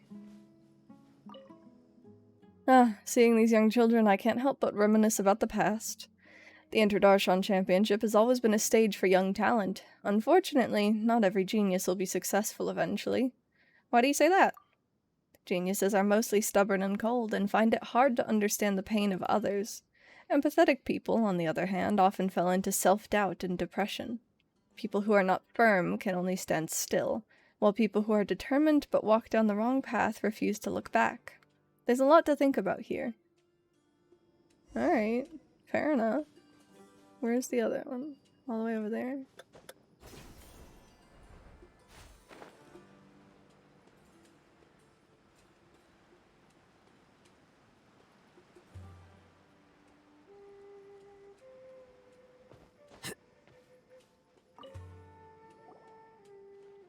For this year's Inter-Darshan Championship, my favorite has to be Sino. Aside from his skill as the General Mahamatra, looking back at the tournament's history, the Spantamad Darshan has the highest percentage of champions. Many people say that the Spantamad Darshan produces many talented people, such as Cyrus, Rizika, Lisa, Sino. The brighter the talent, the sooner the game will lose its suspense. The most exciting competition was still 20 years ago. At that time, my friend also participated in the game, and I went there to cheer for him. The last round was played in Avidya Forest. In the end, no one dared to approach them, and no one knew what was going on in the depths of the forest. Then I heard the Academia shut down the competition. Later, the Inter-Darshan Championship removed many of the events in which people fought to the death, discouraging people from being desperate enough to do so. Yikes. What's your friend like? Let me think. He's honest and kind, but he's also vulnerable and sensitive. Most of all, he cares about us. When we drink together, our time is filled with laughter and cheer. It's just too bad that it's all in the past now. Among the friends we drank with, some died, some disappeared, some now live in seclusion. They say fate is fickle. Perhaps it's true. Looks like something did happen 20 years ago. Right, didn't Wikas tell us to seek him out if he had any questions? Now that we have time, why don't we go ask him? Sure. All the way back to Sumeru City.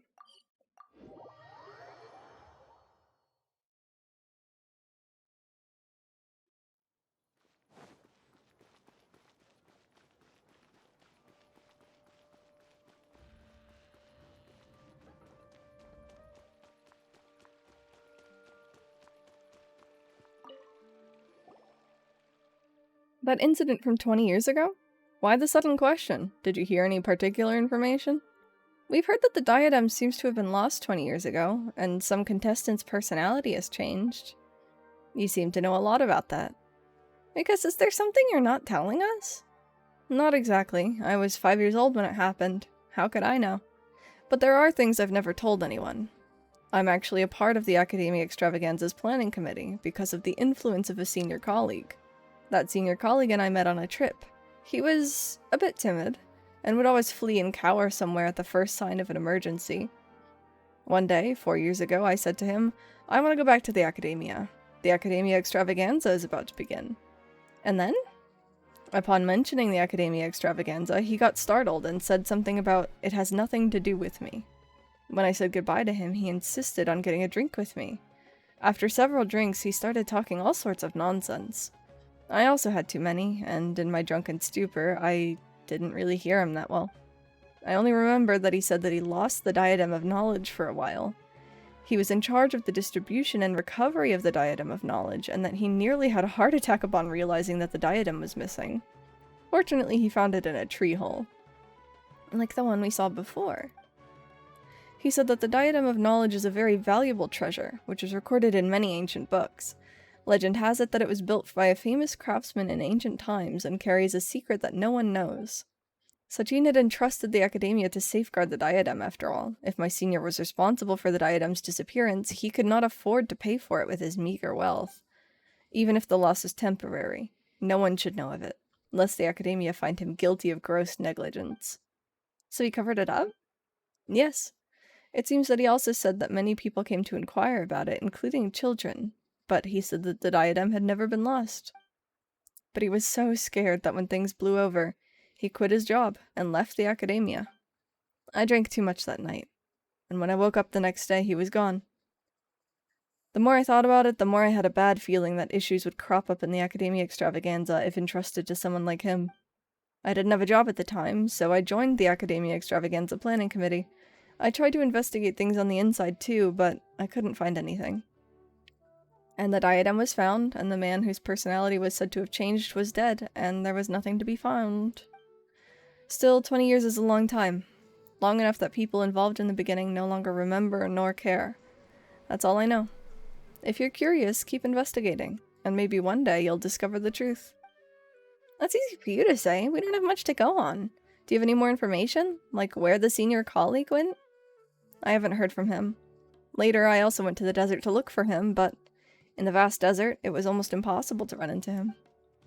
To make up for it, I do have some information on Sachin. Would you like to hear it? Sure, tell us. When I was traveling, I did so with an Eremite commander. While we were chatting, he said he came into possession of an article written by an Academia researcher. He seemed to think it was something precious, and refused to show it to anyone, only to let me peek at it at my request. I only caught a glimpse of it, but I saw that it was signed by Sachin. I didn't know who Sachin was, nor did I care. After joining the Academia Extravaganza Planning Committee, I found out that he was an important member of the Vahumana Darshan who sponsored the event. If you're interested, you can find the Eremite commander in the desert. He's usually in the Valley of Dari. Information related to Sachin. Alright, let's go take a look. This is the, loosest thread wild goose chase kind of thought process ever, but okay.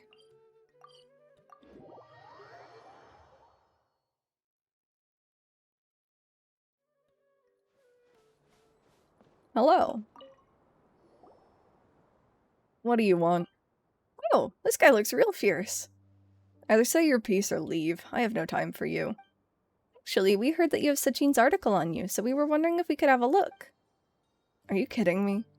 No! Why would you ask that? It seems like you guys really don't know.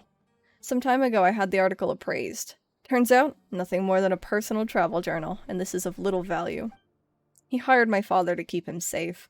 That Sachin fellow would often walk, ask right, and mumble. There was one time his papers were blown away by the wind. He said it was no big deal. My father, however, thought that things written by intellectuals must be valuable, so he looked around for them at night with a torch. None among my family can read. My father cherished this article and then passed it on to me. I had no idea it was completely worthless. Sounds unfortunate. But do you still have it? Yeah. You wanna have a look? You can look at it as much as you want. Since it's not worth anything, there's no need for me to be so stingy.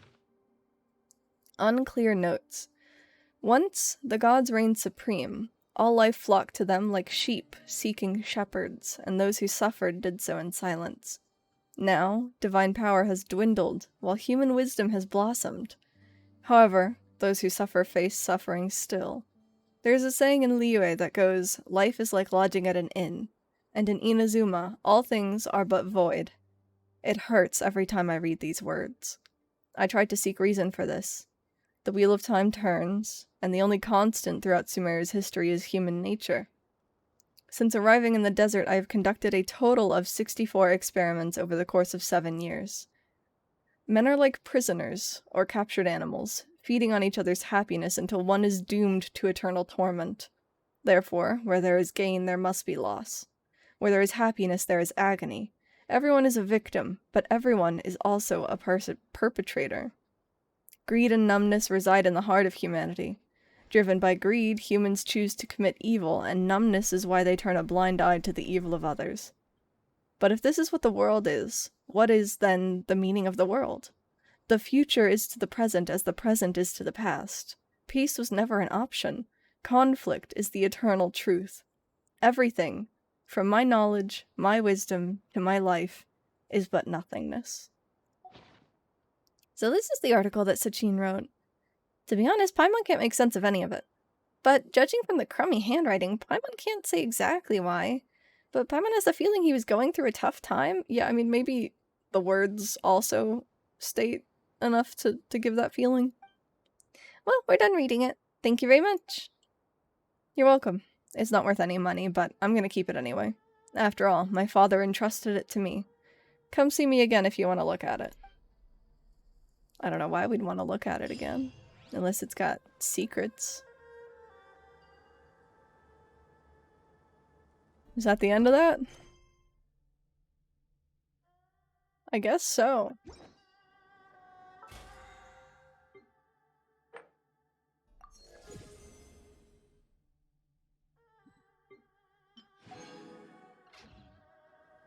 The scribe?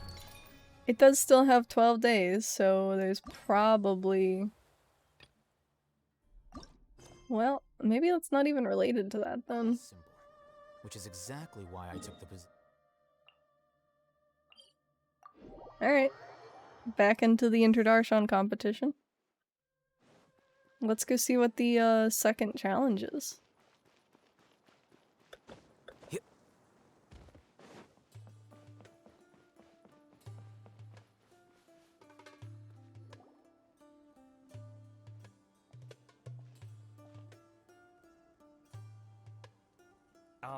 Is it me, or are the bags under your eyes even darker than during the last round? Are you alright? Thanks for the concern, Kaveh. I just haven't been sleeping well lately. Mood.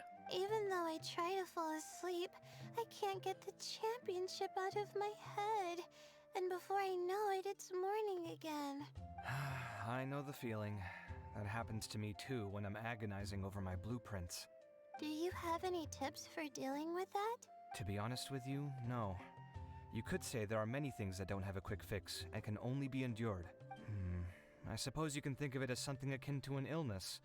Sometimes there's no effective cure, so you just have to let things run their course. I don't know what's stressing you out, but I can feel all the anxiety and pressure coming from you. The next round's about to start, so chin up and do your best. Oh, okay. You do your best too. Looks like everyone's here. I will now explain the second round to you all. Is everyone here? There are 3 leyline disruptors buried in the area around Aru Village. These devices can imitate the effects of leyline disruption and will constantly interfere with the environment. Your goal is to shut them down. Doesn't that seem kind of dangerous? The first 3 who manage to finish this task will be awarded 4, 3, and 2 points accordingly. Note that each person may only bring a set amount of food and water with them, and that leaving the designated competition zone will result in disqualification. Well, what do you think? Want to team up again? I shall consider letting you have the points on account of what happened in the previous round. That's all right. I've been here many times, and in any case, machines are one of my specialties. I doubt this will be particularly difficult. It's good to see such confidence in a youngster like yourself. I also happen to be well acquainted with this place. Let's see who will find these devices first. But aside from us, you should remember that there's a favorite for Champion. We must be careful of him. A favorite to win? Who is it? I know. Shh, not so loud. Tainari. I mean that boy Tainari. He took first place in the previous round, and if he does so again this time, we may as well declare this competition over. I heard that you solved the Vidya Forest's leyline effluence problem with him not long ago. Since this round involves resolving a machine-simulated leyline disruption, it should be a simple matter for him. That's true. It does look like his odds of winning are pretty high. He already has Kale, who is an excellent pupil. If he were to win this round as well, then wouldn't we just be letting him have all the fun? It is interesting that he has, like, a person outside of the competition helping him. As his senior, it's my solemn No one duty else to does. prevent such an inequitable arrangement from happening. I'm off. Good luck. I'll get going as well. See you later. How are you feeling? I think I'm okay, but I'll take things slowly for now. Was he ill or something? Is this all the water we're getting? Sorry. That's what the rules say. While this round seems to be about how quickly you can shut down the devices, it's also testing your ability to survive in tough conditions. I knew it'd be harder than I had expected.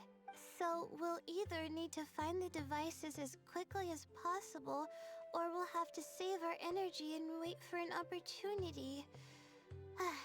Okay, I'll head out shortly. Thanks a lot, Nilu. I kind of hope that she wins just by being passive and, like, trying, but also just, like, being overwhelmed constantly, you know? You're welcome. Please, take care of yourself. Well, there goes everybody. So, who should we Where's Hat Guy? Let Paimon think. Oh, right! Didn't Farozan say that Tainari's the favorite to win? Let's go look for him first. Okay, so I'll look for him last. Great.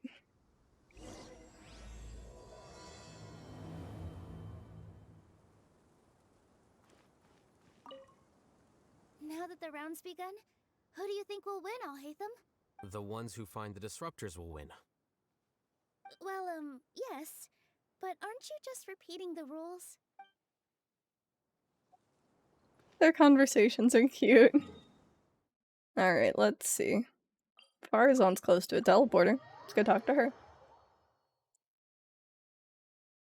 Curses. There's sand in my shoe. Let me see. Where would they put one of these disruptors? Good question.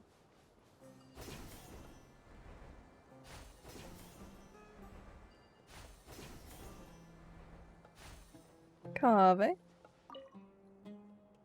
A desert fox? Why would there be desert foxes here? Oh, whoa! Stop biting my clothes! Because it's the desert Kave? Also, this explains all the fan art I've seen of him with desert foxes. Cute.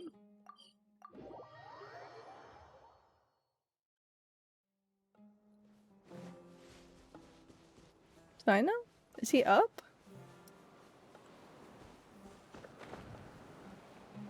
Yep. Just ominously looking out over the world. The sun is especially intense today. I hope Tainari will be alright. Probably not. I should go check on him. Cute. Now let's go find Layla, then we'll teleport back and find, Hat Guy.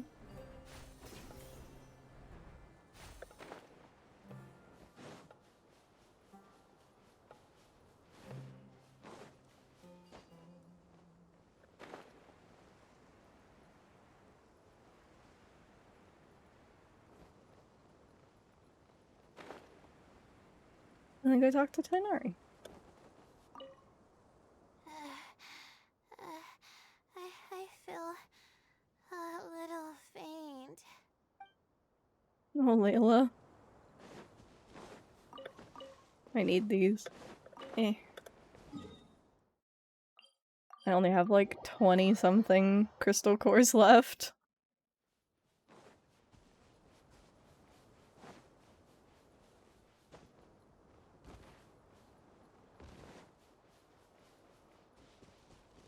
Is there like a cave underneath or something? There must be.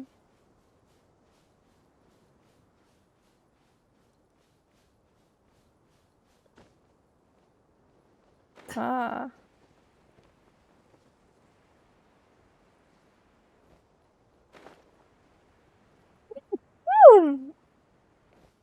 Excuse me. This seems more annoying than the last round. That's fine, though. I'll find some place to sit and watch them scurry. Participate, huh? You grump?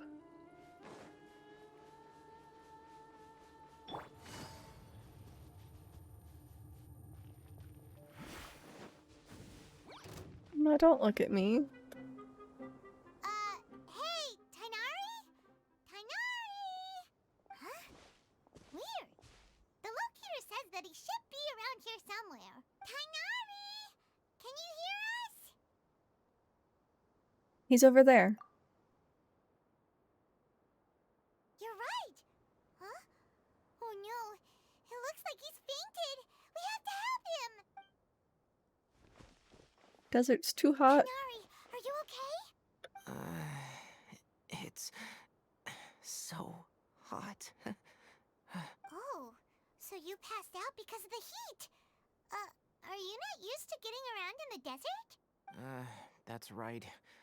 I usually bring lots of water when I go to the desert, precisely to avoid this situation. This is the sign to everyone listening to hydrate, have some water, take care of Went through all yourself. my water very quickly, and with the effects of the disturbed ley lines, I started feeling dizzy. My ancestors, the Voluka Shuna, were originally from the desert. But I guess this is what happens when a species migrates. They become intolerant of their original environment. This isn't the time for a history lesson. Let's get you some water. Humans. Such fragile beings. Your bodies can't even survive extreme changes in the environment. Why are you here? Here, take this. Let him drink it. Aw, cute. I love these little pictures. Are you serious? This had better be just normal water. Hey, you're leaving already? It seems it really is just water. Paimon really doesn't get that guy. What's he up to? Anyway, let's focus on helping Tainari drink some water first. Tainari starts to recover after getting some water. I'm feeling a little better now. Thanks, you two. Oh, it wasn't just the two of us. Just now. Found you at last. Sino, you're here too. I was concerned, so I came back to check on you. Will you be able to go on? The fur on my tail is so dry, it's practically been singed right off. I don't see any purpose in pushing myself beyond what is reasonable. It appears I'm not suited to this particular round. I should probably just return to Aru Village and rest. Really? So you're backing out? Yes. I do have my results in the first round to serve as a buffer, so even if I forfeit this round, I still have a chance to turn things around later. Withdrawing now will allow me to conserve my energy. Continuing to push onward would be counterproductive. I agree. A wise decision. Let's get you back to Aru Village. It's fine. I can make it back on my own. Oh, stop trying to be so polite. Come on, we'll help you back to Aru Village.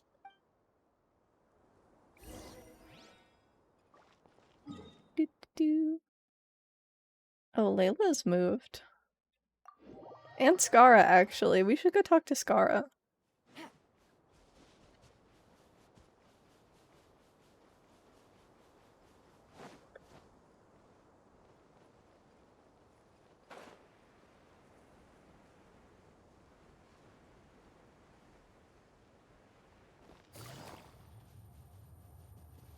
What? Where is he? Is there like a little under section?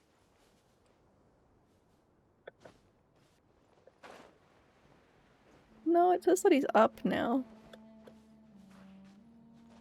Oh, I hope I didn't just fall too far.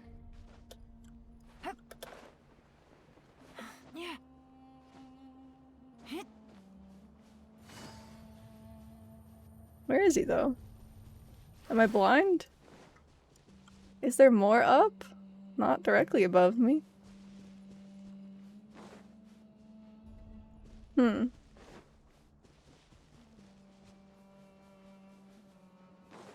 Weird.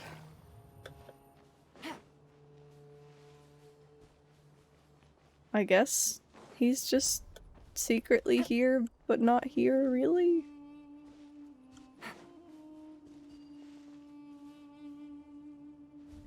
Alright, we'll just teleport back and then go, to Layla from here.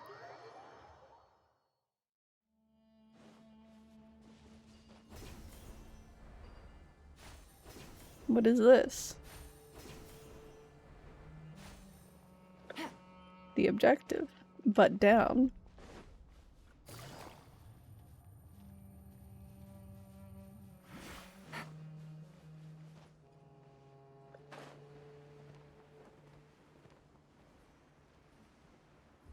Alright, cool.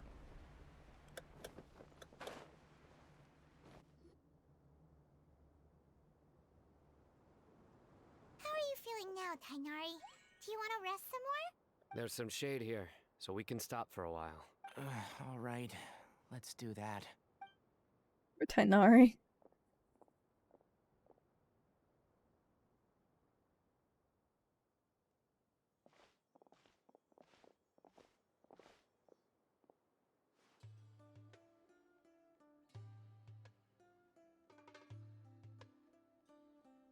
Oh, Sino and Tainari.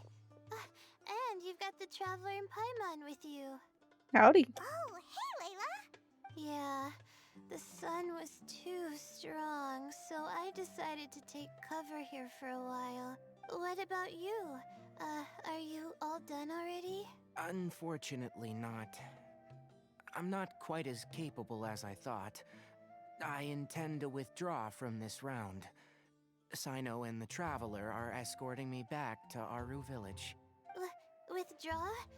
Can you even do that? I believe the rules do provide for such a situation. Alhaitham did say that the act of leaving the competition grounds would result in disqualification from the round. Yeah. Didn't I ask you if you were alright before this? If you had just decided to withdraw then, you wouldn't have had to suffer. Well, I had to try, didn't I? So I tried, and it didn't work out. And now I'm backing out while I can. When I get back, I'm definitely going to make a batch of sun-resistant oil. Next time I venture into the desert, I'll be prepared. By the way, you're Layla, aren't you? You don't look very well yourself. Will you be alright? This is normal for her, it's fine. I did feel a little faint when I first entered the desert, but I feel a lot better after resting here for a while. Be careful not to push yourself too hard. Don't worry. I'm just... Feeling the pressure? You can tell? Your expression is similar to the ones I see on criminals' faces when I interrogate them. To tell you the truth, I'm still not sure whether I have what it takes to represent the Ratawa Darshan in the championship. Most people voted for me because of all the rumors surrounding me. Aw. And to be honest, those rumors don't really mean anything. Now I don't know how to deal with all the expectations they've put on me. Even the people who usually criticize me voted for me this time. Aw. So I feel like I have to live up to their expectations somehow. So their expectations are putting pressure on you. Yes. Actually, I heard that you were voted in as well, Tainari. How do you deal with it? To be completely honest, I don't really feel any pressure. Firstly, those who expect things from you do not necessarily do so for benign reasons. On the other hand, those who do consider your feelings certainly wouldn't want you to push yourself. It's a good thought process. Next, we are researchers. Our primary duty is to interact with knowledge, not to meet others' expectations. As for me, I took part in this competition to advertise for an academic lecture at Gandharvaville next month. I'll obviously try my best during the competition, but I won't let any additional pressure get to me. I think you can also try to find a clearly defined goal. That may help you. I understand. Thanks for your advice. I'm absolutely parched after talking so much. I've still got some water with me. No, I'll be all right. We aren't far from Aru Village, so I can go the rest of the way myself. You should get back to the competition. They're so cute. Don't you want to win that limited edition card? Yes. All right then. Your spirit will live on through me. Hey, don't talk like that. I'm not dead, Sino. Everyone, I'll be heading back now. See you after the round ends. Get some rest. Take care of yourself. I'll continue searching for the ley line disruptors. Good luck. Are you feeling better now, Layla? Yeah, I feel like some of the weight has been taken off my shoulders after chatting with Tainari. It's been a long time since I first left my hometown to come to the academia, and every day here has been so precious. But of course, there have been some rough times. All sorts of complex astrological models, countless quizzes, and essays that took all my brain power to barely finish. Each of those things are like huge boulders barreling at me, forcing me to continue running forward. Poor girl. When I was chosen as my Darshan's representative, it felt like another boulder was added to the ones already rolling behind me. Every time I close my eyes, I think of all the people I'd disappoint if I mess up. We'd prefer you to be happy, Layla. Yeah, I think that's what Tainari was trying to tell me. You're our good friends, which is why you didn't stop him from dropping out of this round, and why you don't feel disappointed in me. That's right! No need to feel so down! That said, he did also say that he hopes I could have more concrete goals for taking part in this competition. I don't have any now, but I'll give that some thought. Anyway, I won't take up any more of your time. You still have to record the other contestants' progress, don't you? Perhaps they've had some breakthroughs while we've been chatting. True. We should go look for the others. Now, who's left? Tainari's dropped out for the round, and we just saw Sino. There's only 6 people. Don't hurt yourself. You could go see how Madame Farozan's doing. I've heard that she's quite knowledgeable about the desert, so she's probably made some progress by now. Okay, let's go look for Farozan!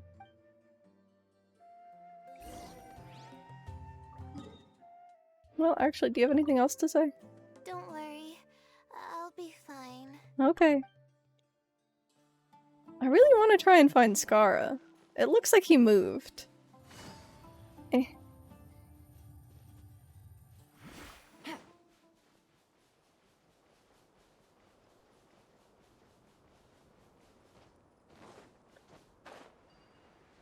Aha! He did move.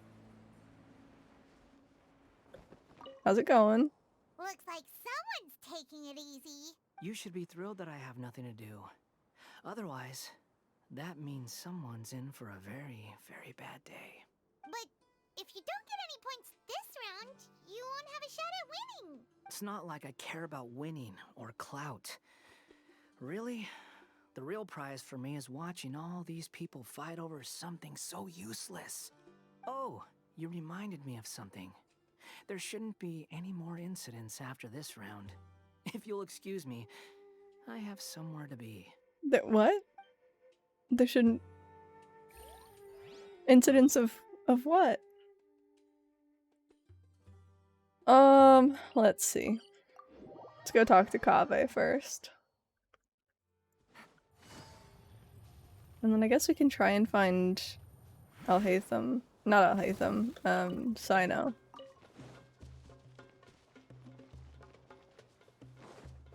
Hi, fella. Are you gonna get mad at me? Yeah, you are. That's close enough. I'm literally going so far away from you. It's a long stream, eh, Tim? Yeah, it is. How are you? Happy Tuesday. There's another one. Alright, fair enough. He's just playing with desert foxes. Sino though. Is he like up?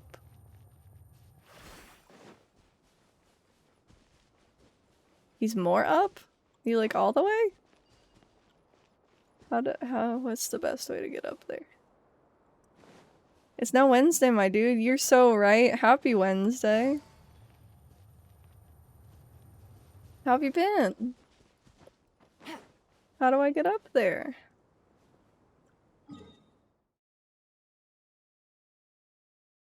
Here, maybe? For me as well.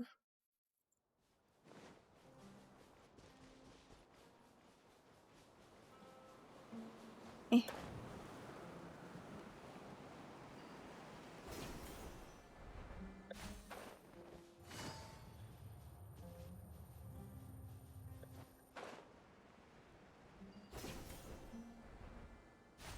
He's down? So he's underneath this? There he is. Career hunting isn't fun. Oh, fair. Must you? Flicker.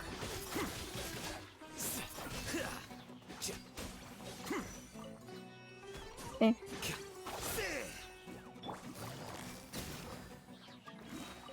New mail. Why'd I get mail? Candace! Happy birthday!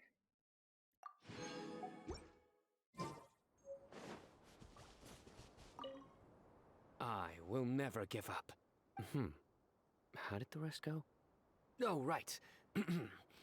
I will never give up. My will is my greatest weapon. Thank you for the hydrate and the posture check and the stretch. Ugh. My elbow popped.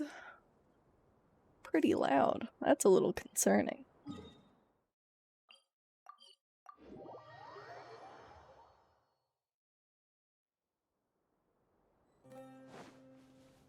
Alright, Faru's on. Scarabs. I'll grab them. Did lose 10 pounds though? Yo, grats! Take care of yourself. Ah, you're just in time. I'm about to start digging right here. Oh, you found the leyline disruptor already? Such a simple problem could never confound me.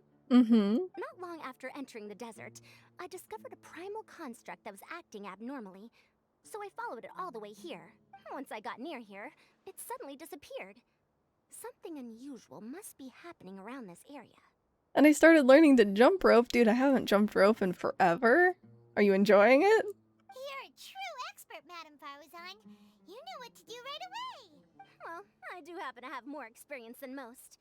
But that aside, has anyone completed this challenge yet? Nope, not yet. Well then, I suppose I'll be the first. What about that boy Tainari? He withdrew from this round. Oh? And why's that? He's not used to being out and about in the desert. Huh. I didn't think he would have such a weakness. I suppose he could use a bit more training. What about the others? Is that Ratawahist girl still a bundle of nerves? Tainari gave Layla some advice, and she seems to be doing a lot better now. Sino just started his search for the disruptors, and as for Hat Guy, well, who knows what he's thinking. A lot of fun and good cardio? Hell yeah, enjoy it, man. And what about Kaveh? Has he found a ley line disruptor yet? Paimon doesn't think so, or our locators would have already let us know. Strange. What's he lollygagging for? With his skills, you should have heard something from him by now. Well, I'm afraid the most thrilling moments are already done here. You should probably go find Kaveh and see how he's faring now. I can't wait to just see him surrounded by desert foxes. Here it comes. I think I'm about to strike gold. What's new with you? Oh, not much. Allergies still going crazy, sleep still being bananas, but we're hanging in there. We're vibing. Oh, Layla moved. We should go talk to her. I wonder if it would have been faster just to go from where I was before. Oh well. Oh, I'm making bread. I suppose that's kind of new. You've been in here for a little bit of that talk. But I posted the first pic of it in my foodies channel in the server. It came out pretty good. I'm excited. I'm gonna try again, probably sometime next week. Love that for you. I love it too. It's been a lot of good times. I think I'll start by doing a loop around the competition zone. You gotta stop yawning, girl. It's getting to me.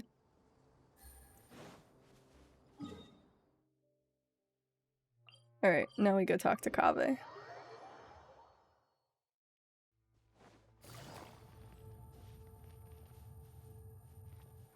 Take it easy.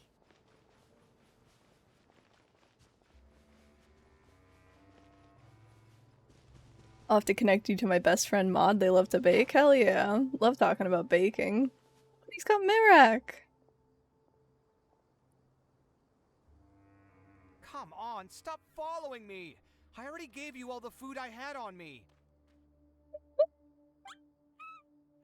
Oh. You can cry all you want. I don't have any more food.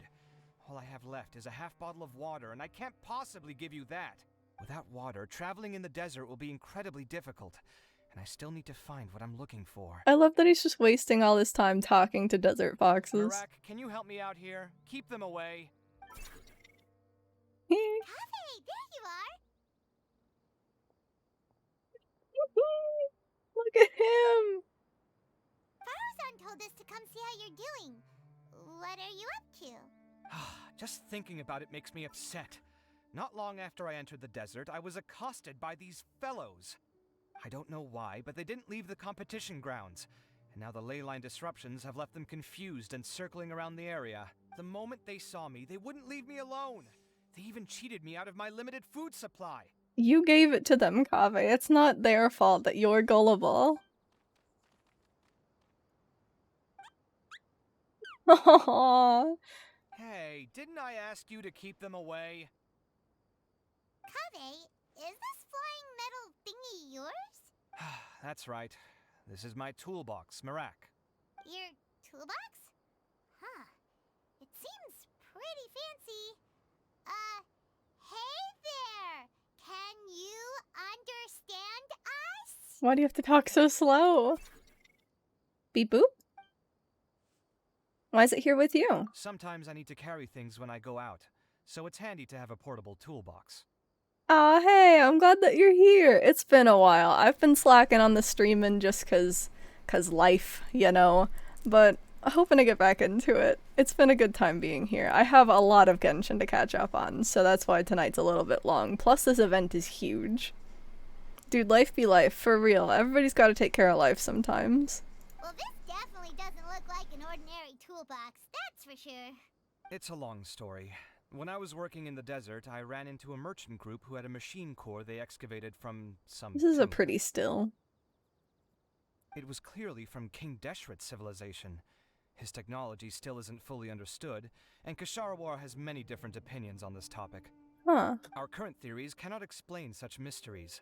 Upon seeing such a rare, complete specimen before me, I forked over all the mora on my person to purchase it. Is that why you're in debt? Some time back, I wanted to make an automated case that could store my offloaded items. With that core, I created Mirak. That's actually really fascinating. It can't understand commands that are too complex, but it can serve as my assistant and help me with things like mapping and surveying. Most importantly, it can't talk, so it can't give me any attitude. Oh, yes. Thanks for helping hide the fact that I live at Alhatham's place earlier. Well, Paimon was the one who gave it away in the first place. Sorry. I hope this season of my life ends soon, so I can get things back on track. Things just started going downhill at some point. Maybe it all started when my mom remarried and left for Fontaine. So Or sad. maybe it all started when I spoke to Alhatham in the library. I wonder if we're gonna meet Coffee's mom in Fontaine. Or maybe it's because constructing the Palace of Alcazarzaray burned through my funds. I'm still paying off the debt from that one. Oh, when's this going to end? I didn't think that that would have had to been out of pocket from you. Wasn't that for the school? No, friends. Just maybe I come back as well. Think it's gonna be a twice a week thing. Yo, grats! I hope that goes well. I've been trying to at least do Wednesdays, so today's a little added for me. I will be live tomorrow with some League, actually. First time streaming League, but the MSI event's on, and a friend and I are just gonna run some ARAMs. It's gonna be real chill. Now that I think about it, I guess we're all unlucky here. I love these foxes, they're so cute. It's not like any of you asked to be trapped in a ley line disruption. Okay, let me get you all out. What a softie. Kaveh, aren't you going to look for the ley line disruptors? Yes, but I can't just leave them here, can I? Aww. Oh, forget it. The more I think about this, the more I feel a headache coming on. I'll get back to searching once I get them out of here. Time's a-wasting. I'm off. Alright, buddy. Oh, and they just bound after him. So cute. Kaveh looks like he's conflicted. He really wants to win, but he can't ignore those he wants to help. He's a unique character. Paimon's always felt like he's the type who easily gets himself into tough spots. Yeah, that's fair. Paimon doesn't mean this in an insulting way, but he seems like the kind of guy who'd be really easy to take advantage of. You're certainly cruel with the truth. What the hell was that noise, by the way? Whoa, someone's done already! Oh, it was the locator. That was quick. Wonder who it is. Probably Farazan? Paimon also wants to know. Let's go back and ask Alhatham.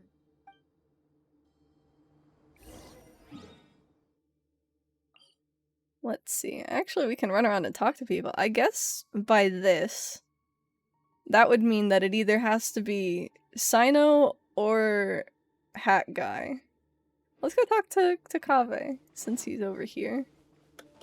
Let's see how he's doing with the little foxies. Because he's gonna be here with them, and then he's gonna try and leave, and they're just gonna follow him again.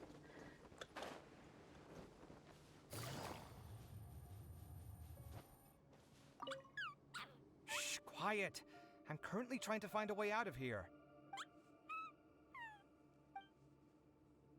So cute.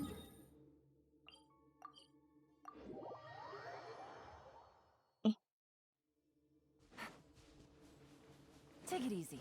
Are you just gonna say the same thing? Here Yep. And then Layla's still in the cave, question mark?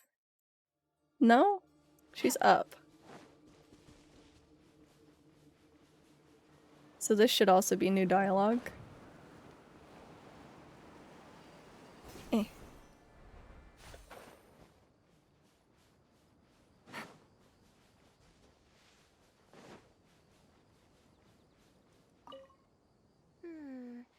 There's a few things that seem a little off about this place.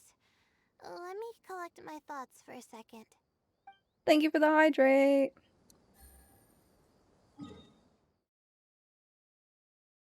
I guess we can get there from here pretty quick, alright.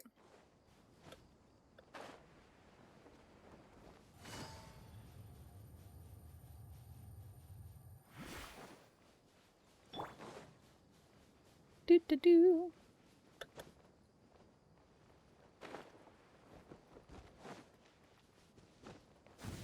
Oh, jeez. He didn't aggro on me though, I just stepped on his head. That one's mad though. Oh, please.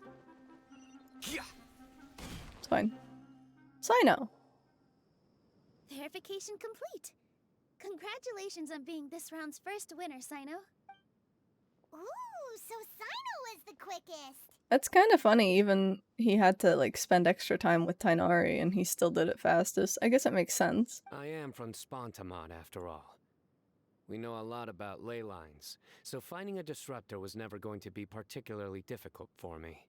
Since the Traveler and Paimon also happen to be here, do you have anything you want to say? Anything I want to say? My friend couldn't continue on, so failure was never an option. So dramatic. The bonds of yesterday will forge the road to tomorrow. With the ties of friendship that bind us, I won't lose to anyone. Alright, bud. That's a line from King of Invocations, one of my favorite works, and it sums up my thoughts right now. And Nilu's expression, so good. Alrighty, left, gonna get cozy in bed and watch some Game Grumps stories. Have a good time, Tim. Thank you again so much for stopping by and saying hi. Get some good sleep, and hopefully I'll see you tomorrow. Might be a good thing that Tainari isn't here, or else he'd give Sino a good smack right about now. That's so Sino. Oh wow, it's already so late. Everyone's probably running low on food and water. It'll only get harder from here on out. Something similar happened in King of Invocations. What a classic. What a nerd. Any thoughts on that, Alhaitham? I have no thoughts regarding King of Invocations. Nilu obviously wasn't asking about that. Deserts are much more dangerous at night, so this competition should be nearing its end. At the moment, only Farazan, Layla, and Kaveh remain. So Hat Guy gave up? I wonder who the next person to find a disruptor will be. Wait, only 3 people are left? Tainari forfeited, and Sino's already done. What about Hat Guy? Again, Paimon having to count out the contestants on her fingers. He also forfeited not long ago. Ugh, Paimon can't understand what he's thinking at all. But like Alhaitham said, this round's almost over. Let's go see what the other contestants are doing.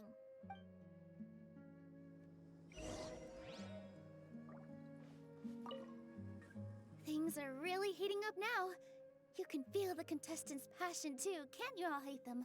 No. Compared to the abstraction of human emotions, the desert heat is easier to intuit. Tainari made the right decision to forfeit. Oh gosh, they are not any more different from each other. Are you alright? Much better. Aru Village's hospitality sure is something. 2 whole pitchers of water, to be precise. Yeesh. If your throat's too wet as a result, I can provide some dry humor. No, thanks. Much appreciated, though. God bless. I guess Layla's the next one. These two are in the same spot, so I'm imagining they have the same dialogue. I can't believe Farazan's not come up with anything. There's sand in my shoes. Yeah, rubs. Thank you. Hello again. You know, it suddenly occurred to me that you guys have had to do a lot of running around this time. Don't you find it tiring? Not bad. Really? Wow. I don't know where you get your strength from. The desert's getting colder now that night's falling, and the wind can really sting your face because of all the sand in it. Has anyone finished this round yet? Sino's already shut one down. Have you made any progress yet? I circled the whole area, but I didn't find anything.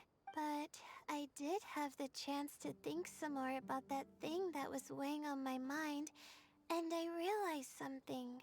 And what was that? Well, my fellow Retawahist members must have all put my name forward for different reasons. And maybe a lot of them only picked me because they wanted to watch me make a fool of myself. But be that as it may, I believe that a lot of them genuinely do expect great things from me. And I want to live up to their expectations. I don't want them to regret putting my name down. He's so cute. But doesn't thinking like that pressure on you? Of course, that comes with some amount of pressure for sure. But now I've thought about it, I don't feel like this is something I have to do. Instead, it's something I want to do. That may not sound like a huge difference to you, but it's helped me relax a lot. So don't worry about me. Well, that's great! Also, now that I've relaxed, Aw. I'm suddenly really sleepy. Do we get to see Sleepwalking Layla? I think I'll just take a quick nap. Just a quick one.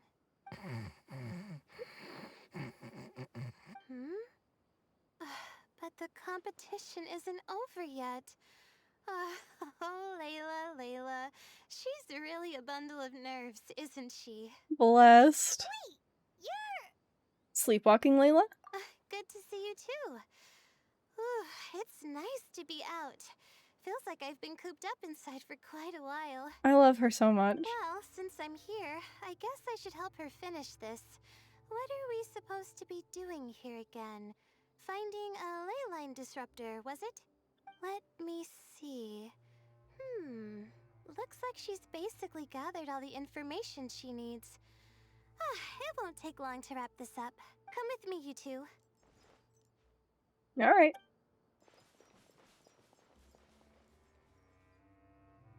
Do you ever get the feeling that the ley lines have a regular flow?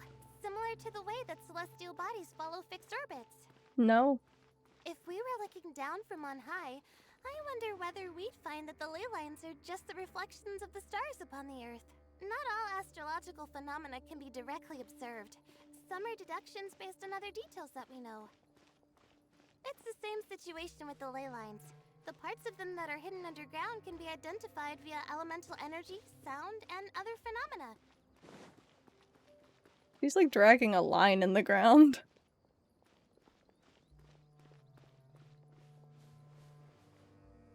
Plus, now that someone has shut one of the disruptors down, the contrast between before and after can provide me with further information still.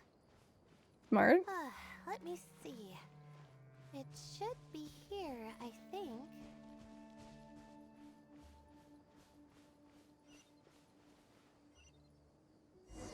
Nice. This should be it, right? I'll turn it off. That should restore the ley lines in the area to normal. Nice work! Again, I didn't do any of the real work. I'm just wrapping up. She'll probably wake up soon. No doubt she'll be a little disoriented at first, but once she's got her bearings, she'll go and report that she shut down this disruptor. Will you be staying here for a while? Or are you going to check on the other contestants? Oh, time to check our locator. Whoa, it looks like Kaveh and Faruzan are headed towards the same place! Oh no. Perhaps they're about to find the last disruptor. Also, speaking of Kaveh, he's an interesting one. What do you mean by that? Why do you say that? Before the second round, he had a chat with the other me. He said that worries can be like illnesses. They don't always have a magic cure. Sometimes you just have to endure them as best you can until they run their course. But the way I see it, his situation is much worse than my other self's. She just hadn't found what she wanted to do at the moment, which is why she felt lost. Kaveh, meanwhile, knows what he wants to do. He's convinced that he has to win, and yet he still seems conflicted. He doesn't have a second personality, but somehow he still seems that he's at odds with himself in some way. I don't know exactly how to describe it. It's like he's smiling on the outside, but there's no joy inside, only sorrow. Aw. Still, who knows? He must be more experienced than me.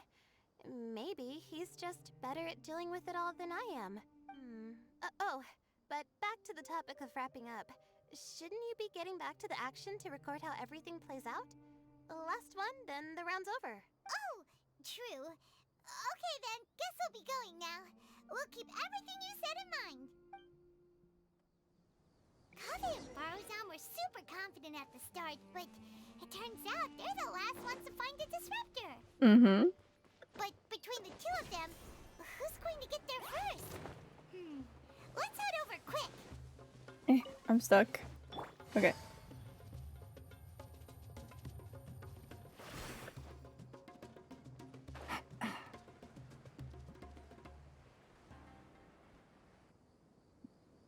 should be around here. Finally found it. Kaveh? Are you? Oh, Madame Faruzan. And here I thought you would have finished this round by now. Faruzan, Kaveh! Oh, looks like Layla's already done.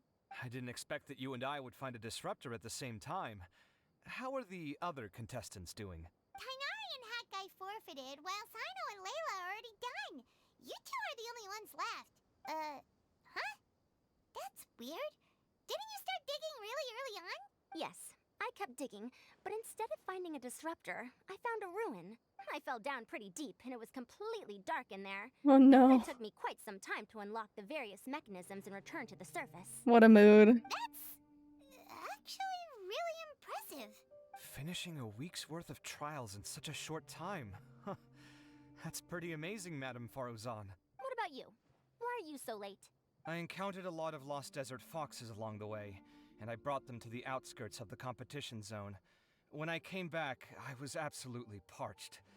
And then I blacked out. Poor guy. Probably from the heat, you know? When I woke up, it was already night. I used the last of my strength to come here. A most curious reason indeed.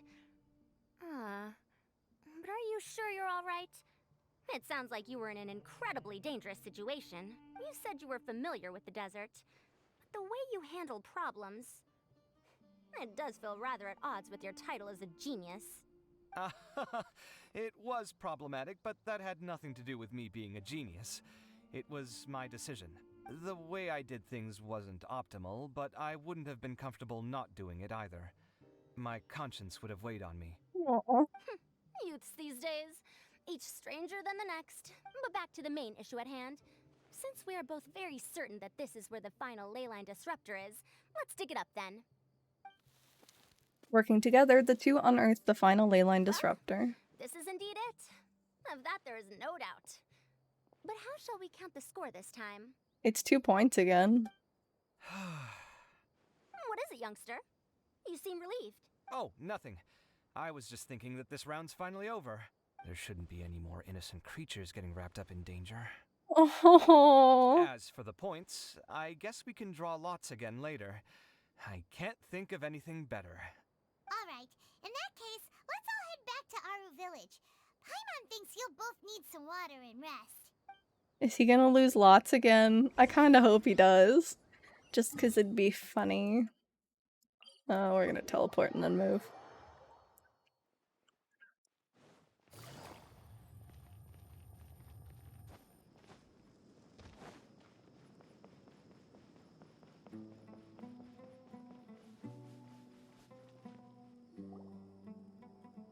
Looks like the second round is over. I wonder who is faster, Kaveh or Madame Faruzan? Huh? Where's Madame Faruzan? She went to get water. She'll be back shortly. We basically arrived at the same time, so we'd like to draw lots again. You get caught up in some things so easily, like drawing lots. I'm not caught up in anything! Don't make it sound like I take pleasure in having bad luck! Really? Then should I say that you have a curious affinity for drawing lots? I'll go get the box and slips of paper for the lots. Please wait a moment. Oh, here we go again. Let's see how I fare. After a brief but tense lot drawing, Kaveh emerges triumphant. Did you see that? I won! Congratulations! Looks like Kaveh's luck's taken a turn for the better! Finally! After all this time! It looks like you've been rewarded for your tribulations in the desert. This round's points are yours. And with that, our second round is done. Sino, Layla, and Kaveh are our victorious contestants. Why were you so stressed about that, Alhaitham? As for the current standings, let me see. Sino and Layla both have 4 points, putting them both in first place. The rest in descending order are Tainari, Faruzan, Kaveh, and Hakai. The next round will be the final one. Please rest up before then, everyone. I heard that some stalls at the Wisdom Gala are debuting new games, so feel free to drop by if you're interested. Alright. Otherwise, see you next round. We're gonna do next round first, and then we'll do all the games at once. Assuming it's all out. It's not all out. I haven't completed this quest. Oh. Which quest is it? Next time on King of Invocation. This is the one that's freaking stopping my daily from getting through. Alright, fine. I'll do it, I guess. It's stupid because the quest is out here and the thing that it's blocking is like a cafe. Before we get involved in this, I'm going to take a quick bathroom break, so y'all, while I'm gone, you also take this opportunity to get some water, stretch your muscles, get a snack, use the restroom, do whatever you gotta do, and I'll see you in like 5. Alright, you guys ready? You know, I'll go ahead and put this right here, but yeah. Okay, 3, 2, 1. Balls. There it is. I was so ready for it to be just completely not the same. Wait, it's not this. Jesus Christ, are you even kidding me? Ninji, you just hit me with the fart with reverb and scared the shit out of me. Y'all, I just got hit with fart with reverb.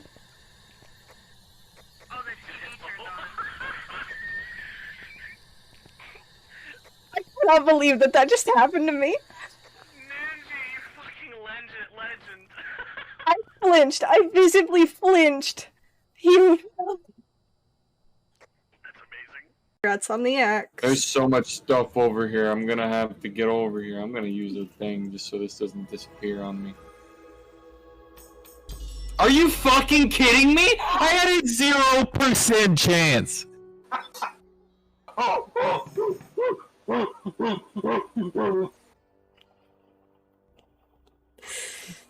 Well, that's one for the books. Come on, oh buddy. my god. Phone! Phone! Phone! Phone! Phone! Phone! Phone! Phone! Phone! I'm in the dark. Where the hell is everyone? Here, come here. Come here. There's a bone. Oh. Fake drama? Widow? Stir Top up the right. content? There's a bash. I I'm shooting the can't Bastion, hit her. I'm losing the fight with Widow. Alright, what? Fucking. Shit. Aw, heck. Yeah, this is death. Oh shit, oh heck.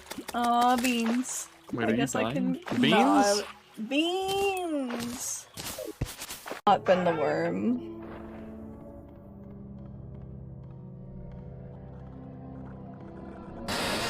Must you fucking. I did break it. I'm sorry, cardboard cutout. It was fucking. Knee-jerk reaction. Okay, thank you. You wanna play some b-ball, Barbara?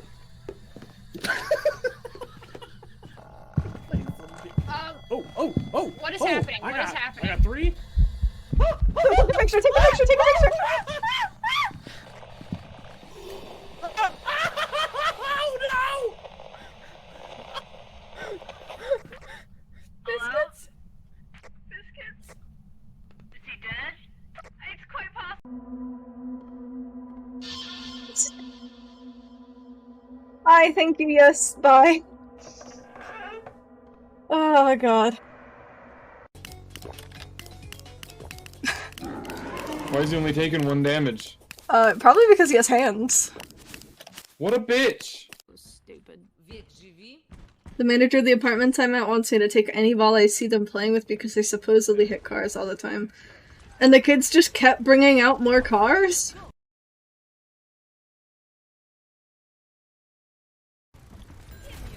Balls. Yeah, what? Did they put I their was gonna cars away, ask on that goddammit? Stop bringing got these Hot damn Wheels. cars. Alright, friends, I'm back. I've got a pop. We're ready. I want to go back to Inazuma. How could this happen to me? Got writer's block? Traveler? Ugh, don't even mention the novel. Those researchers working on Genius Invocation TCG are barely holding it together. According to a researcher I know quite well, the team encountered all kinds of problems that could only be described as baffling. For example, a Haravatot researcher suddenly asked a question one day. He said that if the effect descriptions on the cards are too long, it might discourage people who aren't used to reading long blocks of text from playing the game. Researchers are used to reading large chunks of text and aren't affected by this issue, but the long descriptions could very well turn potential players away.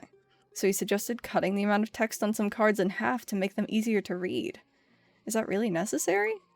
It's not a problem to me, but the researchers are still working hard on this issue. After all, it's about the player's experience, and the fewer problems, the better. Anyway, there's an even bigger problem. They promised to help me find models for my novel, but something went wrong with that too. Remember, I told you earlier about a researcher who said that they'd introduced me to Tighnari and Sino and asked them to be the inspirations for my novel? But they're so busy. I don't think I can count on them for a while. How will you get in touch? The researcher who received me was not able to help me with this, but he gave me an idea. He said Sino sometimes goes to Puspa Cafe to play cards. If I want, I can try my luck there first. Or maybe they'll help me get in touch when they're free. And what are your thoughts? By the time they're free, I'll have finished writing the novel. I guess I'll go myself and see if I can find Sino. But if I'm lucky enough to meet Sino at the cafe, how should I even introduce myself to him? What a dilemma. I know Sino pretty well. Really? That's amazing. But how did you... you know what? I'm not gonna pry further. What are we waiting for then? Let's head to Puspa Cafe right now. Hopefully we'll be able to catch Sino. You know, this late.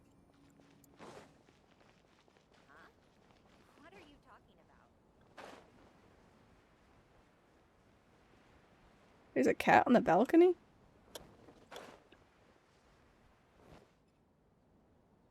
Hi. Can I even get in from here? No, I'm pretty sure this isn't even a door, it's like a window. So then what's the point of the balcony?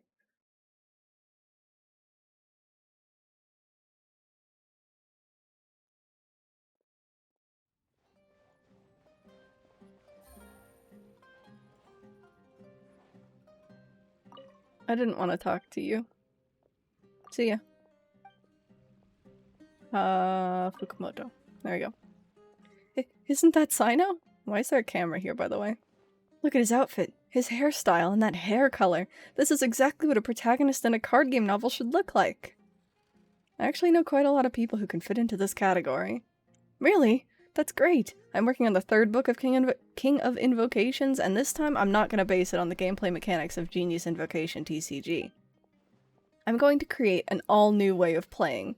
For instance, I could get all cards to be suspended mid-air on the field.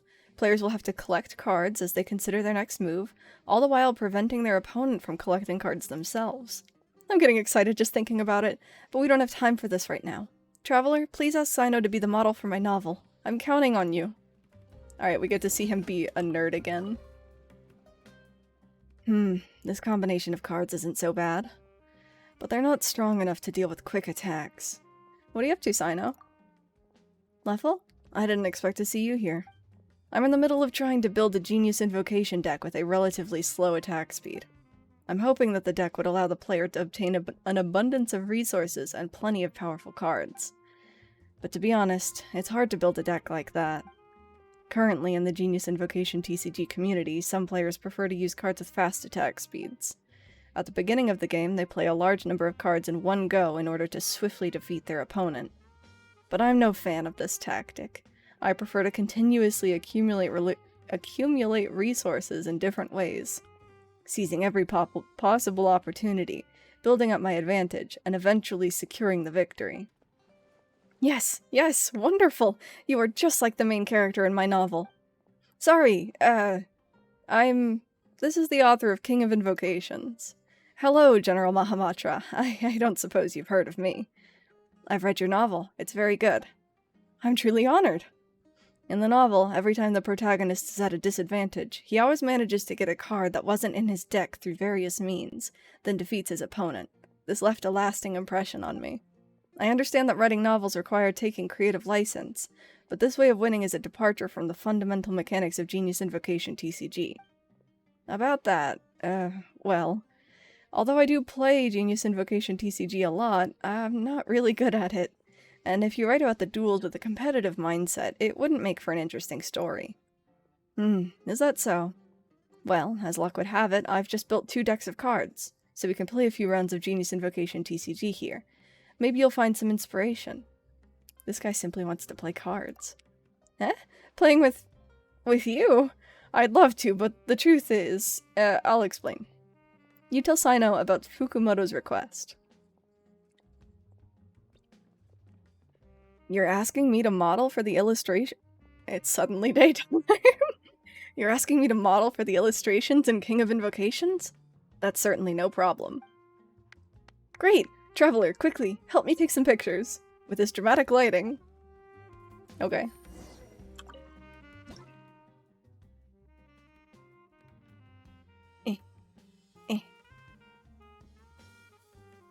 Eh. You take several pictures of Sino very quickly. This has been a big help. I'm sure Asagiri will make an excellent illustration. Thank you very much, Sino. I'll be sure to send you a copy of the novel as soon as it's published. Sino, the 2 decks you're holding are... Didn't you promise to play a few games of Genius Invocation TCG with me earlier? I'm not very good at it, so, Traveler, you're definitely better than me. You're better at this. Then the matter is settled. Here, take this quick attack deck. I'm going to use this relatively slower deck to see how I can deal with your attacks. I'll do my best, I know. Alright. Well, that was that. Now I can, thankfully, put my dailies back here. I don't remember the hotkey to get in this. Commission. Sumeru. Thank you. And then we'll do this.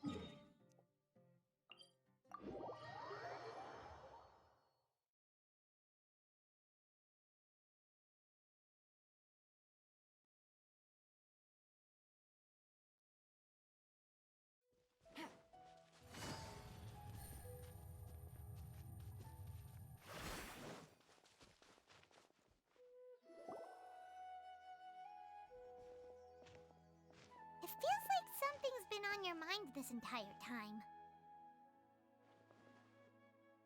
That white-haired man I saw before the competition started. That secret conversation we overheard after the first round ended. Traveler, Paimon, I finally found you. What's up, Candace? Finally? Did something happen? Don't you feel like there's something off about this year's Academia Extravaganza? When Candace and I were at the cafe earlier, we might have caught sight of some mercs on business. Thing is, they were disguised as tourists here to shop, but no disguise can mask the stench of blood. Just from their suspicious looks, I bet they do dirty work like kidnapping or assassinations. We eavesdropped on them for a while. Their target seems to be someone called Sachin. Oh no. Sachin? Isn't that the person who Karina mentioned during the opening ceremony? He's apparently the sponsor behind the competition prizes and the Diadem of Knowledge, but he hasn't shown himself at all. Sounds like a rich person, all right. It makes sense now. The Eremites have been struggling to make ends meet recently, so a lot of groups have been doing private work that involves the rich. In their words, one gig sets you up for half a year. Just one job like this nets them enough mora to take it easy for a while. The extravaganza has brought many tourists to Sumeru City all at once, so it's likely that they took advantage of the bustle to sneak in. Dia and I wanted to directly capture them, but they were on guard and made some excuse to slip away. I would have tied him up if it wouldn't have caused a scene. Who's legally supposed to take care of this kind of thing? The Matra or the Core of 30? If Sino were here, he'd definitely get involved. Why don't we head over to the Academia and tell Amatra? Thanks a million, you two. Not at all. It was coincidence on our part as well. Yeah, don't sweat it. The Eremites' reputation is gonna get even worse if these scumbags succeed. But this is Sumeru City. Candace and I don't have as much freedom to act here, so we're leaving this in your hands. Should you require our aid, come find us at the cafe.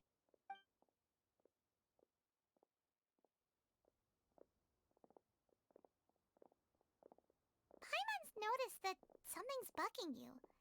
Is it the extravaganza? 'Cause Paimon's starting to think that there's more than meets the eye here, too. But thinking like this isn't doing anything. Let's just go find Amatra. Alright.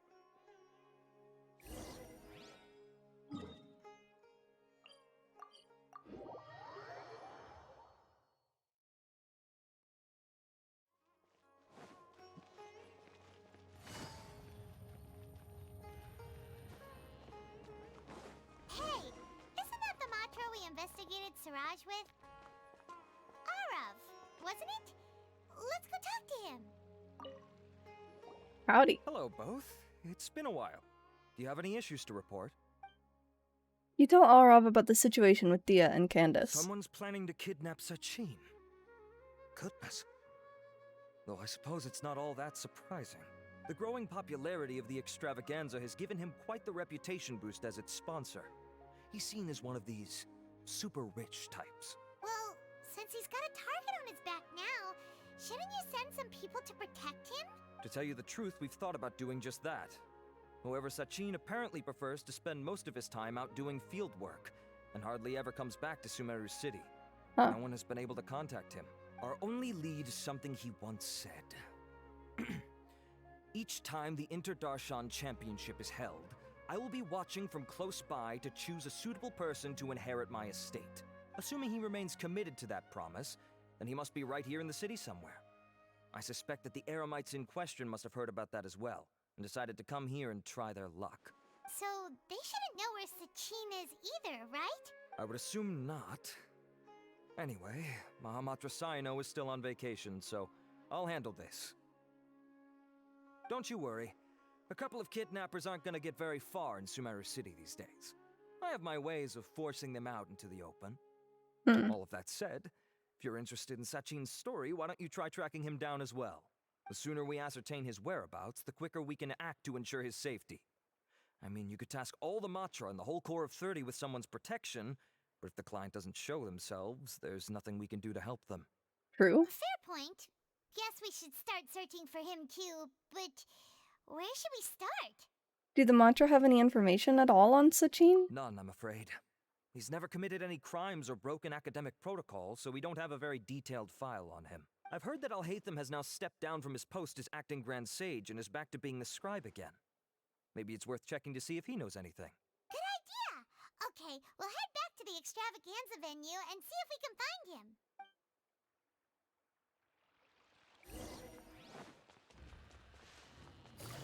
Pew.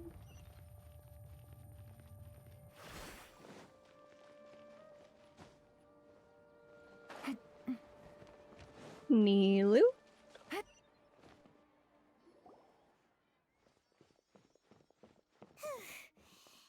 Nilu, have you seen Alhaitham anywhere? Alhaitham? Why, what is it? We're trying to track down someone and we need him to pull up some records for us. Oh, I see.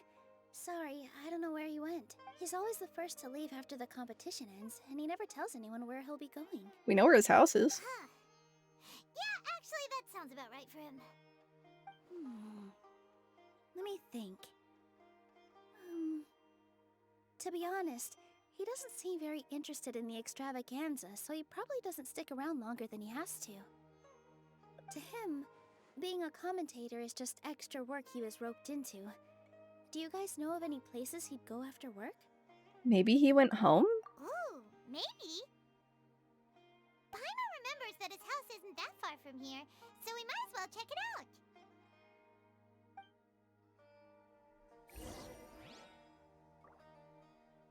I wonder where Alhaitham would go.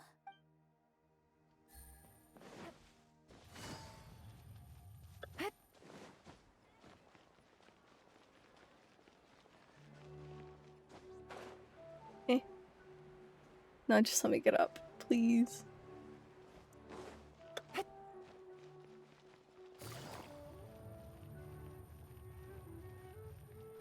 Take it easy. If you think about it, there's really not that many houses in Sumeru City. Let's try knocking. Knock. No answer?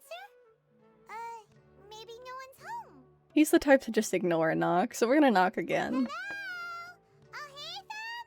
Are you in? We need your help with something. Oh, it's you two? Kaveh! Oh, Kaveh, you're home! Come on in, I'll get the door for you.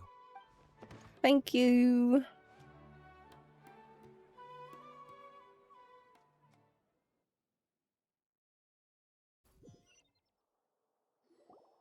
We didn't hear a peep when we first knocked. We thought no one was home. Well, I can't be too careful. If someone from the academia came here looking for Alhaitham, and I opened the door for them without thinking, before long the whole city would know that I'm living here. You're pretty conscientious about this, huh? So, what happens if someone comes inside looking for him while you're at home? It's fine, as long as I stay in my own room. Anyway, why would someone just barge in here looking for him? Most people have better things to do. Fair enough. So do you know where he is at the moment? What do you think? Who knows what he does in his free time? All that matters to me is that he's out of the house. Did you have a quarrel or something? I wouldn't call it that. He's just incapable of saying anything pleasant at all. I told him how the second round went. I won the lot draw, remember? Because of good karma, of course. My luck's on the rise. But him, being him... Ugh, you wouldn't believe what he said after I was done talking! You're always quick to remind me that you're my upperclassman, and yet you do not problem solve in the manner becoming of an upperclassman. This begs the question of why we attach prestige to seniority at all. What does he mean, manner becoming of an upperclassman? What, am I supposed to earn the title of upperclassman now? And he didn't stop there. He said, I'd encourage you to reflect on why you've ended up having to rely on luck every round. Frankly, it's incomprehensible to me how you've managed to make it to this age without acknowledging the proverbial elephant in the room of your life. Oof. Yeah, that does sound like something Alhaitham would say. Also, the fact that you memorized the entire argument already, Kaveh, baby. I've had it with him. Every time I talk to him, it's the same way. He finds a way to infuriate me every single time. Anyway, the disdain is very much mutual between us, so I'll be moving out as soon as possible. I'm actually packing my things right now. He'll have to get used to doing his own cleaning and tidying from now on. See those perfectly hung paintings on the walls? They're coming with me too. If his life wasn't utterly devoid of artistic sensibility already, it certainly will be after today. Wait, you're moving out already? But the competition isn't even over yet. How can you afford it? Well, obviously I can't just yet. I'm just packing early to get ahead of the game. I've got my new place picked out already. The moment I have my hands on the prize money, I'm going to buy it and move my things right in. It'll take me 3 days tops to move out of here for good. I now know what I have to do to achieve this goal. No matter what happens in the third round, I will win. I will emerge triumphant. You'll see. Well, we'll be rooting for you. But are you sure you'll be alright? And even if you come in first place, there's a chance that you don't win if the points are similarly distributed to the way that they were in the first 3 rounds. Because it was 3, 2, and 1, then 4, 3, and 2. If the next is just 5, 4, and 3, even if you get 5, that would bring you to 7. There's 2 people with 4. If either of them get the 4 or the 3, that ties with you. That's how math works, I think. In what way? Layla said that she thinks you'll get caught up in internal conflict. Meaning what exactly? Oh, don't tell me you think I have serious personality flaws too. Well, Paimon did say that she thinks that you're, easy to take advantage of. We didn't say that.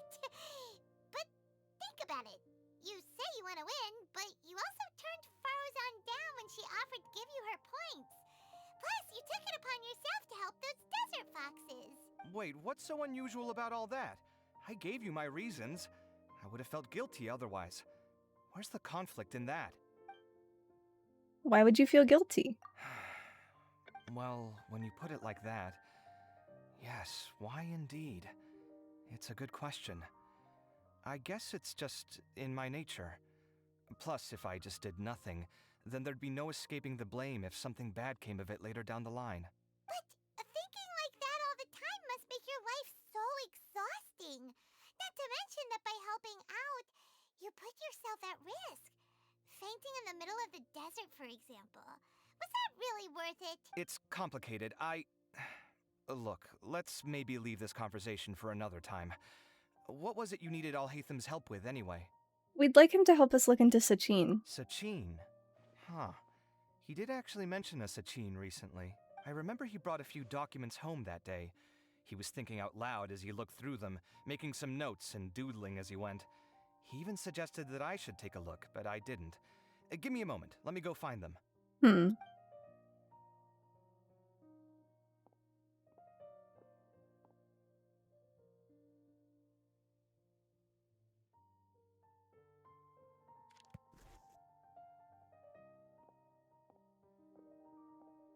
This is the one.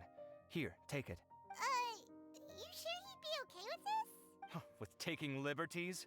He's certainly okay with helping himself to my beer whenever he pleases. And anyway, he did ask me if I wanted to read his notes. I didn't see the point at the time, so he just left them on the side. He doesn't leave documents lying around unless he's okay with other people reading them. It's fine, I promise. Cool, if you say so. Okay, let's see what he's got on Sachin.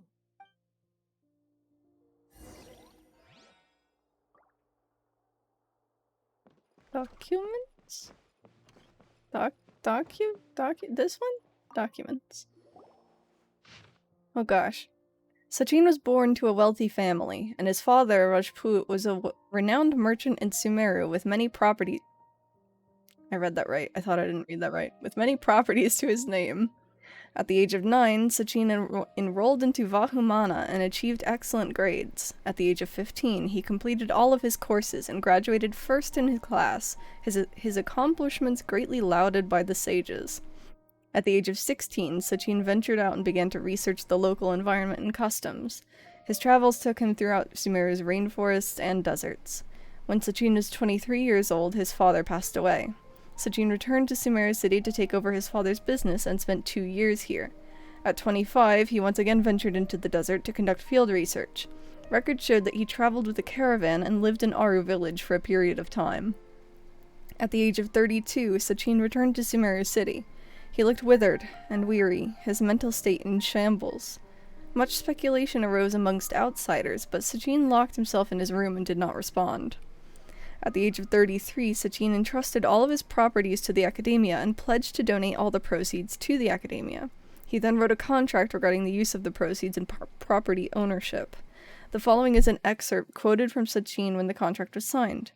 A minimum of 30% of all revenue generated from the business will be used to fund prizes for the Inter-Darshan Championship, which will encourage young prodigies to actively participate in the competition. I will also be donating my entire collection, the most prominent item of which, the Diadem of Knowledge, will serve as a symbol of great honor in the Inter-Darshan Championship. Only the winner of the competition may wear it. In addition, the Academia is only given the right to maintain and manage my properties. Ownership of them does not belong to the Academia, nor does it belong to me. Each year, when the Inter-Darshan Championship is held, I will keep a close eye on each candidate. If I particularly identify with a participant, I will reveal myself. I will then bequeath all of my wealth onto this individual whom I judge worthy of my acknowledgement. They will have the usage rights to all the assets and proceeds under my name. I hope the Academia will respect any and all decisions made by that person. After the contract came into effect, Sachin returned to the desert to continue his investigations, but there has been no word from him since then. Many claim to have seen him in the desert, but none of such claims have been verified. 20 years have passed since then. So he's like 53 now? That was a lot of information. Paimon's getting a headache. So, to sum up, Sachin put the Academia in charge of managing his estate and went off to do research, right? He even said that if he really liked one of the contestants, he wouldn't just give them a reward, but his entire estate as well. Oh, that must be worth heaps and heaps of mora. What? Are you serious? All of Sachin's wealth, that's more than I could spend in a lifetime, surely. Heck, if I got chosen, I'd be able to pay off all my debts, then buy a new place, and still have cash to burn. I could build another Palace of Alcazar's Array, except this time, I'd make it 10 times bigger. Oh, then there's that new project in Port Ormos, of course. The bridge renovation. To do it properly would take upwards of... Hey, snap out of it! You're getting way ahead of yourself there, mister! You're right. First I need to focus on winning and moving out of this place. Huh? Wait a moment. There's a loose slip of paper tucked in between these pages. Oh, I assumed that's what we read. Did Al-Haytham write this? It looks like he was jotting ideas down as he was thinking things over. Let's see. Two phrases have been circled. Sachin, dead or alive, unknown. And Diadem of Knowledge. Some of this stuff is just plain incomprehensible. Is this written in some other language? Let me see. Huh. I recognize this script. Give me a second. Lofty ideals may provide no defense at all against nihilism. but perhaps little decisions can. That's a rough translation anyway. I can't guarantee it's 100% accurate. There's another smaller line of text underneath. Why would he bring that up? Wow, it's so cool that you can actually read this script! We worked together on a project once when we were students. The title was Decoding the Runes and Architectural Philosophy of the Ruins of King Deshret's Civilization. I had to familiarize myself a little with this script at the time. Oh, interesting. So, any idea what Alhaitham meant by all this? Who knows? The way his mind works is one of the great mysteries of the world. Fair enough. Well, guess we've learned all we can here. Let's hope Arov's made some progress. Yeah, he better catch those crooks. But until then, let's just head out for a stroll. I want to know what it was that he brought up. Little decisions. What could have been going through his mind when he wrote that? There's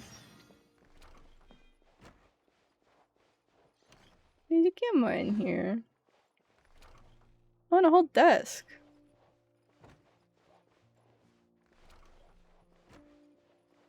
Can I go in your room, Kaveh? No. Alright, fine. Goodbye.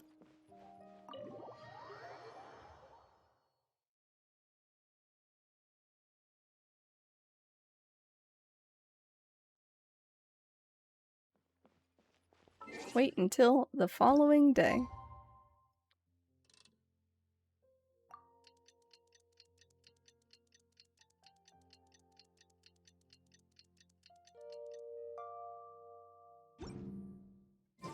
Paimon just heard that the Matra have arrested some Eremites who snuck into the city. Maybe they were the ones plotting to kidnap Sachin. Let's go to the Academia and check with Arav. Sounds good.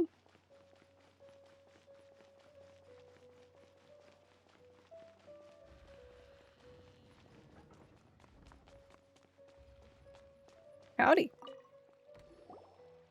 You're here. Sorry, I was just about to send someone to inform you. I only just finished interrogating the suspects. What did you find out? Well, lots of unexpected details, let's put it that way. Oh? The mercs themselves were surprisingly easy to catch. We just had someone dress up as Sachin and they took the bait. But then it starts to get messy. During the interrogation, we learned that they were hired by Sachin's own child. What? Why would someone want to kidnap their own father? What's up with that? He was probably written out of the will. It's anybody's guess at this point.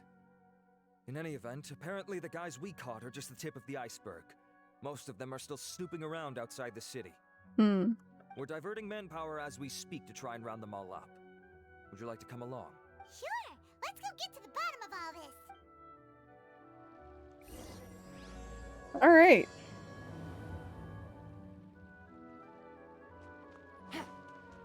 Go to the kidnappers' camp. Oh, that's a ways out.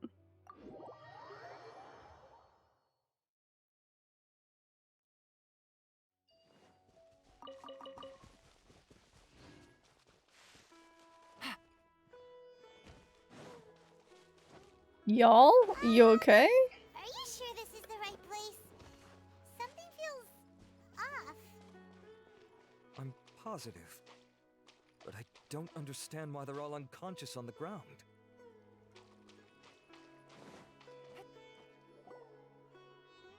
Boss, Howdy, we got more fellas. company.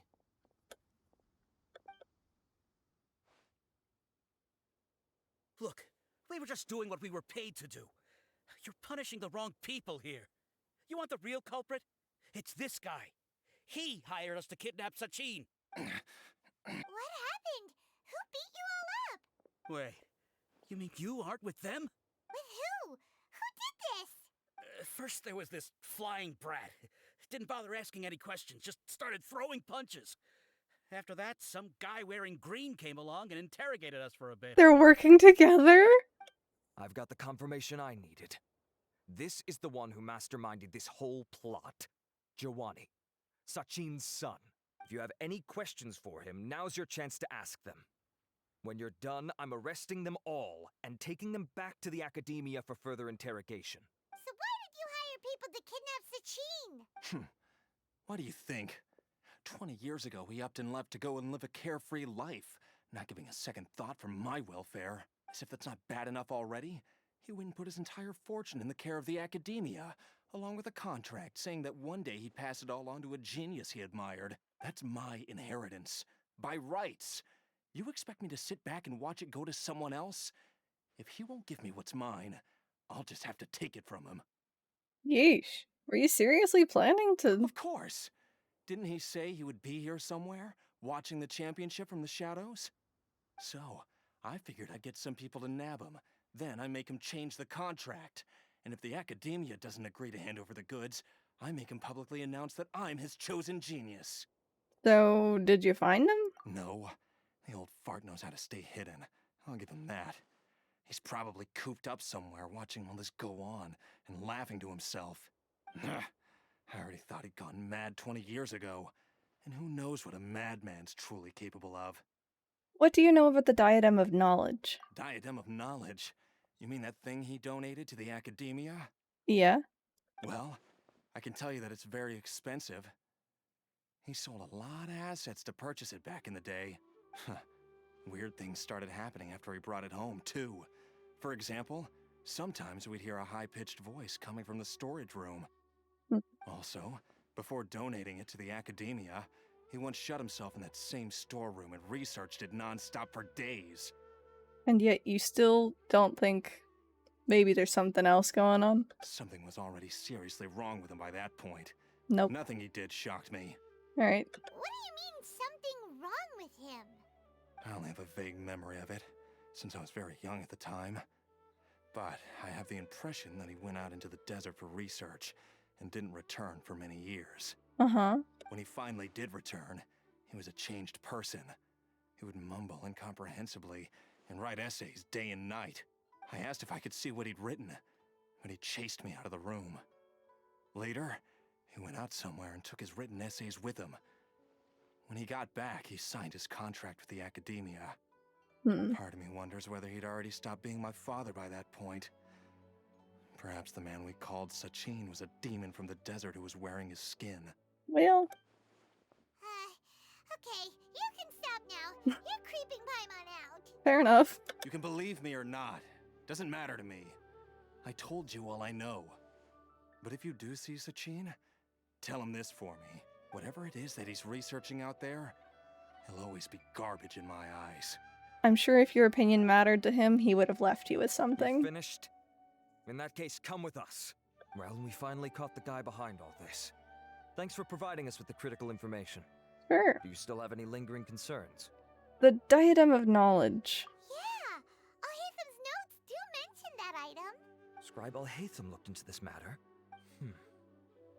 Understood. Well, if you believe there to be an issue with the diadem, I'd suggest contacting the organizers and getting them to pause the competitions while we investigate. That makes sense. Okay then, let's get back to the venue. We need to tell Karina what's going on. It'd be ideal if we could talk with Alhaitham. But I don't think the Traveler and Paimon put together that it was Alhaitham and Skara that were here dealing with the dudes.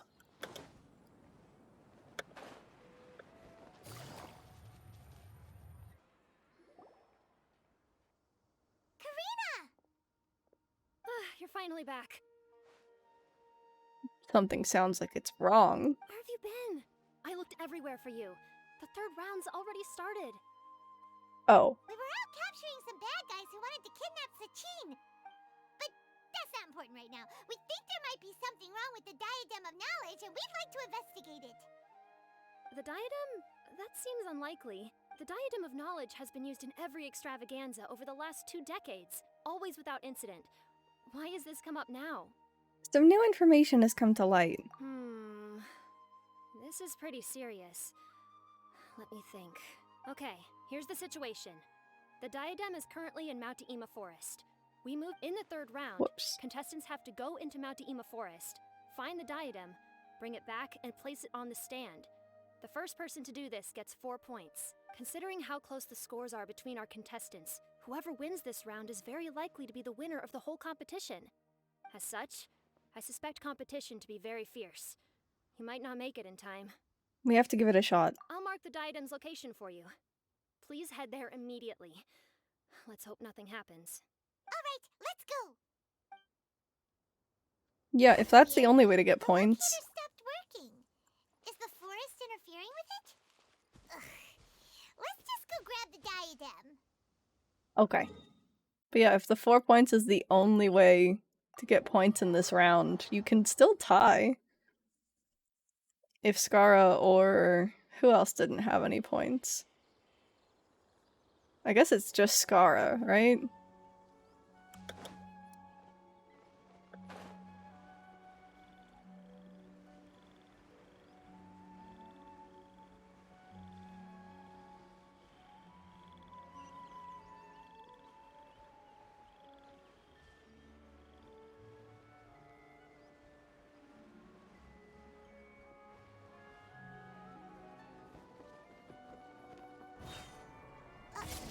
Uh-oh. This place looks empty. Did someone already take it? Well, we might as well head back and see if anyone's turned it in.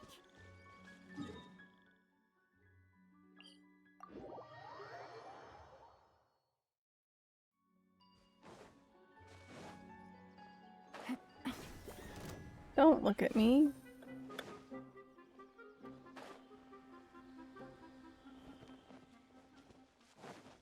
Oh. Y'all are just set up right in the middle of the path, huh?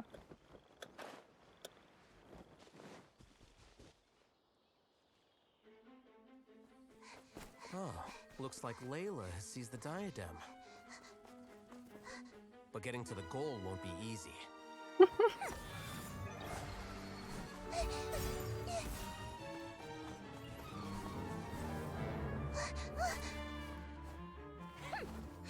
That guy enters the fray. That guy!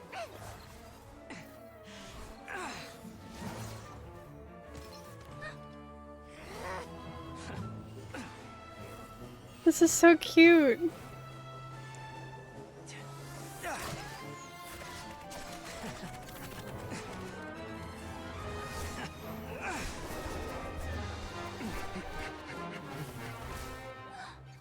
Horizon's device has gone haywire. Oh no. The competition is heating up. Oh. And here's Kaveh bringing up the rear.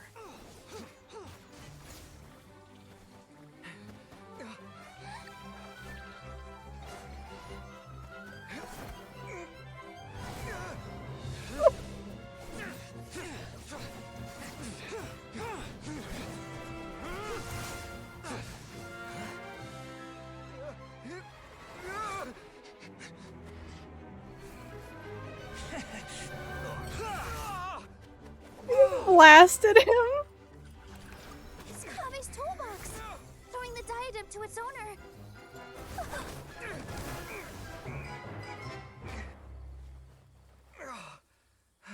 Come on. Yes, that's right. Put the diadem in place, and you shall gain all you desire. Oh no. Who are you? I need you to get out of my head! I am confident that you will not disappoint me. That's ominous. What just happened to me? I'm surprised no one else is here yet. Something's wrong.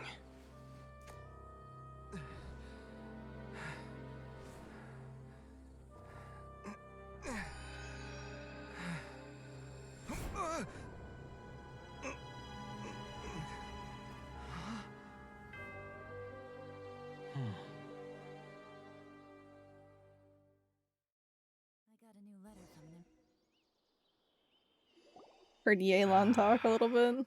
At long last, someone to inherit my estate, and with it, my research. Come, Kaveh. Come to me, my child. How do you know my name? Who are you? I am Sachin. Well, to be precise, I am but a fragment of Sachin's mind. Fate is a curious thing. Seeing you reminds me of another I once met. But you are made of sterner stuff than he, more cognizant of the trials and tribulations of this world. It is you who are worthy to inherit all that I once owned. We meet for the first time, children. But what I mean to say now is of utmost importance. So please, pay attention and bear witness. You have all performed outstandingly in this Interdarshan Championship. The Academia has many rare talents among its ranks, and you are the creme of the creme. But if I were to choose a successor, I would choose you, Kaveh. Not only because you were victorious, but also due to our similarities in character. Me? Similar to you? Why, yes. Both of us have the misfortune to be idealists, and that is the source of our misery. 28 years ago, I came to the desert and lived there for 8 full years. What do you think I saw there? Alas, endless strife and slaughter, conflict over water sources, robbing of merchant caravans, exploitation of the people relentlessly, day after day. Beyond the wall of Samiel lay a completely different world from the one I knew. The things I witnessed there tormented me greatly. I wished desperately to find a way to save them. So, did you find a way? As a Vahumana scholar, I tried to use Vahumana knowledge to find the answer. I researched history and anthropology, performed countless experiments on human nature, and even sought out the scholars living deep in the desert who called themselves the Lost Darshan. Oh. But in the end, I found that the answer I sought simply did not exist. It was not possible to simply assign blame for these transgressions to any one party, for the sins are carved into humanity's very nature. Our nature begets conflict, and conflict begets destruction. This is the inexorable truth. The aim of my research was to draw lessons from history. But what I discovered was that history offers no such guidance. Things can only ever go from bad to worse. After this realization, I could no longer see the meaning in anything that I had ever learned. Consumed by an overwhelming sense of emptiness, I could no longer bear to face life. And so, I decided to bring my life to an end. But before I went through with it, a strange twist of fate led me to come into the possession of this diadem, which has the ability to preserve part of one's consciousness. Into it, I placed my experiences before requesting that the Academia manage my estate. As I thought, the contract you signed with the Academia was in essence your will. But if you'd given up hope on this world, why did you feel the need to do this? I mentioned that I had performed a great many experiments concerning human nature. You may regard this as the very last experiment of them all. The Academia has no shortage of genius talents, nurturing the brightest minds of every generation. And so, with a handsome reward to draw out the worthiest of individuals, my hope was that one day I would find one who could untangle the mystery of human nature once and for all, and help to move the world onto a better path. I see. So you desired a successor who was not only a genius, but who also understood the suffering of ordinary people. Such a person would have a clearer understanding of humanity, society, and the world. Huh? But did you ever consider that wealth numbs the human heart to the pain in the world? Even an idealist may be incapable of following through on your wishes after inheriting your wealth. You are highly intelligent. Yet you are not the sort of person who would understand my line of thinking. To me, this is also part of the experiment. Part of my investigation into human nature. Whether my successor suffers as a consequence of my research, or succumbs to an indulgence in pleasure-seeking, my research will have progressed. I grieve the fundamental sickness of the world. I regret the unbearable weight of its history. and I lament the research that I failed to complete.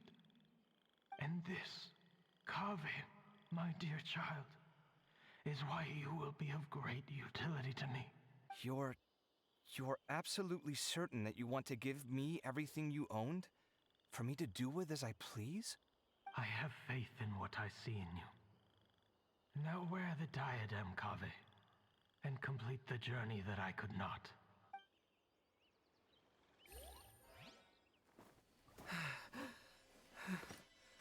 After a whole conversation, you're still panting. Will the verdict I reached cause you suffering? Or will this newfound wealth numb your heart? I look forward to your answer. All of my research materials are being stored at our... Huh? I've heard enough! My life's enough of a mess already. The last thing I need is more suffering. Keep your Mora. I don't need it. Didn't you say that you saw a lot of people in pain? Well, if that's the case, then your wealth can go to them.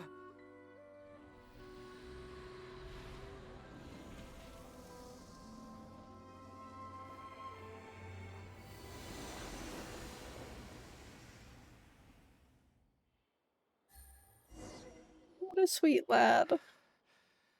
I guess that'll be the end of that. Are you all right? Any physical discomfort? I'm fine. Thanks, Tainari. Don't worry about me. Don't push yourself too hard. Kaveh. Kaveh may have broken the diadem, but he successfully completed the task prior to that. According to the rules, this makes him the victor of round 3. Points-wise, this also makes him the winner of the Inter-Darshan Championship. As the champion and Sachin's personally designated successor, Kaveh has obtained the rights to inherit the entirety of his estate. For the avoidance of doubt, can you confirm that it is your intention to donate all of Sachin's wealth? Like I said, he thought that the world is a bad place. Well then, let's use what he left behind to change it for the better. Rejecting the world will achieve nothing. He and I, we're not the same. A sweet bean. All right.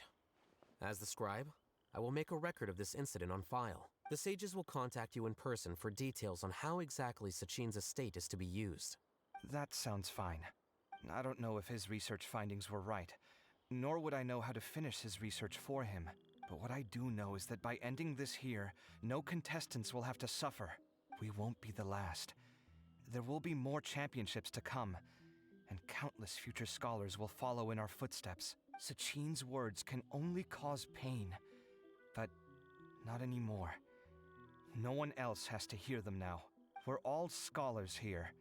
I know full well that shutting down his views like this is autocratic and arrogant. Fine by me. I'll bear that responsibility. It's the least I can do. And, well, it's the only thing I can do. Well said.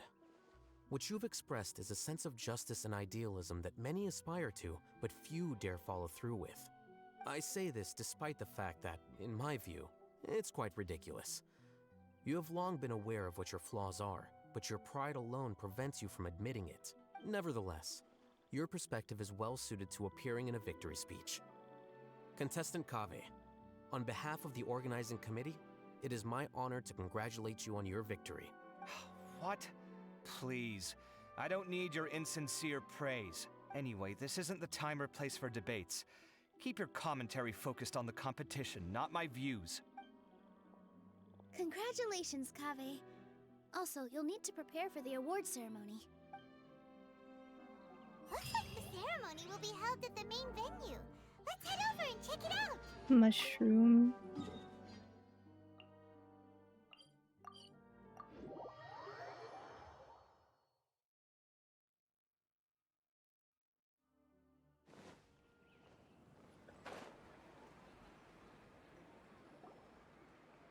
Thank you all for your excellent performance.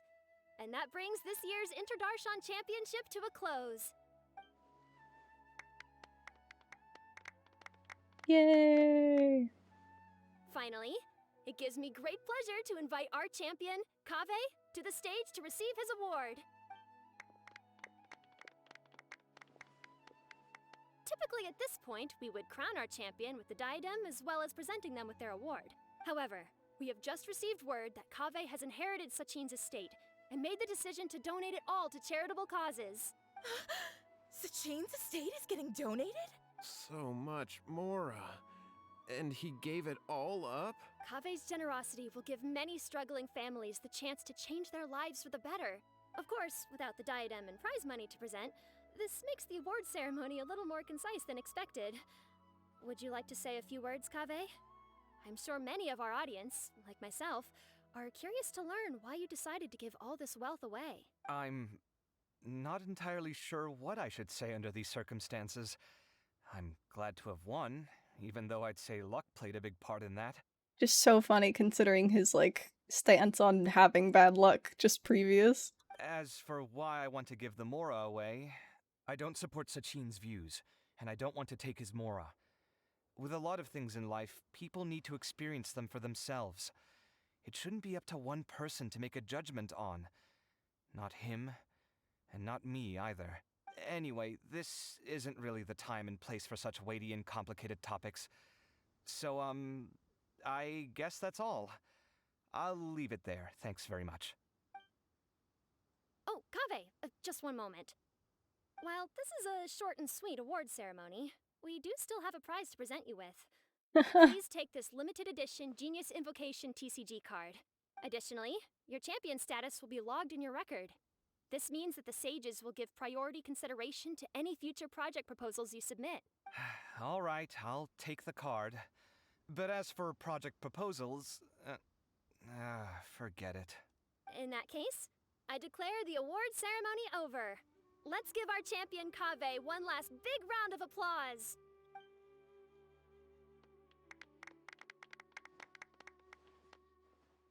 I still don't really get it. The sum of Mora would have been enough for me to live in luxury for my entire life. Is this actually how, like, most people think? That just means you're not strange enough to understand the way that geniuses think. Come on, we've still got the whole Wisdom Gala to explore. Like, are people really so surprised by the idea Glad of that's being over. charitable? I think I'm quite good at giving speeches, but this one was just so tiring. Do you mean that you're still exhausted from the competition? Honestly, you don't look happy at all, but whatever else happened, you're the champion, you know? Don't you think you should be proud of that? I suppose. Oh, wait. Sino said he wanted the card, didn't he? And now I have it, right here. So you're gonna give it to him? But if it's a rare one, you should be able to make a tidy sum of more off it. Why would I do that? It's of no use to me whatsoever. I may as well just give it to him. Could you pass it on to him for me when you next see him? Whoa! This is a super big deal. You should do it yourself. Come on, let's go find Sino. Huh? But I was gonna rest for a while longer. Hey, stop pulling my hair!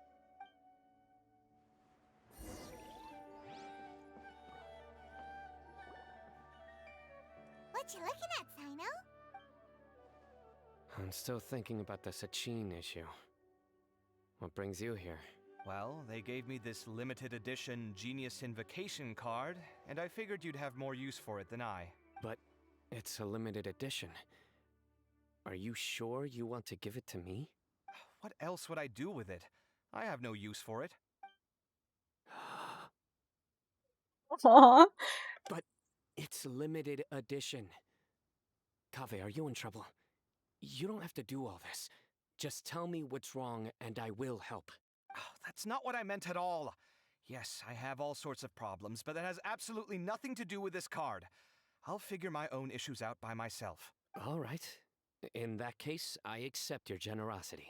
But now that I realize that you have no concept of its value, I cannot simply take it from you. How about this? I shall buy it from you at a fair price. Namely, the price that the previous limited edition card sold for. Oh, come on. It's just one card. How much could it really be worth? 1 million more at the very least. Sino, you're that... you're Mr. Moneybags? How much? 1 million more? If you feel that's too low, I can go a little higher. 1 million mora for a card? But you already have a whole bunch of these, shiny ones, don't you? I saw your deck last time we played. Not every card is this valuable, and some cards are exquisitely designed, but not rare. Huh. Well, I guess they must pay you plenty to be General Mahamatra if you're splashing out on things like this. But really, it's fine. I'd feel bad taking mora from a friend. Don't feel bad. I save a lot. I can spare the mora for this card. You don't spend all your savings on your hobbies, do you? You should watch that, you know. No. You definitely don't want to end up borrowing money in a moment of impulsivity. Living with debt is miserable. Sounds like you're speaking from personal experience. I guess you've been through a lot? I don't want to talk about it. In that case, maybe you're the one who should be listening to your advice. In any case, I, Sino, will take this precious card, and it shall join the deck of destiny. Kaveh, come with me in a few moments to collect the mora. Thanks to you, I have achieved my goal for participating in this tournament. So cute. All right, if you insist. Far be it from me to refuse your courtesy any further. Well, at least I'll be able to keep on top of my bills this month. Maybe I'll even have some left over. In fact, let me treat you all to a meal later. Bring Tainari and Kale, too. Well, this is what they call all's well that ends well. Paimon wonders how the other contestants are doing. Let's go check in with them, shall we?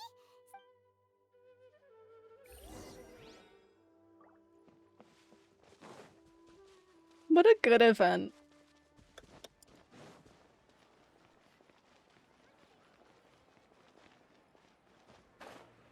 Oh, I always try and grab onto that and it never works.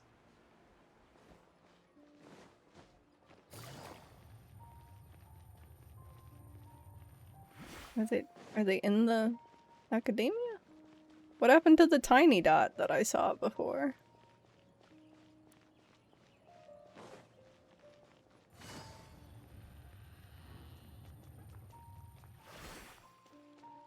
No, they must be like down underneath. Where does this go? Outside. Eh.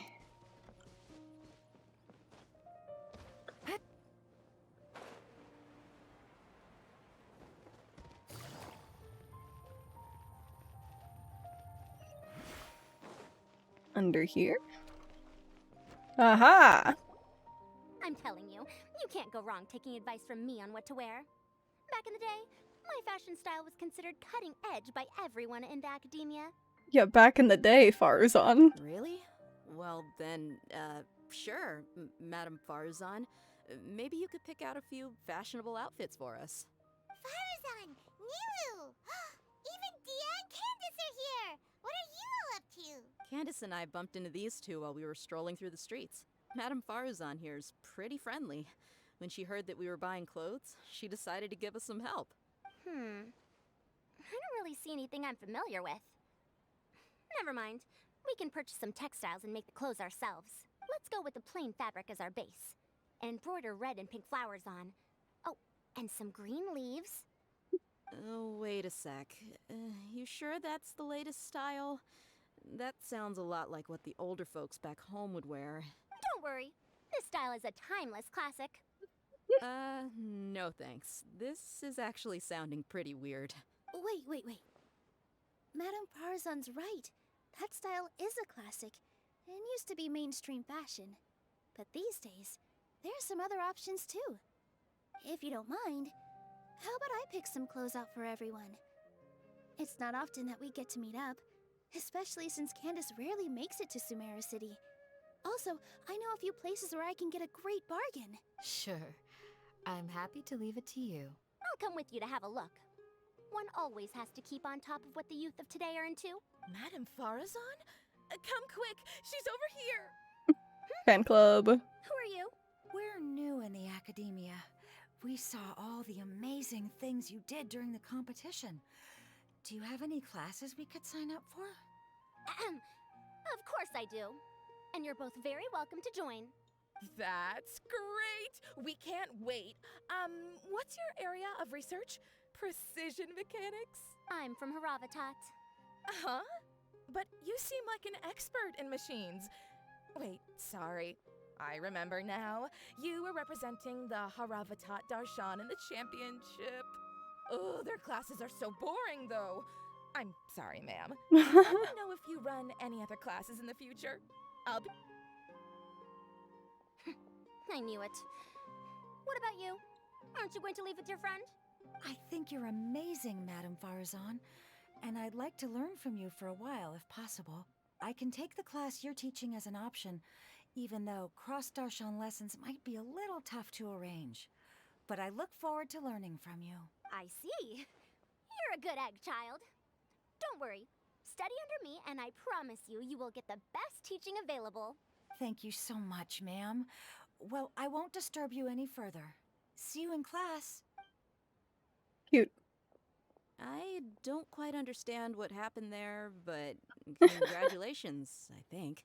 Traveler, Paimon, would you two like to come and pick out some clothes? Sorry, we can't. We've got a meal with Kaveh later, and we have to check in with all the other contestants before then. Oh, by the way, have any of you seen Hat Guy or Layla? I don't know where Hat Guy went. We just saw Layla not too long ago, though. But she was hanging out with some other Ratahoa students, so we didn't get a chance to speak with her. Are you gonna go and see what she's up to? I hope she's not being bullied. His students. They must be the ones who voted for her to enter the competition, right? Oh, she didn't end up winning, so Paimon wonders how they feel about that. Let's go take a peek.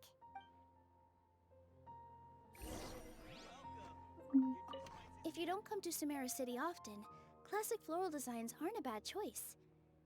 Those don't really go out of style. And of course, since you're putting this on your body, you need to consider the type of fabric the clothes are made from. Some materials might look stunning, but they can be terribly uncomfortable to wear. Agreed. After all, is fashion not the constant phasing in and out of classics? In that sense, you could always consider the style I suggested too. Wait, sorry, ma'am, but I think it could be quite a while before the style you recommended comes back into fashion. You'd be surprised, it really doesn't take that I long. actually think the style recommended by Madame Farazan is quite beautiful. Isn't it just? You have a discerning eye, my dear. Cute.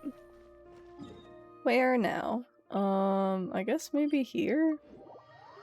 And it would be like down in the pavilion thing? Yeah.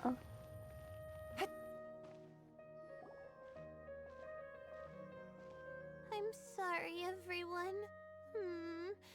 I could have done better in the third round. You started with the crown, girl, to be fair. Oh, stop it!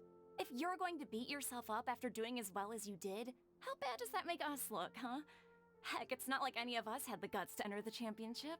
I didn't see the whole thing, but you were the only contestant who scored points in both the first 2 rounds, right? And I heard that you actually found the diadem first in round 3. You came so close to winning the competition. I just got lucky, I think. That can't be true. You had some really stiff competition out there. The renowned Tainari from Amorta, even Sino the General Mahamatra was there. You're amazing, all of you. Getting points off them is a huge achievement. The way I see it, people aren't exaggerating one bit with the nicknames they give you. You are a genuine genius. Aww. Aw, thanks a lot. But I really don't think I qualify as a genius. In the second round, for instance, I dozed off and somehow found myself beside the device when I came to. Ah, come on, don't be so hard on yourself. We've decided we're taking you out to celebrate, and that's final. Yay! Let's go. Cheer up, Layla. The rest of today's all about you. Looks like things are going well for Layla. This is great. We haven't seen Hat Guy since the end of the competition. Oh well, it's almost mealtime. We'd better go meet up with Kaveh and Sino now. He's just permanently Hat Guy now.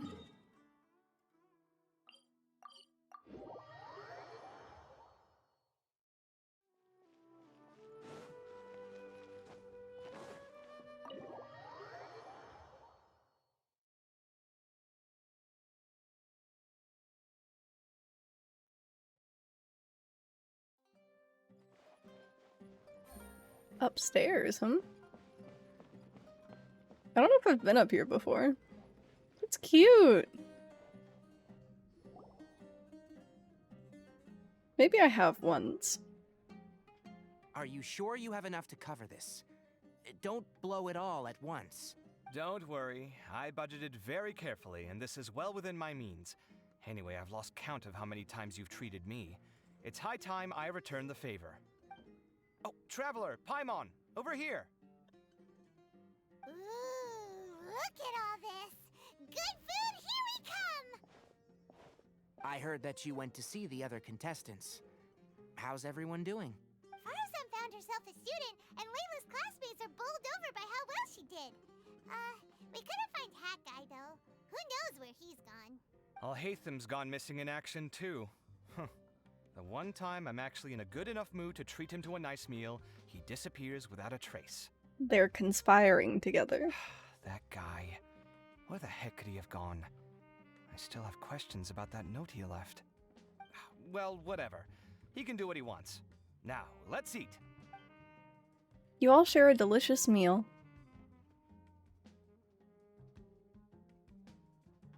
You shocked me a little when you hurled the diadem to the ground. On further reflection, of course, it made sense, but at the time I was expecting at least some amount of deliberation. Sachin's voice started talking to me inside my head from the moment I picked it up. I could feel his emotions, too. It was a mix of despair and horror swirling around inside my mind. He bombarded me with his ideas relentlessly, like he was trying to brainwash me. It gave me a splitting headache that only got worse as he went on. Like I was saying at the time, his views are not necessarily completely without value. But if all his research does is lead to misfortune, then we're probably better off without it. If his forbidden research were to spread in a harmful form and cause people to suffer, the Matra would step in and ban it. I think you did the right thing. I suppose another way to approach it would have been to claim that you agreed to inherit his research, but give up the research as soon as you've inherited the wealth. But that wouldn't have been your style. I won't comment on his theories or experiments, but I don't believe that he was careless in his choice of candidate. He chose you. That means he knew what he was doing. Perhaps. I just think that if you accept someone else's things, you should honor their wishes. That's a good thing. It means that you have integrity. Thank you, oh my god, thank you. See, you get me, Kale. It's a good thing Alhaitham isn't here right now. He'd be quick to explain why you're wrong. Seems like you always include him in the conversation, even when he isn't here. Yep. No dinner with Kaveh is complete without a few words about Alhaitham. I sense that Alhaitham has in fact been here with us all along. He's here? Where? Why didn't you tell me? He lives rent-free in each of our hearts. Aww.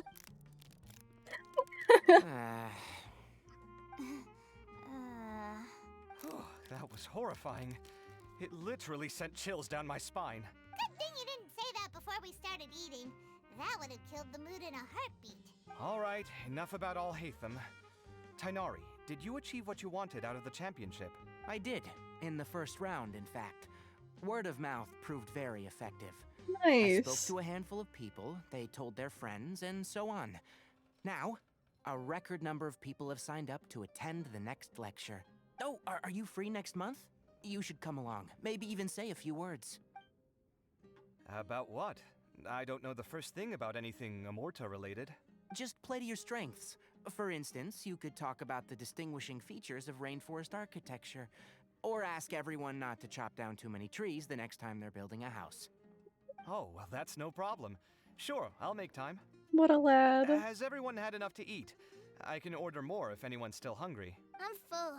Thanks. Paimon's super full, too. If only we could eat like this every day. Yeah, we should do this more often. Work will always be there, but seeing friends is important too. This is a good restaurant. Let's definitely come here again. Sounds good. We should pick a few other places as backup options, though. There are other good places around here, too? Oh, and don't forget to invite us if you go. There's nothing we love more than good food.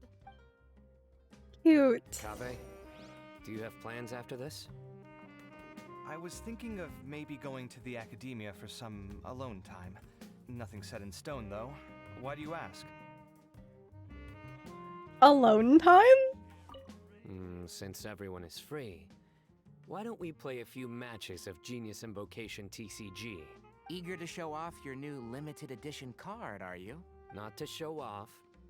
This is my way of thanking you for your help. Only my best friend will have the honor of seeing this card's debut play. Alright, sure. I didn't bring my deck with me though, so I'll need to borrow one. Actually, Master, I made a new one a few days back. Don't tell me you've been spending all your study hours playing cards. Come on, no need to be so stern. They do say that your innate interests are your best teacher, don't they? Cute. Leave tavern. Can do. Whoa. Okay, there's the door. I got all turned around, jumping down the stairs.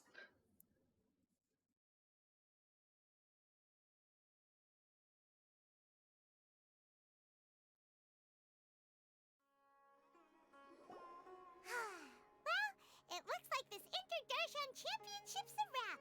All that stuff with Sachin and the diadem got sorted too. Have you still got anything else on your mind? Sachin's research. Oh, right. Yeah, Sachin said that he placed his research materials at somewhere beginning with but Kaveh smashed the diadem of knowledge before he could finish. It might be dangerous if someone finds his old research stash, right? Where do you think it could be? Aru Village? Holy smokes, you're right! He said he spent all that time researching in the desert, didn't he? So it's very possible that that's where he'd leave all his notes. Plus it said in Al-Haytham's study stuff that he lived in Aru Village for a while. Alright then, let's head off to Aru Village and try our luck!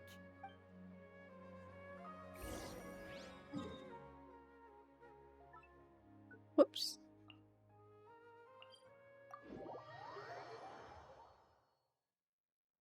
I hope we get to see Al-Haytham and Hat Guy working.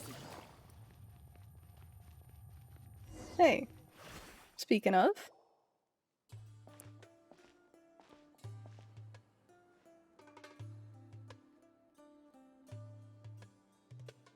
Didn't expect to run into you here. Oh, hey them. What are you doing here? And what are you reading? Are those? Sachin's notes? Yes. I came across his profile while I was organizing some documents and became interested in his research. If it wasn't for that, I never would have agreed to being a commentator. I had a hunch after seeing the fragment of his mind, and sure enough, I came here and found his research. Wait! So, you've read it already? Are you alright? How do you feel? I think you may have misunderstood something. The reason Sachin chose that architect to inherit his research was that only he could really empathize with both the calamity and the humanity that these notes seek to convey. Only one who resonates with these sentiments would suffer and begin to think of history as bleak, the present as perplexing, and the future as pessimistic. Empathy is a double-edged sword. Clearly, I am not the same sort of person as Sachin was.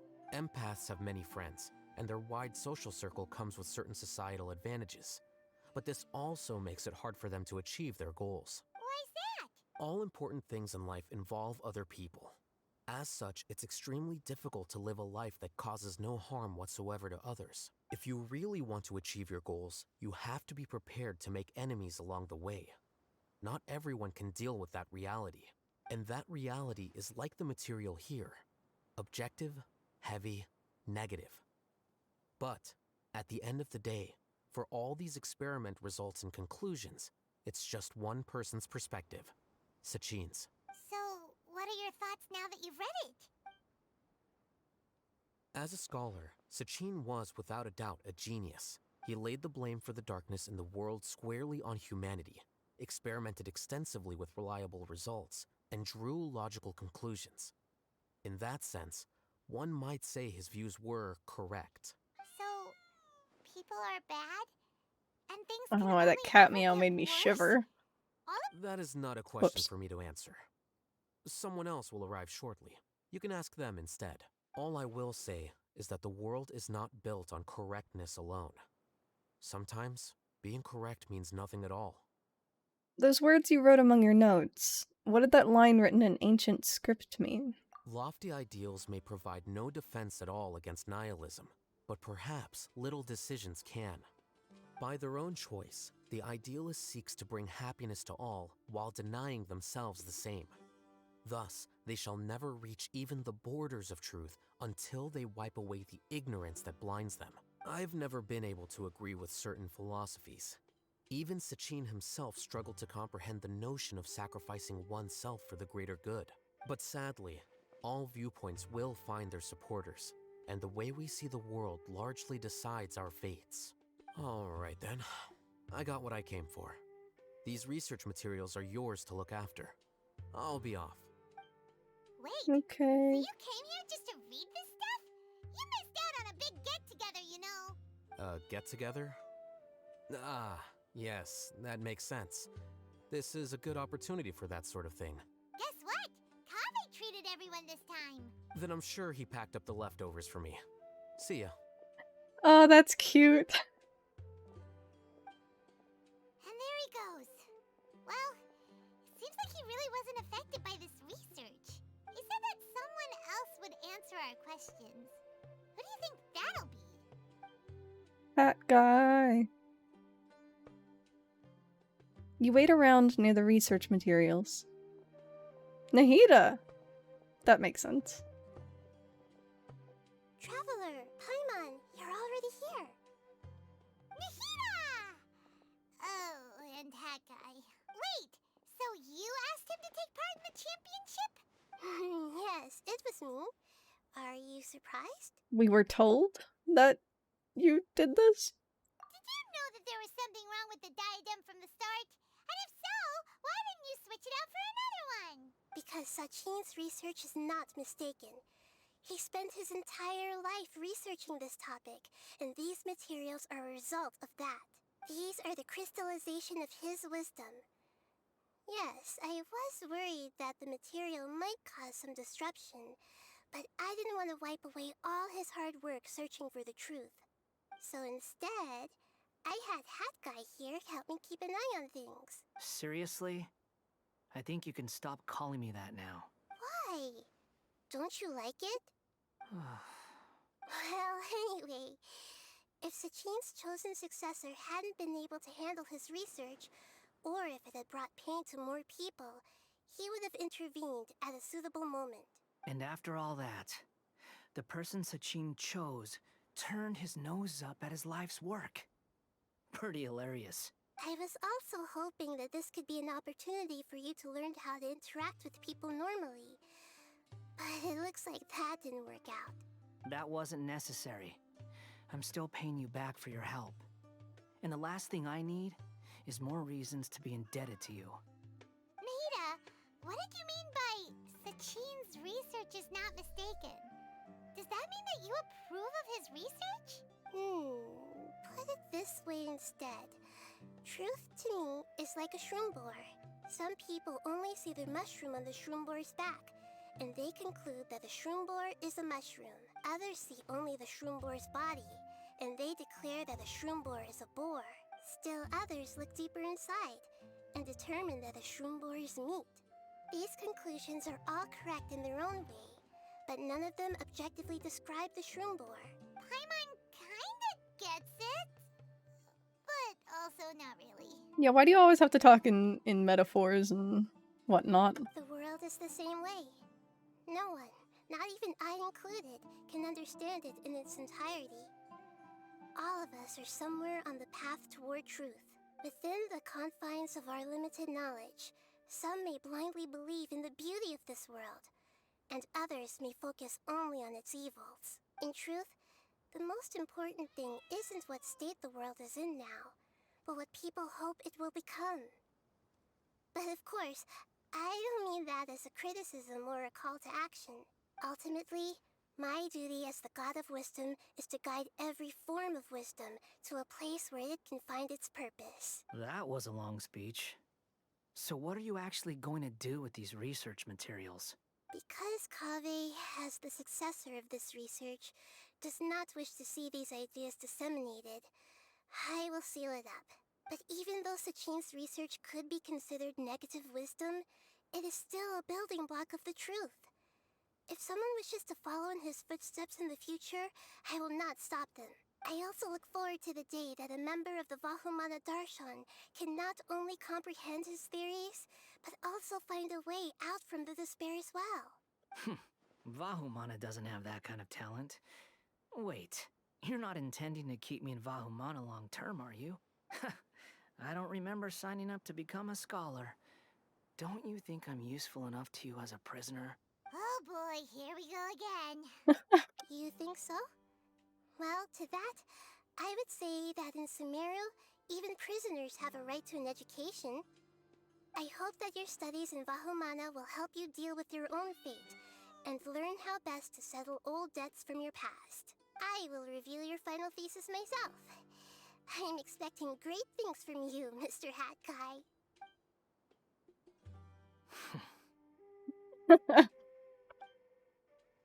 What a grump. What a good event. Good, good, good. There's more? Talk to Kaveh. Is that... I guess it is. What is this? Dory. We got more to do with Dory. I was about to say we can go and do all the, little event snips. The little games and whatnot. But, not quite yet.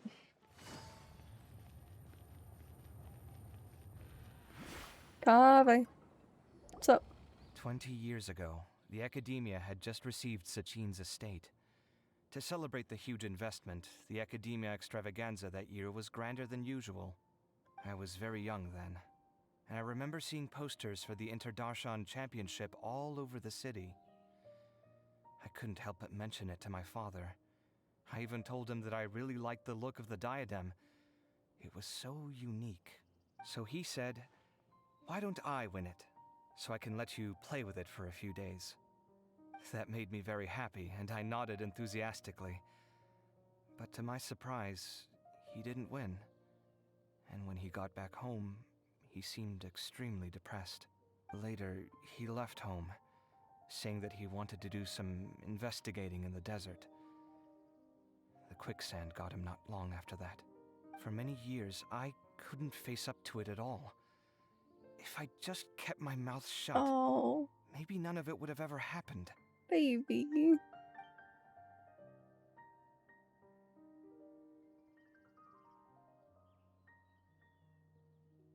Your father may have seen Sachin that year. Wait, so the person we came across in our investigation, who went into the desert 20 years ago, it was... It could be. Is that why Sachin thought I looked familiar? I can't believe it. My father was always too kind for his own good. Sachin's research would have saddened him greatly. He must have gone into the desert when he heard about it to find those who were still suffering. It all makes sense now. I've tried telling myself so many times over the years that maybe his sudden depression wasn't because he didn't win the competition. Maybe something else was going on that I wasn't aware of. But in the end, it all started with me mentioning the competition to him. Oh, Kaveh. Don't worry. I destroyed the diadem. There will never be another tragedy like this again.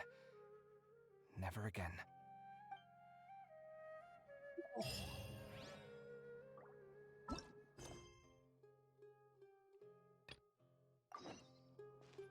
Alright, Dory, what kind of nonsense do you have for me? I took the longest way possible. Hold on.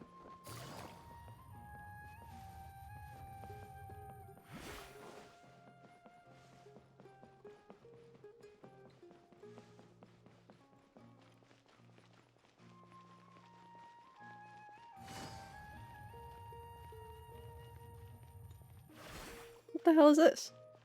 Oh, this is probably the minigames, huh? Well, I'll be back.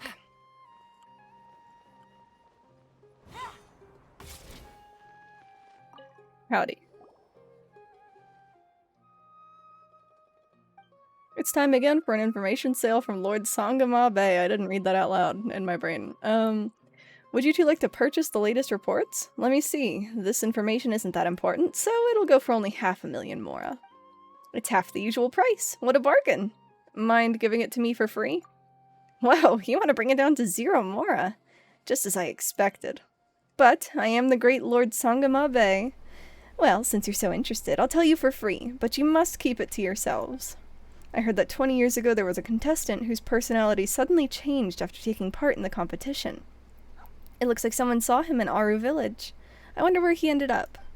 That's all the information you're getting for free. If you want to hear more, you gotta pay 2 million mora. I appreciate your patronage. What a ripoff! We can just go to Aru village ourselves and ask around. Oh, I wonder if we were supposed to do this first.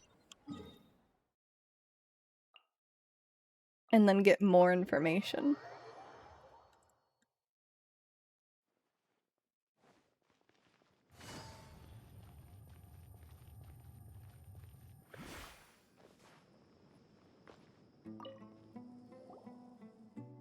"20 years ago, a young man did appear here.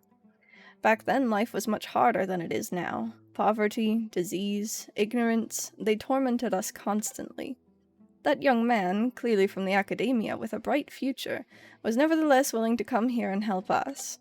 He taught us how to deal with Wanut and monsters. He brought us a lot of medicine with money from his own pocket, and took care of the ill all by himself.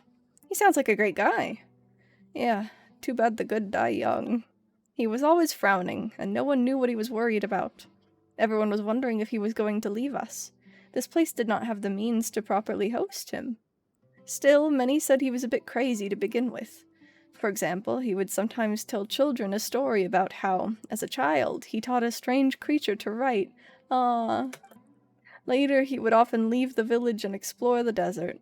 Once I asked him what he was looking for, and he said he wanted to talk to someone from the Nagar something group.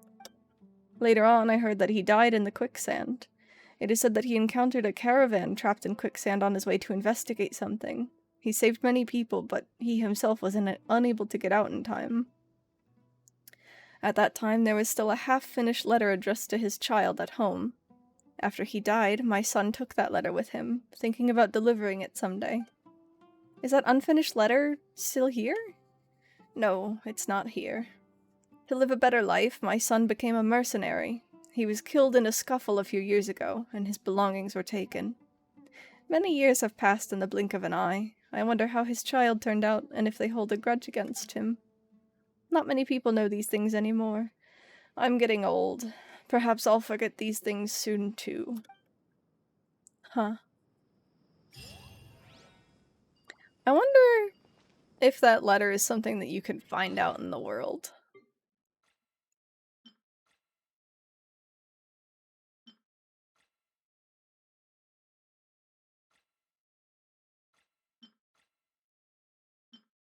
I was just curious.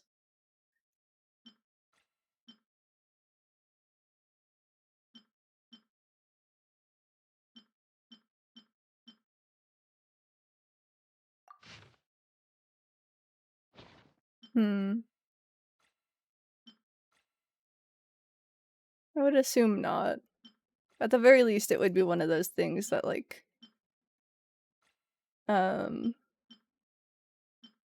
only appears out in the world after this quest or something. Maybe I'll look it up. Navigating the world as a whole.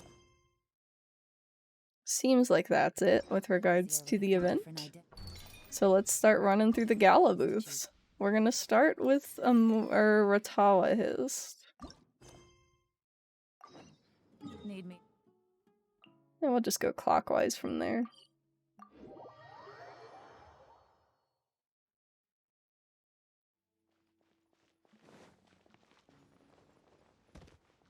Hello, hello! Yes, NA server. Welcome in! Happy, I guess, Wednesday now for most. Take it easy. We just finished running through the event quest line. We're gonna do all the side stuff. I hope everyone will enjoy this little gadget. What's there to play over here? Oh nice, who do you main? That's a difficult question for me. I suppose on instinct I would answer child because he's the only 5-star that I've C6'd. But his kit really isn't that good. I'm working on running the new artifact domain with the new Hydro set to see if I can get something better for him. One of my best units though, I don't know.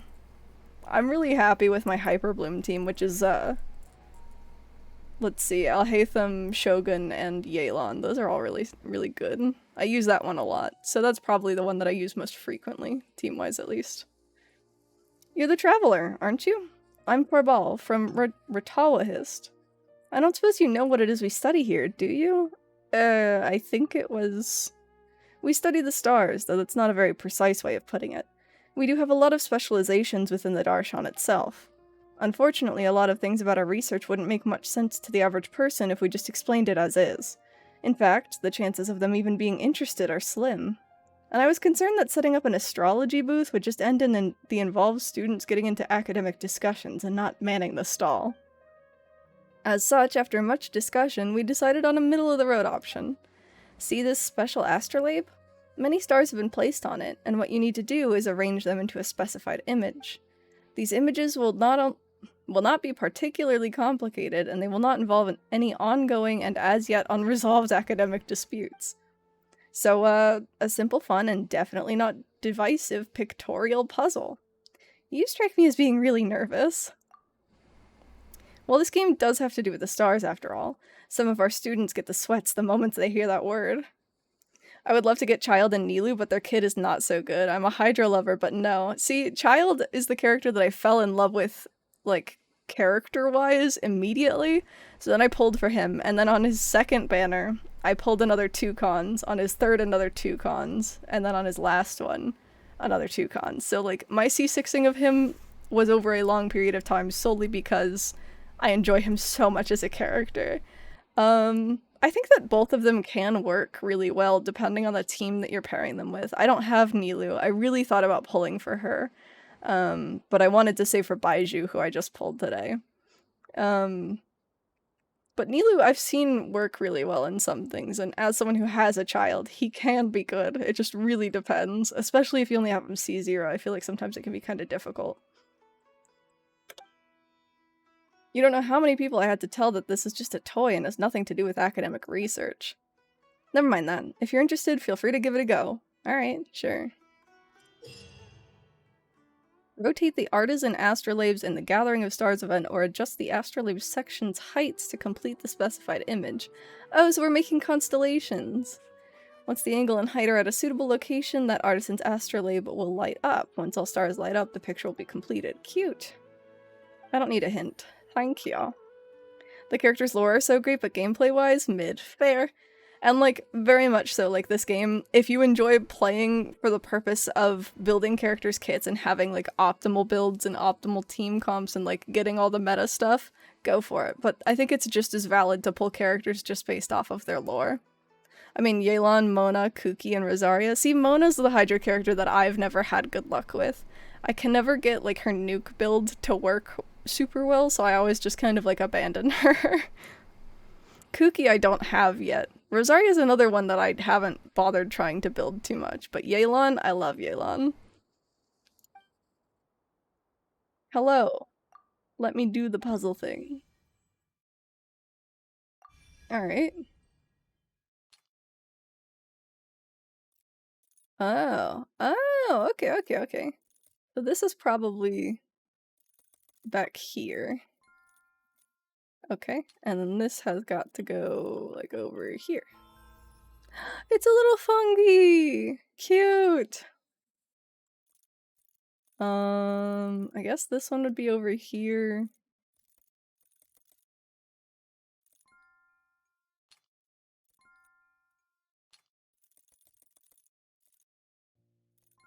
There we go. Scarab!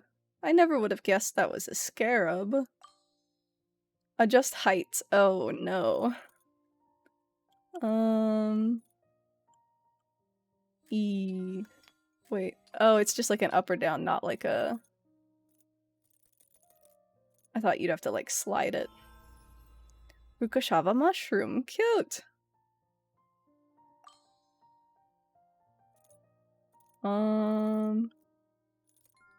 There. This one have to go up? No. Which one's even empty?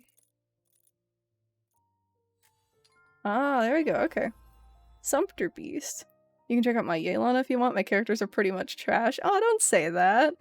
To be honest, what are they called in this game? Artifact grinding is a pain in the ass, so like I totally get it. Oh, they're not even all out yet. 1 hour. Psh. Okay.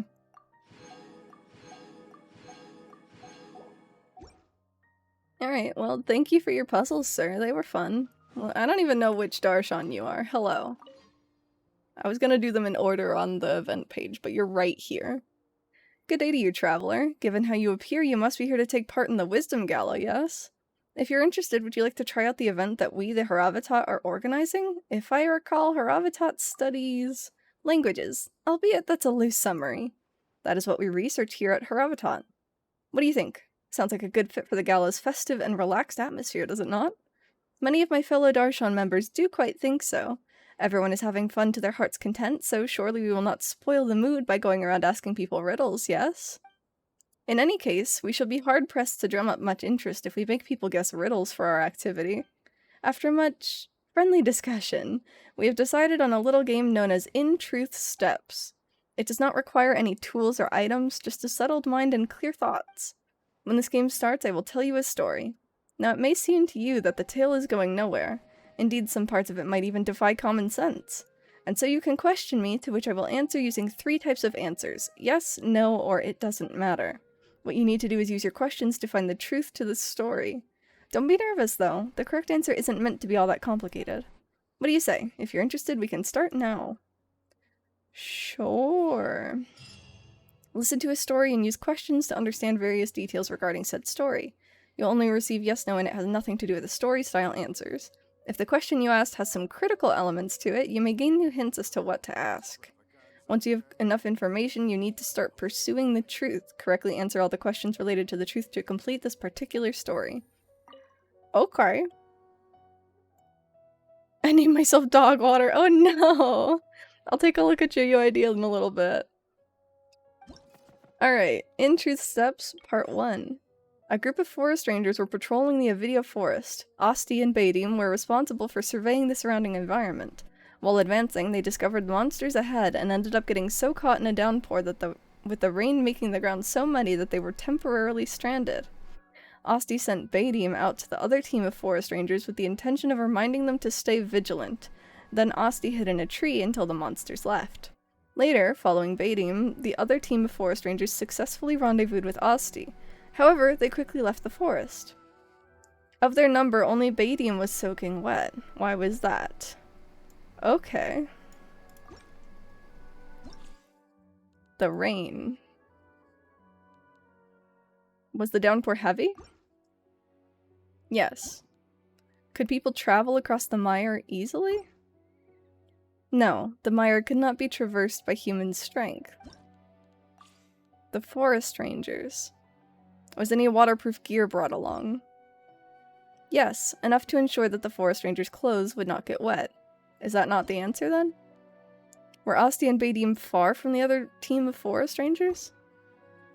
Yes, the distance was so great that even shouts could not be heard. Were there any vision holders amongst the forest rangers? No. Was everyone on that patrol a forest ranger? No. Huh. Badim. Did Badim have a different set of objectives compared to the forest rangers? No. Was Badim a forest ranger? Badim was not a forest ranger, but the forest ranger's companion. Was Badim hired assistance? This question, I fear, has nothing to do with the story. Was Badim hostile towards the forest rangers? Okay. I wonder if we can try and just pick and choose the right questions. Was Badim a human being? No. Was Badim an animal? Yes. I'm gonna guess the answer to elemental creature is no, but I'll ask it anyway, just for the sake of completion. Can Bedim fly? Yes. Did Bedim carry any instruments in particular? No. Okay. Was flight one of Bedim's innate abilities? I'm guessing yes, because he wasn't a human. Did Bedim need equipment or outside aid to achieve flight? No. Did Bedim fly alone? Yes. Okay, so... Oh, I wonder if there's like a... Oh, that's not what I wanted. There's a questions asked up here. I wonder if there's, like, achievements for asking fewer questions. Hold on, so let's try and find the truth. By being a good flyer. Bedim was a dusk bird. Bedim liked the rain, I guess? Question mark? Like, he clearly also did not bring any waterproof gear because he's a bird.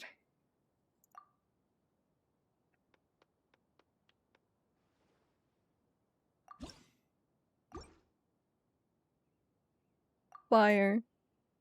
Dusk bird. No waterproof gear. Okay, fine. So about the next story. Baihara is a student from Haravatat. Some time ago, he went out for his research but received an unexpected letter from his mentor, who, in the letter, asked him to bring back something Baihara mistakenly took with him on the trip. In the response, Baihara mailed the item back to Haravatat. However, when Baihara later returned to Haravatat, he still got a scolding from his mentor. Why is that? Okay. The object. Could this item be mailed via the letter? I mean, surely if it was mailed. Was this item broken when it returned?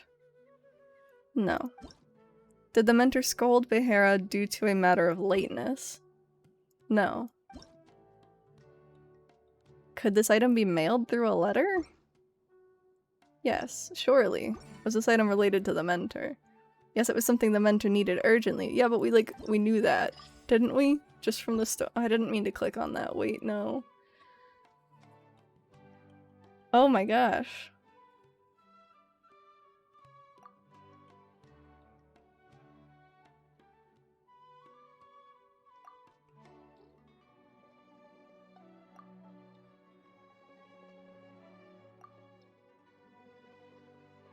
Yeah, I didn't mean to click this. I wanted to click this.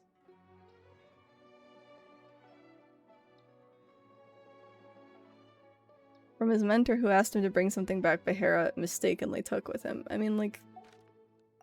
That says that... I mean, I guess it's inference. Whatever. The usage of the object. Have something to do with the mentor's daily work? Something the mentor would use almost every day. The object's influence on the mentor's work. Without the item in the letter, was the mentor unable to start work? Yes. Would the mentor lose his job without the item in the letter? No. Would the absence of the item impose a tremendous loss on Haravatat? No. The letter's current condition. Did anyone else touch the letter? Yes. Did the mentor get the letter? No. Was the location of the item related to the item itself? Yes. The person who touched the letter. Was the person who touched the letter one of the Academia's staff members? Yes. Did the person who touched the letter do something that inhibited the mentor from receiving it? Yes, they were just performing their usual duties, though. Did the one who touched the letter destroy it? No. Was the person who touched the letter hostile to the mentor? No.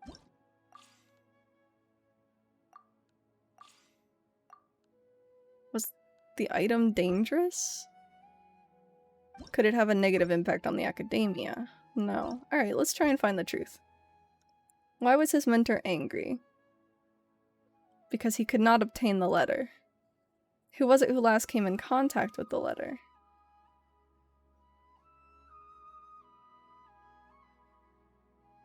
The Darshan staff member who was in charge of passing on the letter, maybe?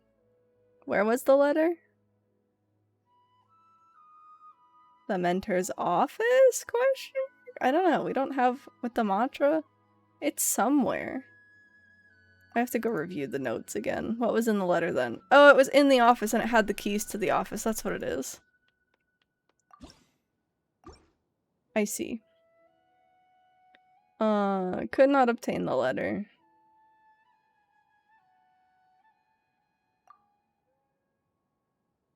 Office had the keys. Okay. And those were the only two that she had available. Why do you still have? Okay, so it doesn't even matter how many questions you ask. That's good.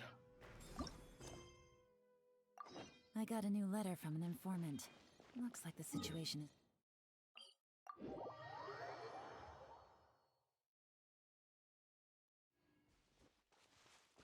Take it easy.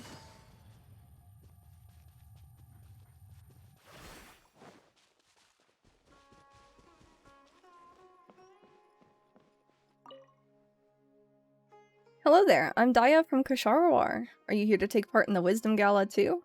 This is the new game that our Darshan has put forth, Project Connectivity. Would you like to have a go at it? If I recall, Kusharawar's specialty is... We study mechanics and architecture, yes. Seems like I've gone off topic. So, to take part in this gala, many of our students put their heads together, and the result was Project Connectivity. Basically, players will need to use various objects that we have prepared to, well, create a pathway. Laying down bridges, setting up stairs, the eventual goal is to create a path for people to travel on that can reach its destination. Once you have finished constructing that road, we will conduct a final verification, just like how we would test completed buildings. Essentially, you just need to set up a safe road to attain success. That sounds rather complicated. Don't worry, you're not being asked to construct anything in real life. If something goes wrong and the road collapses, we'll just have to rebuild it. We're not putting limits on the number of tries you have either. Just let your imagination run free and build as beautiful a road as can be. Alright, sure.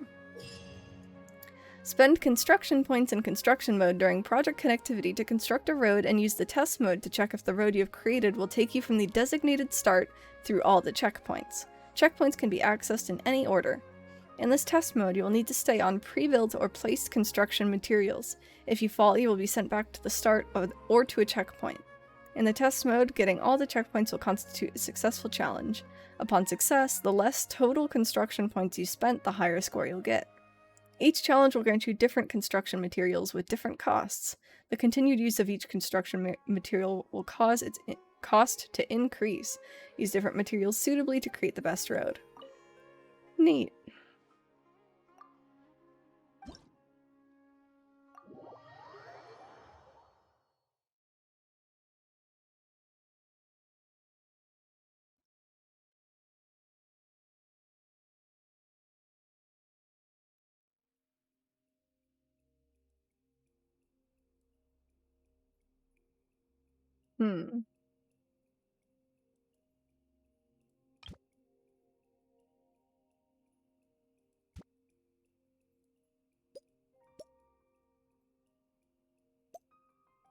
Interesting. Can we get up there?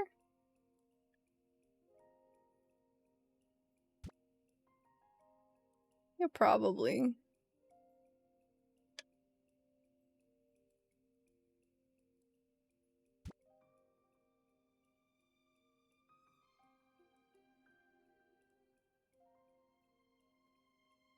Why not put it in the ground?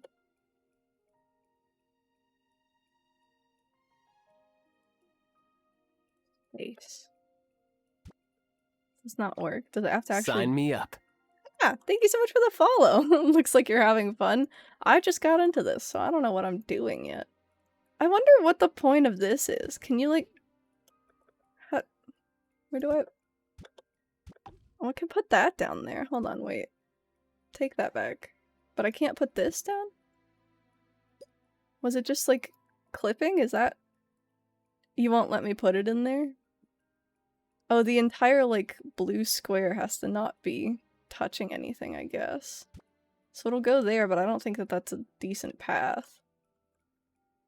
That's a shame. It would have fit in there really nice. Let's find a spot for it anyway. Wait, what's your AR? 60. I played this game a lot. I've also been playing for like 2 years, to be fair.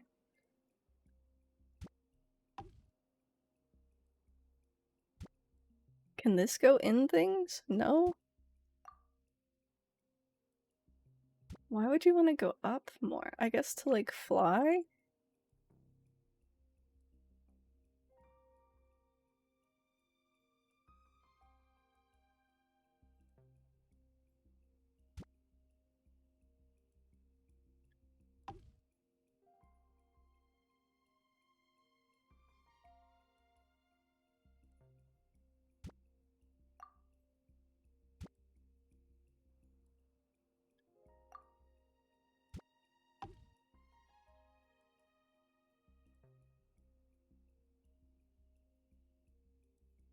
Oh my god, that's tall.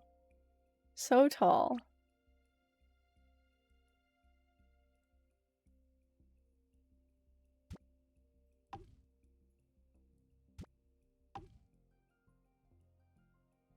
I wonder, I guess I can't remember if it said that you can, if you can glide or not.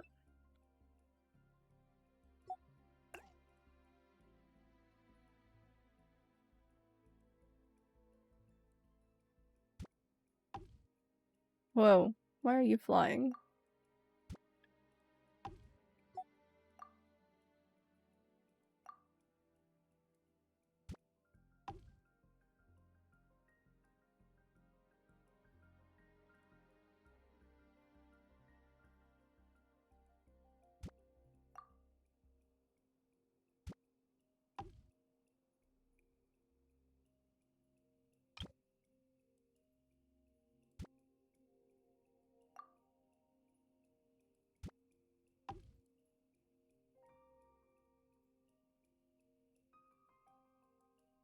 That's so tall. I don't know, let's see if it'll let me fly.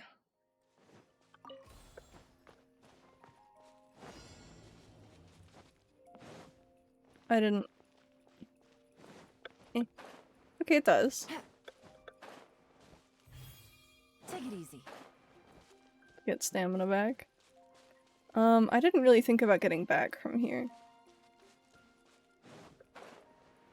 It worked out fine.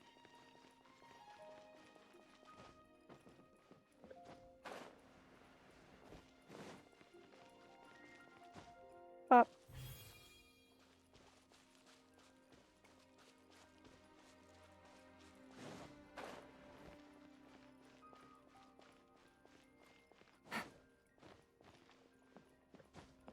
Take it easy. I don't think I even needed that second one. But it's fine, I got 3 stars.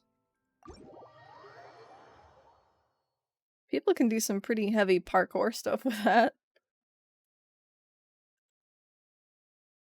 Alright. Ma'am? Thank you for apparating. Yeah. Stage 2, please.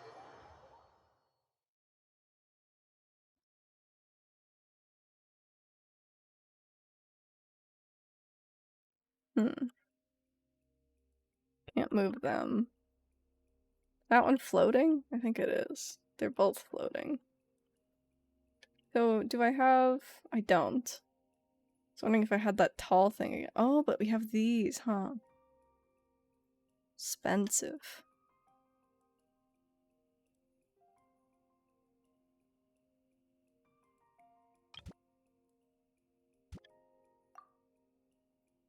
It's neat to see their range of influence.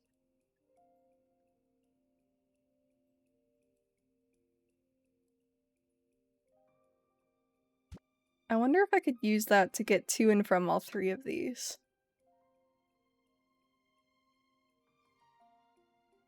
It might need to be taller. I worry I wouldn't be able to grab it. I'm gonna try it anyway. I think that's fun. Can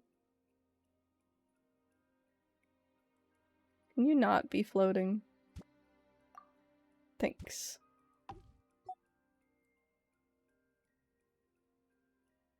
You think I can make it all the way over there? I have a really bad sense of judgment when it comes to distances. I don't know, let's try it. Let's literally just try this and see what needs adjusting. Up. Ooh, barely.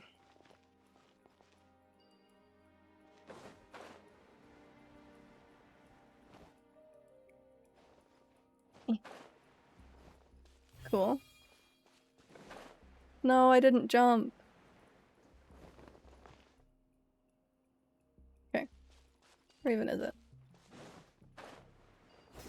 Okay, cool. That works a lot better than I thought it would.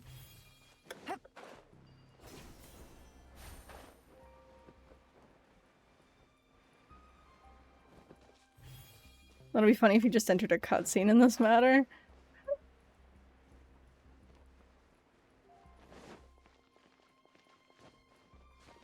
Alright, that one wasn't bad at all.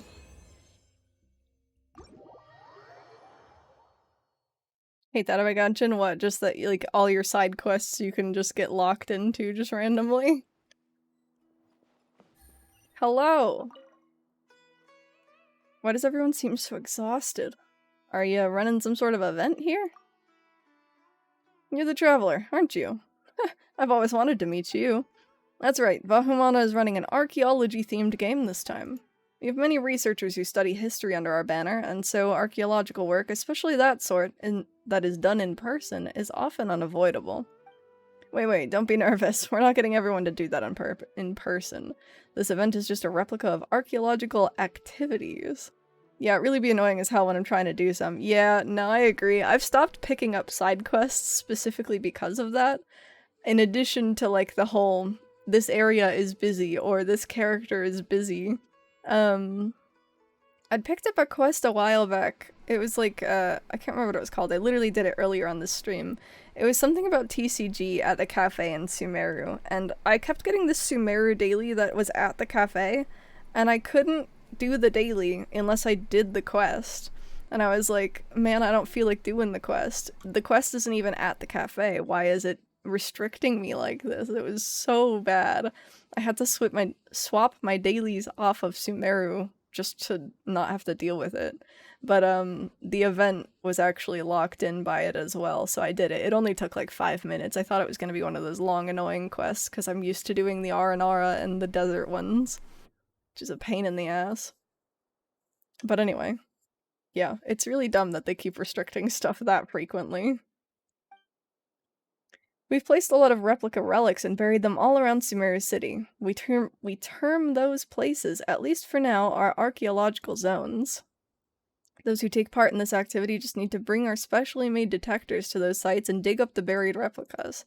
It's all thanks to the students of the other Darshans for constructing a batch of containers and corresponding detectors. You just need to follow the detector in order to find the replicas. We've even split the types of replicas into zones according to the elements. However, these detectors were originally used in elemental surveys, and despite our last-minute modifications, might still be affected by certain elements. All in all, you just need to dig up all the replicas and you'll find that we've got awesome rewards for you. You're still not finished with the Aranara? Technically, no. But, I am done with most of the main story through the first 2 desert expansions. I haven't even unlocked the map for the 3rd yet. I've been avoiding Genshin, and then I got into Star Rail like 4 days ago, so I've been playing that non-stop pretty much. Alright. Let's do this. Here's a detector. I'll mark the archaeological zones in your archaeological manual. That should do it. Go out there and have yourself some archaeological fun. Once you found all the relic replicas, do remember to come back and collect your reward from me. Oh, wow, we actually have to go places? Once you're in an archaeological zone, equip and use the search compass. The compass will take the closest replica relic's location as its target and use trail density to show how far away you are presently from that location. The closer you are, the denser the trail will be. You can place search compasses in different locations, which will allow you to use their indicated trail densities to search in the direction of the higher trail density. After the trail density reaches 90%, you can immediately detect the replica relic. 3 search compasses at once. So we're just triangulating. Great. After you have deployed search compasses, the compasses will be able to more accurately determine the position and cause a more accurate search area to be displayed on your map. That's nice. Alright, let's do it. There's people that haven't unlocked the R&R second place and thought it was going to unlock in the next patch. I'm like, both R&R can be obtained since 3.0. Yeah, I haven't unlocked that either. I know exactly what you're talking about. I just haven't done it because the Aranara quests are annoying. I'm gonna take a stream and do it, but also it's like, every time I get on Genshin and stream it, there's so much other stuff to do that I have been doing that first instead. Like, today I'm focused on getting through this entire event because the event is, time restricted. The R&R stuff's always gonna be there. What was I doing? How do I do the archaeological things? I don't even remember. I did this one.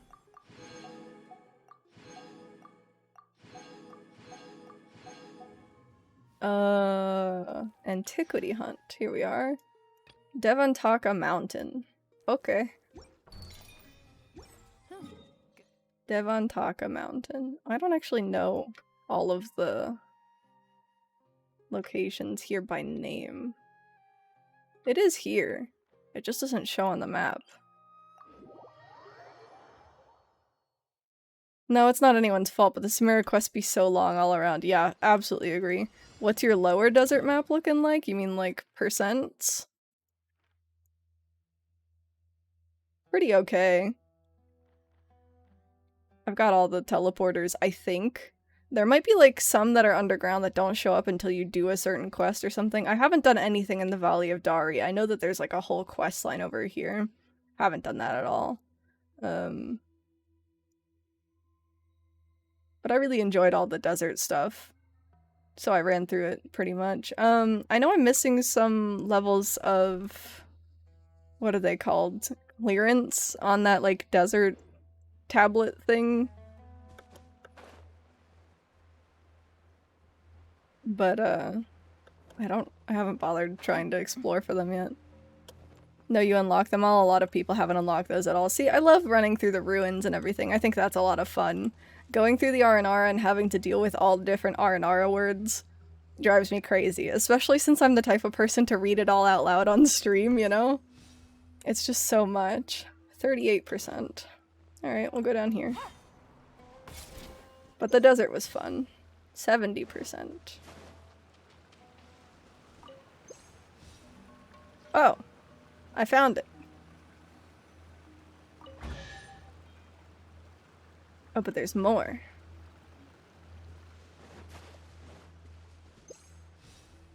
%. Is this 70% still accurate? Oh, hi. Busted.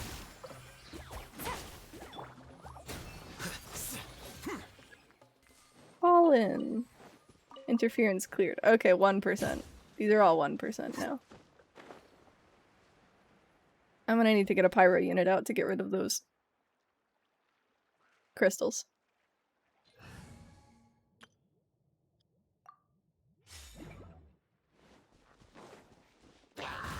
You can run, but you can't hide. Thank you. No time to lose. I'm just gonna go get rid of them right now. Where were they? Weren't they over there? Oh, there they are. Eh.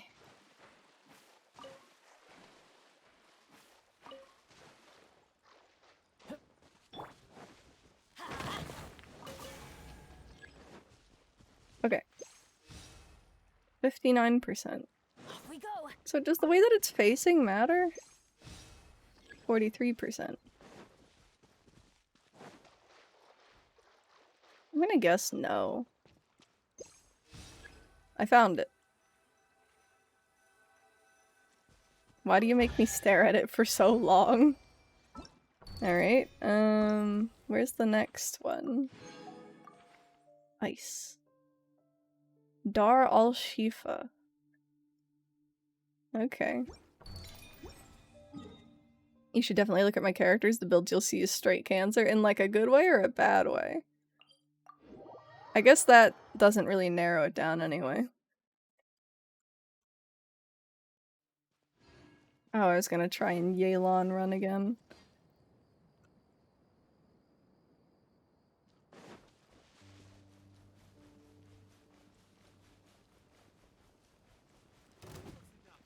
Don't look at me.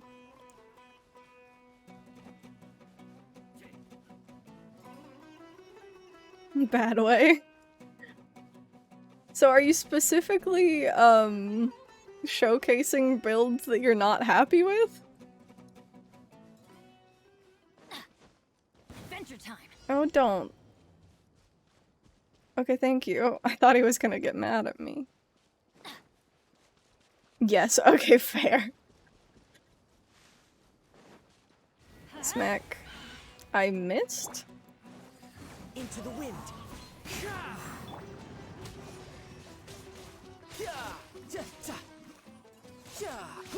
Bring it on. Okay.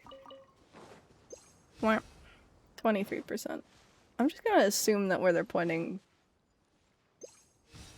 matters a little bit.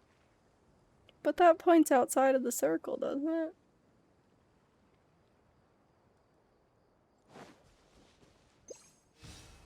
Yeah, okay, hold on.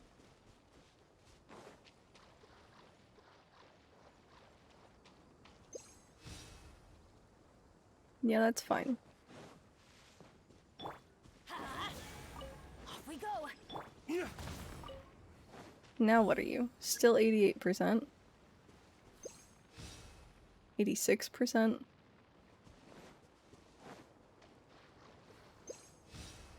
%66%. 73%. 89%. How? Fine. I suppose I should have guessed.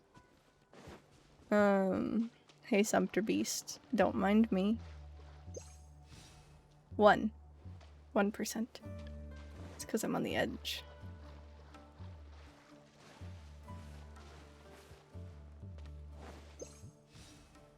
%44. 63%. 60%.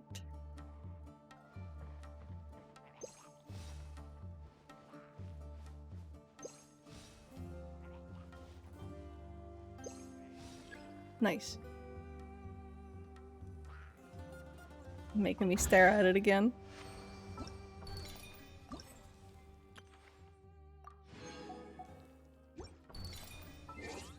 Alright. Let's take a look.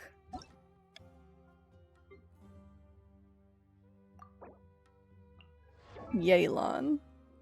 33,000 HP isn't bad for a Yelan though. See, you're lying to me. You have good builds. Millilith Heart of Depth, good.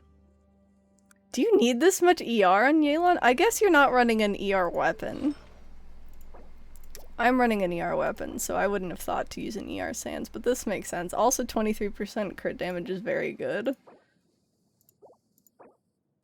21% crit damage. 32% crit damage. 20% crit damage. How did you do this? Even this is really good. C6, of course.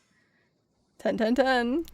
What even is your crit rate damage ratio? I don't think I've ever seen crit damage this high. Bananas. Bananas. Alright, Mona. This is all your good babes you mentioned earlier, except Barbara instead of Kooky, right?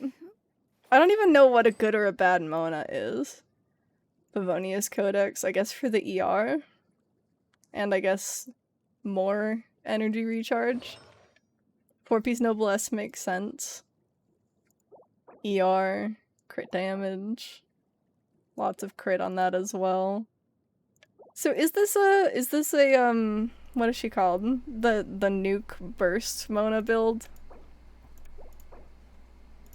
Like, do you run her with like a Bennett?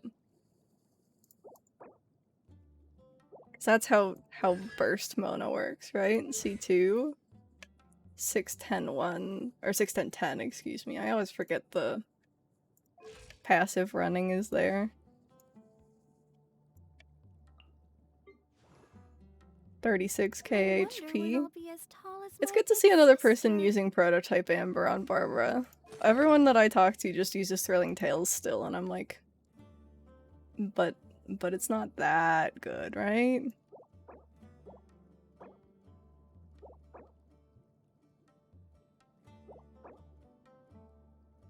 I just looked at that. Healing bonus, HP. Makes sense. C6. C6 Barbara's great. I love Barbara. A lot of people don't use Barbara. I'll be honest, I also don't know how to build a Rosaria, so looking here, like, Yelan's the only one that I've, I guess, built. My Barbara's kind of built. She's built enough to work. Physical. Okay, that makes sense, I guess. Just full attack, then? Looks like you've got a lot of really good crit rate and crit damage substats on your artifacts. Also C6. My Rosaria is only like C1, I think. 10-10-12. Hell yeah. Your Yelan, though, gorgeous. Absolutely gorgeous. I dove deep into water like into Yelan. Gosh. Do you run Spiral Abyss then? Have you full starred floor 12? Navigate. I didn't hit the right thing.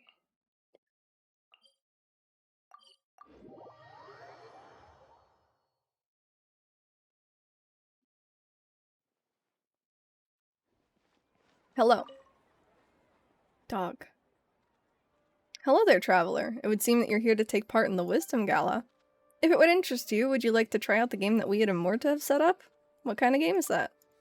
Our Darshan has set up a little game called Mimetic Replication. In this game, I will introduce you to the behavioral patterns of certain animals. Of course, these patterns have been simplified and generalized to make them easier to understand. What you'll need to do is use the models we have prepared to imitate the actions of the corresponding animals. Sure. Animals have regular behavioral patterns is a statement that is both simple to understand and accept. But behind something so simple lies mysteries that are most deep indeed. However, let us put academic observation aside for the moment and simply enjoy the habitual behaviors of animals in a relaxed manner. Sure, Paz. No, not enough of my characters can handle floor 12, only my Yelan can annihilate floor 12 fair. Floor 12's so hard.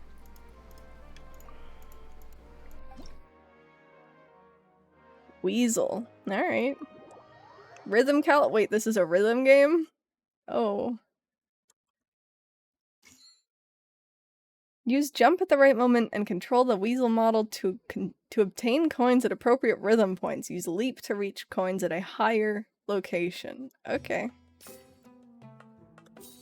Oh. Okay.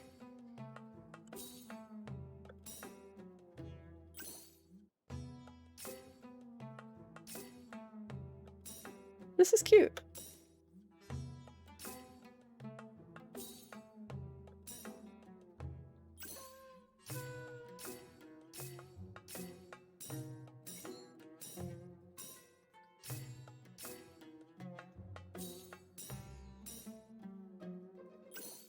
Almost missed that one.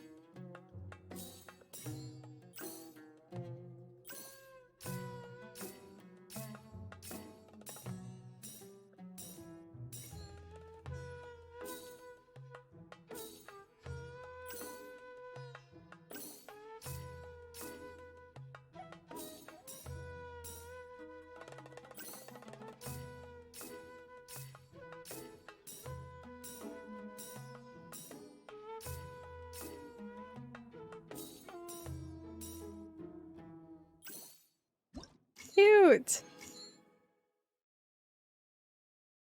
Well, I hope I'll never meet a weasel as smart and swift as this one. That's really cute! I wonder if you get, like, different icons and everything, too. I mean, you must, with different scores. Alright. Excuse me, sir. Thank you. Hello.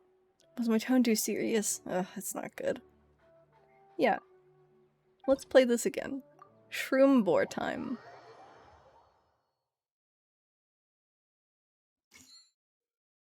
Use forward charge at the right moment to cause the Shroom Boar model to break the obstacle at the appropriate rhythm point. Oh, okay, okay. Oh, so it's a much shorter. I thought that it would actually push him forward. You've mastered the correct timing just by hitting it once correctly. Thank you, game.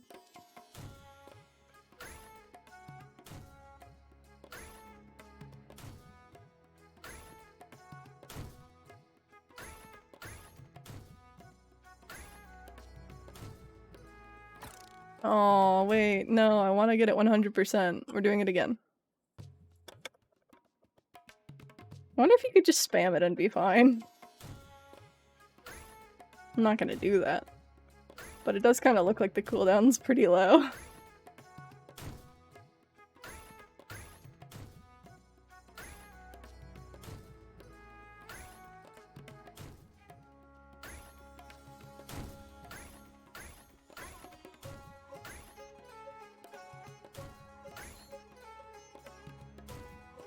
This one's really cute.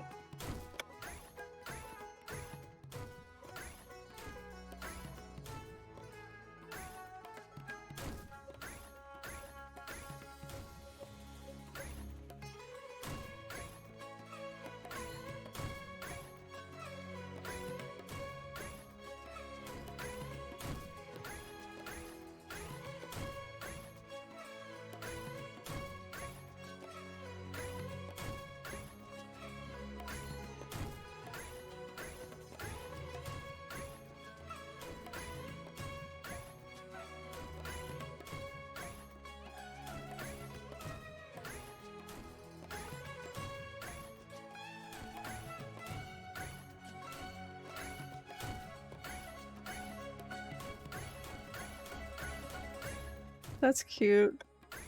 The way that they handle the, like, sound effects for them going up along with the music is very neat. Because they don't all go up early. Oh! Cute! If I ever encountered such a shroom boar, I would run for my life. Oink standing. I hate it, but I love it at the same time.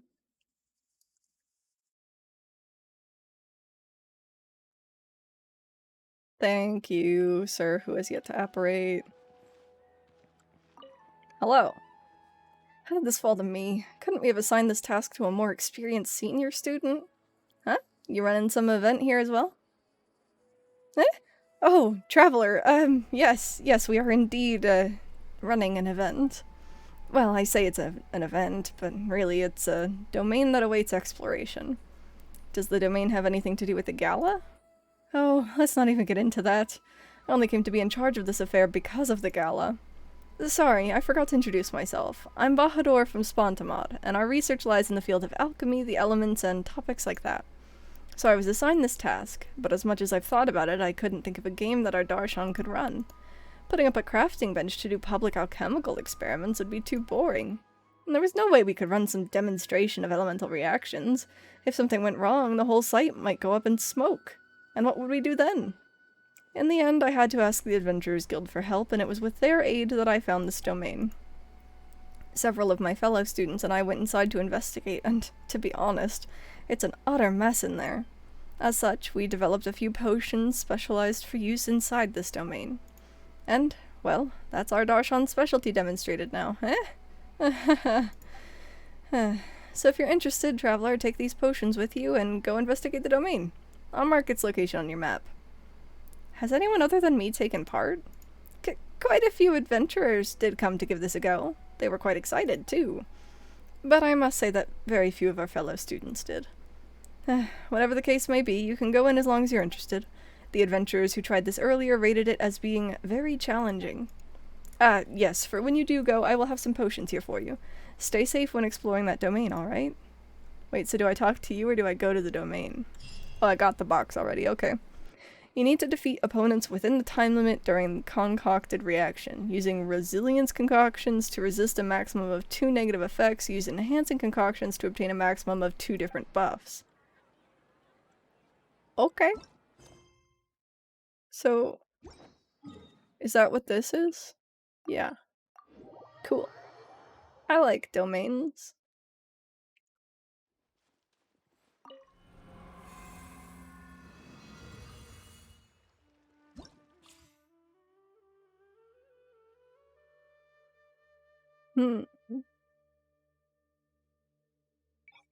Hard. There we go. Resist at most 2 negative effects. Okay. Oh, okay, okay. What are linchpin opponents? Is that something I could read here? Is that what these are? No. I'm just gonna guess that that's the ruin guards up here.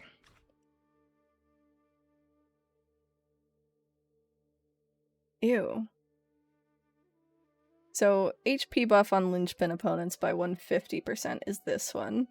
This one makes them regen HP by 15% for each normal opponent on the field every 10 seconds.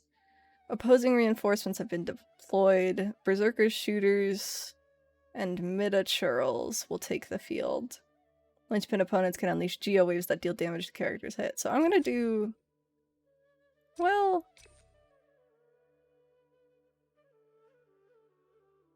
if we get rid of the reinforcements, then the normal opponents on the field healing linchpins don't matter as much. And I don't think them having damage me matters that much either. So if we reduce their health, then it'll enable me to burst damage them down quicker. Oh, does this tell me? No. Enhancing effects. When an active character's attack hits an opponent, a cyclone will be generated that will pull nearby opponents in. I guess this depends on what team I'm bringing. When there are less than 2 opponents near the character's attack will be increased by 75%. That would help me against the linchpins. When a character's attack hits a linchpin opponent, extra true damage will be dealt once every 6 seconds. And when a normal opponent is defeated, shockwave will be unleashed. Do the linchpin ones. I don't think I need the grouping, because I can just bring Kazuha. And if we're getting rid of the normal reinforcements, then this isn't as important. Alternatively, we could do that. And then do that. I guess it would be that. Because we'd have a lot more opponents. Or even that. And not bring Kazuha.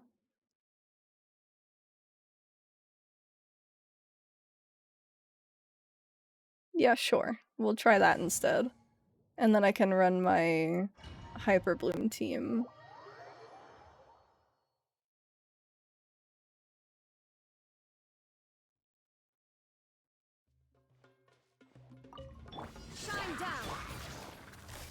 I wasn't ready for them to get sucked in yet. Ma'am.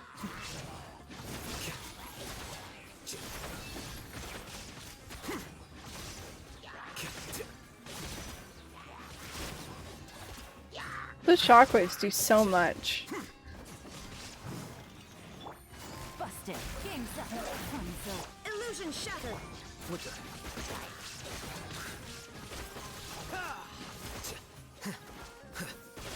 Hello. Oh, for the love of...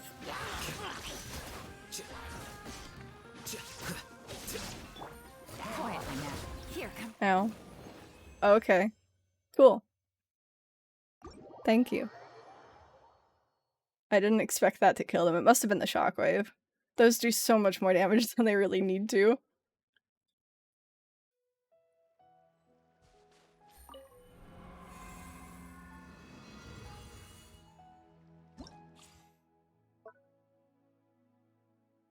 Fungi. Okay.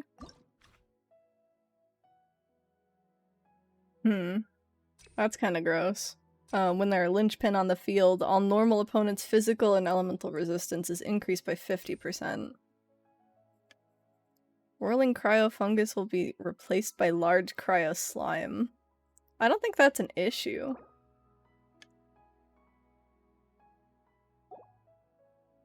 A cryo buff to nearby opponents, which will increase their offensive capabilities and durability. It can be removed through elemental reactions. That doesn't matter to me either. Let's just reduce normal opponent's HP. And then we'll bring my pyro team. With Child. And Kazuha.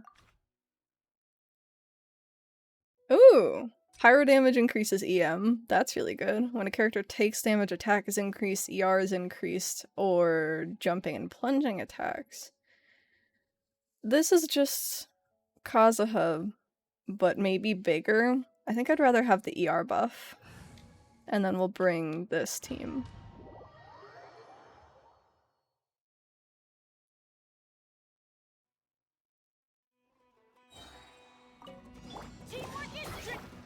One with nature. Clouds high. The birds call. Any thoughts on Shenhe DPS? I haven't gotten to build my Shenhe or find a good comp for her. I wanted to use her as a buffer for my like Ayaka teams, but I haven't really used her all that much. Flames purge. Into the wind. I'm sure she can be really good though.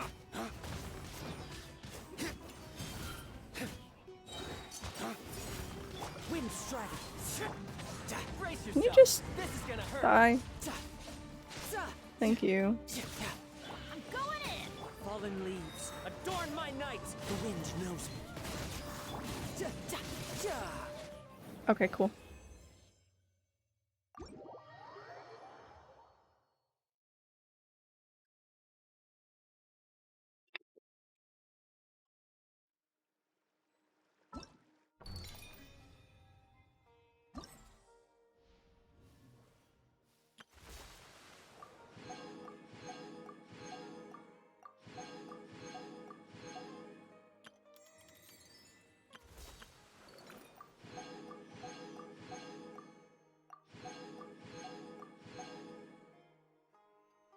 Just completing it on hard does anything.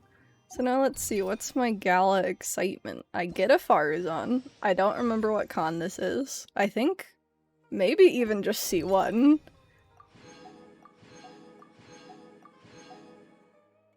And we've almost got the crown. That's everything that I can do right now though.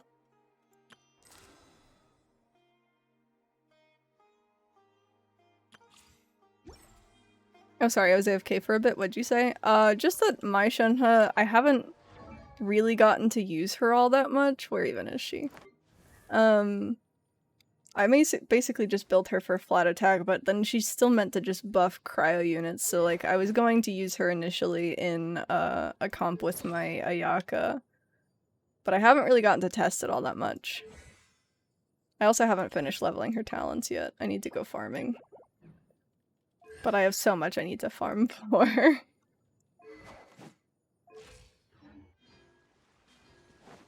I also am realizing that I did give her Lithic Spear because I was using her in a freeze comp with Chichiganyu and Yelan. But I don't know if that would work as well in the comp that my Ayaka would be part of. Again, I haven't really gotten to test around with her too much. Oh right, I got a Farukon. Yeah, that is C1.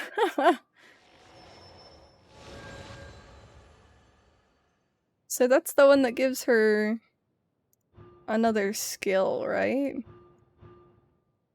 That's a pretty good one.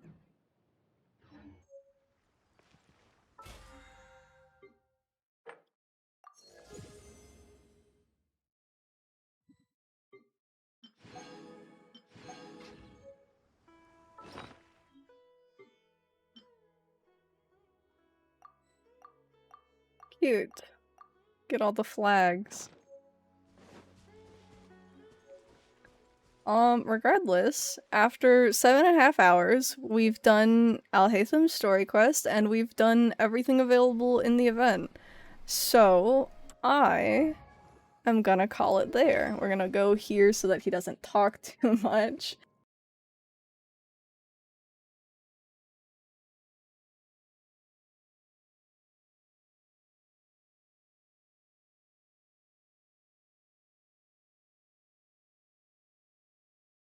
Let's go back and look really quick. I don't even know what Connie is. I do have him C6, because he's meant to be like a good main DPS though, isn't he? So if you're enabling Chongyun for... Did I? Did that mute me?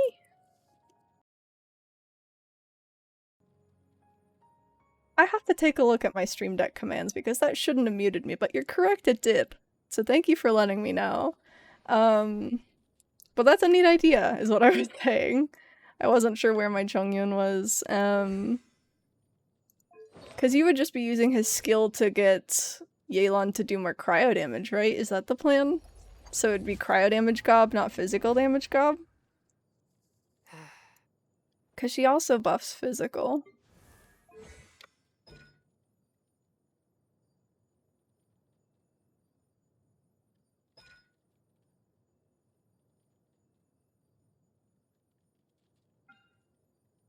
The resistance decrease is the same for cryo and physical. Gains 15% cryo damage bonus. So I guess she would just be better for cryo rather than phys. No, I don't plan on using Yelan on the team since using Shenhe as a main DPS. Did I say Yelan? I meant Shenhe. Because Yelan wouldn't get Chongyun's infusion anyway.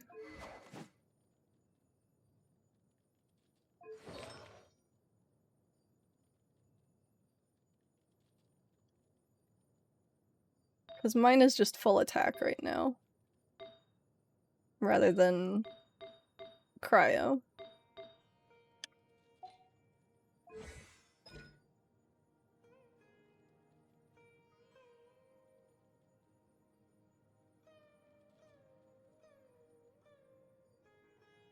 Diona, Chongyun, and Shenhe, and a pyro character is a sub DPS. Oh, for like a reverse melt. Or for, I guess it would just be a melt. Should have gotten Dia though. Hey, she's on standard now. You could get her. I got really lucky today with my Baiju pulls and I lost my 50-50. I guess that's not lucky. I lost my 50-50 to Dia, but it was only like 2 pulls after I got Shenhe, who was the last 5-star I pulled for. So I really can't complain. I do, however, have to go farming for Pupa. So that's gonna be fun.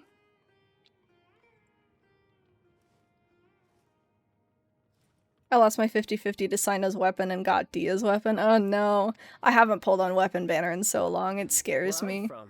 I lost my 50-50. Oh, I already forgot. I want to say it was 4 times in a row. From Yelan's first banner until Shenhe. Shenhe broke my 50-50 loss streak. So I'm technically back on a 50-50 loss streak. At 1 only for Baiju today. But I ended up getting him. I had enough saved. Dia was really early, thank god. And I have Snake Man. I love Snake Man. But anyway, yes, I am going to call it there for the stream. I will not mute myself this time, I think. And I'm gonna go see who else is online to see if there's anyone I can raid out to. Let's see.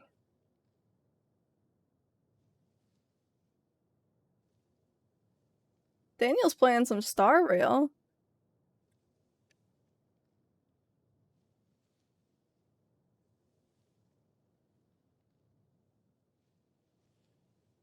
I'll send y'all over that way.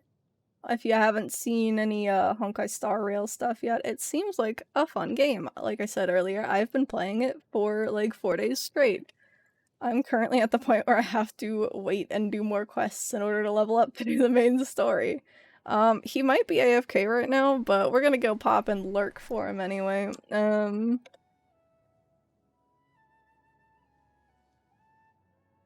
Y'all, thank you so much for hanging out here tonight. I will be live tomorrow with some League of Legends, probably around like 7 or 8 p.m. Eastern Standard. The MSI event's going live. We're just gonna be playing some ARMs, real chill time. Besides that, I don't know when I'll be live again. Maybe I'll try and finish this event out on live. If you haven't yet, consider hopping in the Discord. You'll get notified whenever I go live. I'm gonna be able to come check out, chat with people. We have polls and build guides and everything in there. Just a few channels to chat with Genshin stuff.